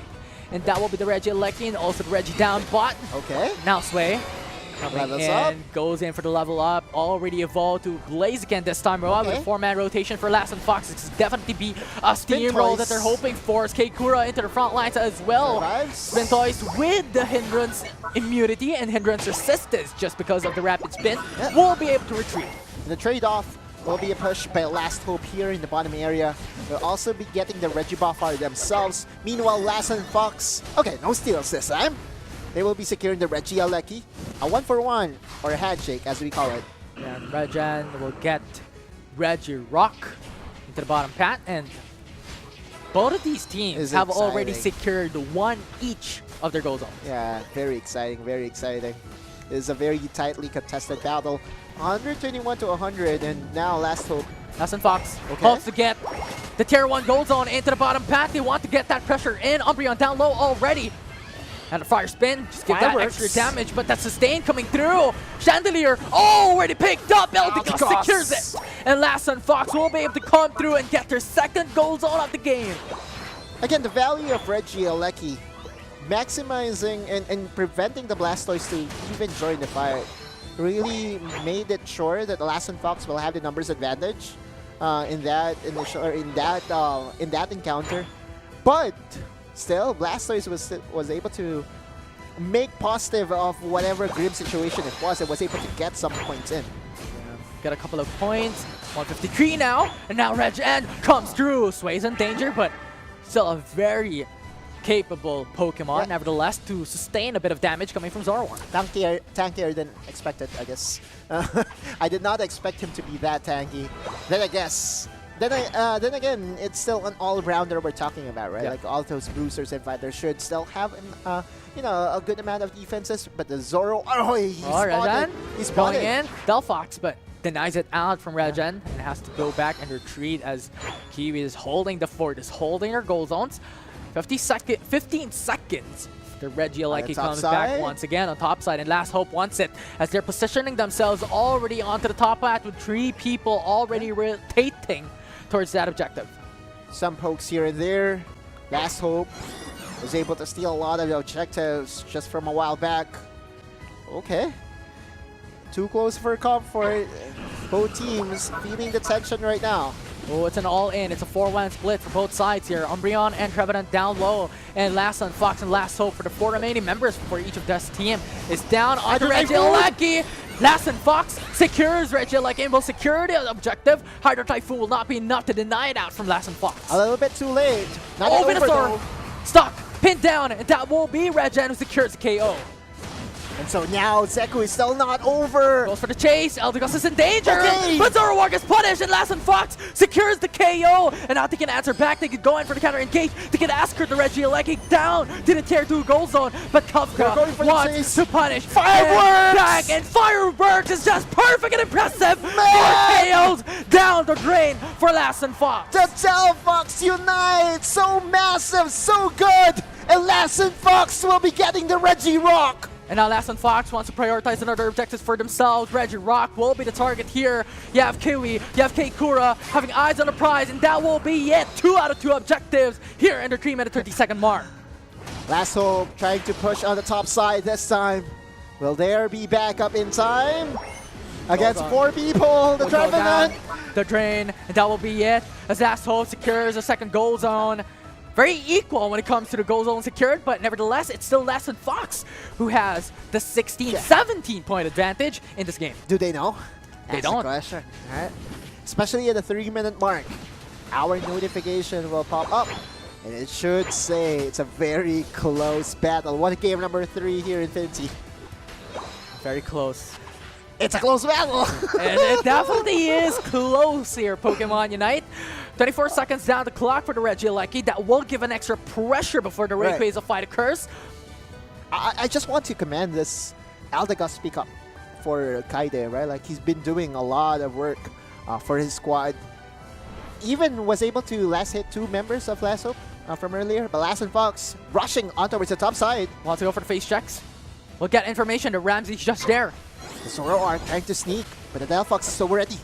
Delphox comes in. Blocked. That's really good. That's a block coming in for the goal zone. And that will be Last Sun Fox who gets so much value out from that. Macro, man!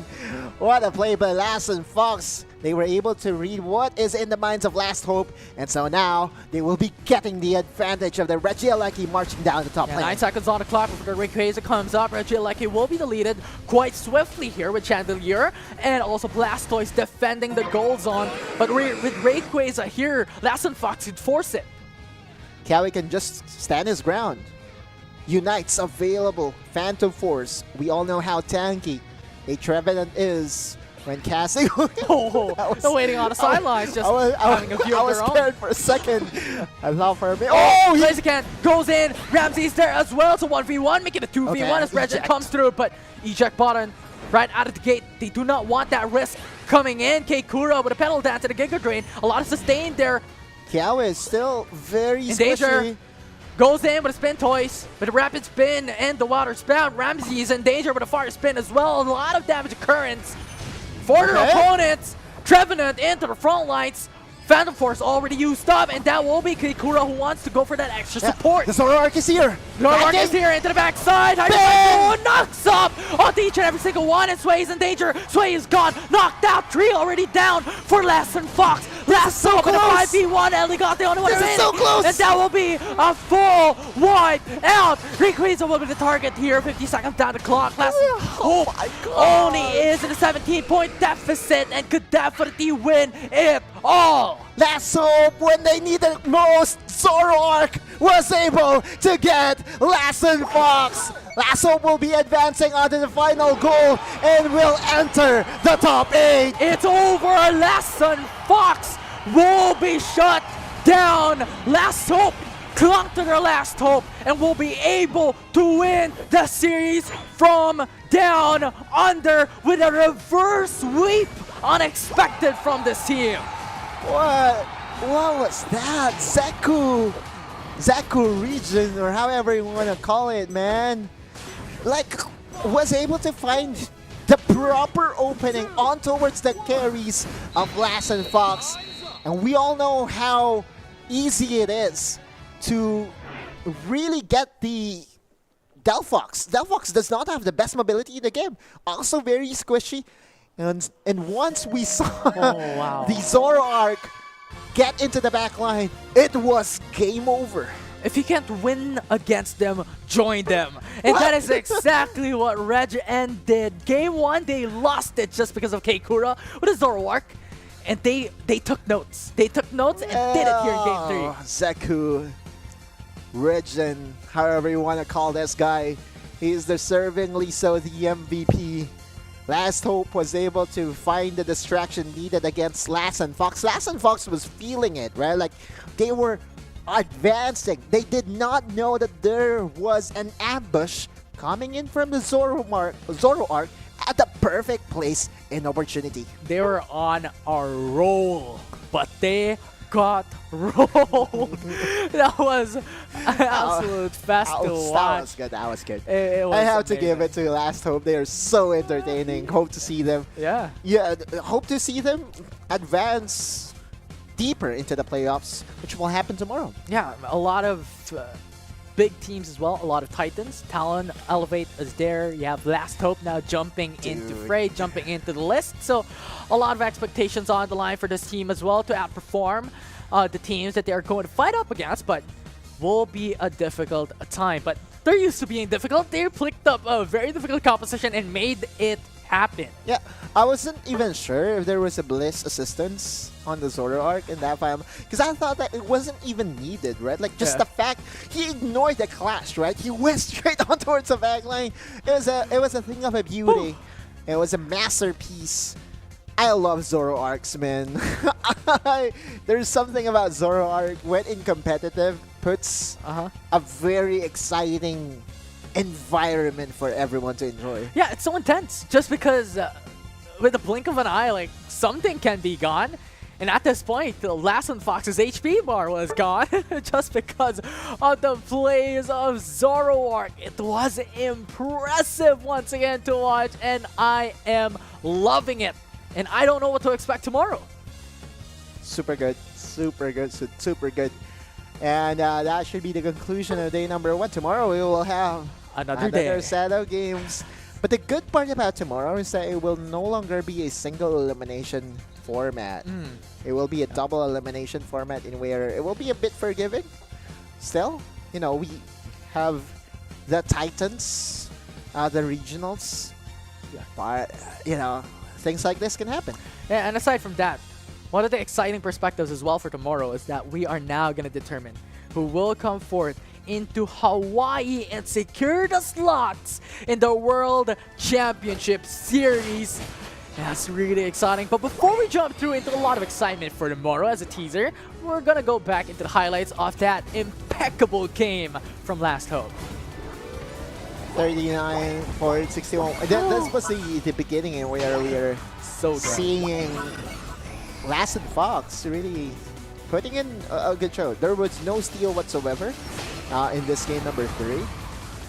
And yeah, it was Lassen Fox all the way up until the last team fight. So this was the picture perfect, fanciful fireworks, right? Like beauty, nowhere to escape, and then they followed it up by getting the buff. But this was the highlight of the day. Whew, that was so good, and look at Seku. Rajan. Kiao was gone in a second. Every single bit, those 3 players that was knocked out in this very second was knocked out by Regent himself, and that just got them the Rayquaza. It was insane. The Blastoise was there to provide the Hydro Typhoon opening, really. And although the Hydro Typhoon did not reach the Delphox, it wasn't needed. Doesn't matter. It doesn't matter. It doesn't matter. But the beautiful play to end it all was quite fitting for the namesake Last Hope, because in their last moment, they were still able to turn things around. They were able to bank on to their last hope and take the win to go in for tomorrow. What an amazing storyline. I mean, every single bit. Like, we were casting a couple of games now, a couple of series. How many, 5 series for the day? And we've seen so much differences into each and every single competition. But what is similar amongst them is that these teams are hyper-competitive. These teams want the win. We are going to witness more teams tomorrow that will flash their own set of brilliance, Infinity. And what a warm-up for tomorrow. Oh, that's what a warm-up? primer. This is a warm-up. This is just a warm-up. Right? Because tomorrow, Titans will clash against each other. Legends will be formed in a double elimination format. Of course, concluded with a grand finale. We all have our expectations. We all have our predictions, right? Like, even the community knows who are the strongest. But similar to the last time that we casted Pokemon UNITE, anything can happen. Yeah, anything could definitely happen. One tide could change, one Rayquaza fight, one clash, one flank could change it all. Zoroark, man. I'm loving this current trend of having, different set of strategies that you can put into play, right? Like you have the double speedster composition, you have the Gyarados composition, right? Gyarados has been banned 10 out of 11 times. Yeah, a lot today. of bans. Outside of the the non-stream games, Gyarados was really respected by a whole lot by our Filipino teams, and for good reason, right? Like, Yeah, it's so hard to control. It's one of those Pokemon that is able to deal range damage as an all-rounder. And that is something with a lot of suppression and hindrances as well. But you know what? There's no hindrances into coming back into a chance for the slot into the World Championship Series, as we have LCQ, a last chance qualifier for the Asia Pacific East, wherein Philippine teams can join. It's up until May 16 for the registration for the LCQ, and the event will happen next week, Saturday and Sunday on 18th and 19th of May. Yeah, for all the teams that was not able to successfully secure a top 8 slot, or even More slots to go. Yeah. More slots to go for the LCQ. Or even up until tomorrow, right? Like, we will only be advancing 2 teams to the grand stage in Honolulu, Hawaii. So for all the teams out there that still wants to go for another opportunity, there is what we call the last chance qualifier for everyone. Although it's going to be a very stiffer competition for sure, right? For sure. I mean, we've seen the likes of Talon, we've seen the likes of elevate the competition. We've seen the Last Hope, like, all of a sudden changing how the game was played into that very last second of that match. So definitely, the competition is going to be high, the pressure is going to be high, and it will be an extremely difficult fight to go through into the grand finals. And we are going to show everyone the bracket for tomorrow. This will be day number 2. Of course, it will be the double elimination format. Okay, first half will be Ice and Vitzerer going against Code Unknown Binary. We were not able to see Code Unknown Binary. Secret Rare, I wonder if it's Pearl or Diamond, or maybe it's just the merge. combined, right? Use and Memento will be facing against them. You have Elevate Unite What? Oh, Elevate versus and Talon Talon. PH. Ooh, And then you have wow. Last Hope versus Ison Exosia. A crazy day to be a fan of Pokemon Unite. There's 3 teams of Ison. Hmm? 3 teams of Ison. Vincier, You know it happens, Exosia, right? You know it and happens. Omento. The PNKs though, they're not here. Secret Rare, I believe the last time that we casted together, there were 2 Uh-huh. Secret Rare. If we're talking about stats, that's 3 out of 8 I know. possibilities of winning. I mean, there's a lot of brackets that they have to go through. They have Okay, to go through a lot of okay. matches, but Yeah. if we're specifically stating that top 8, Right? 3 out of 8. 3 out of 8. Not a bad odd. Sure. So you do have, how many percent chance is it? 25, I 37? don't want to calculate. It's 37.5% chance of, you know, advancing as the champion.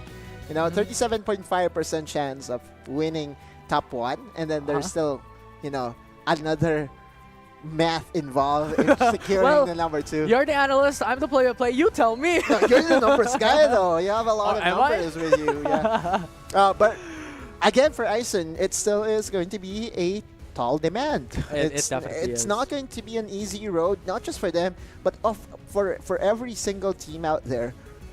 Talon PH versus Elevate to set the tempo for everyone for our for one of the first series that we will have tomorrow. So fireworks in full display, even without the Delphox. Oh, I was going to say like a Delphox analogy, but you know what? You already said it. But surely, right? Going into the top 8, yes, that's a feat. You definitely are one of the strongest teams coming into the Philippine region, but this top 8 is the best of best among the rest. Surely, right? Like, and although there is a second opportunity for you, since it's a double elimination, there still is a positive merit in reaching the grand finals through the upper bracket, because you will have the advantage against the lower bracket team. Yeah. You know, a reset is needed. But yeah, Infinity, what a day! What an absolute day. It has been 5 series Ultra Day number 1 and more to go. Tomorrow we have seen greatness in the making, and tomorrow we will witness more. And legends have been written down into the storyline of these teams and will continue to go through tomorrow for the grand finals. Once again, only 2 slots can make it into the World Championship Series. This is the Philippines Regional Qualifiers Day 1. I'm Infinity and this is AUTOLOSE with me. Tomorrow, we will witness some more amazing action here in Pokemon Unite. See you guys there.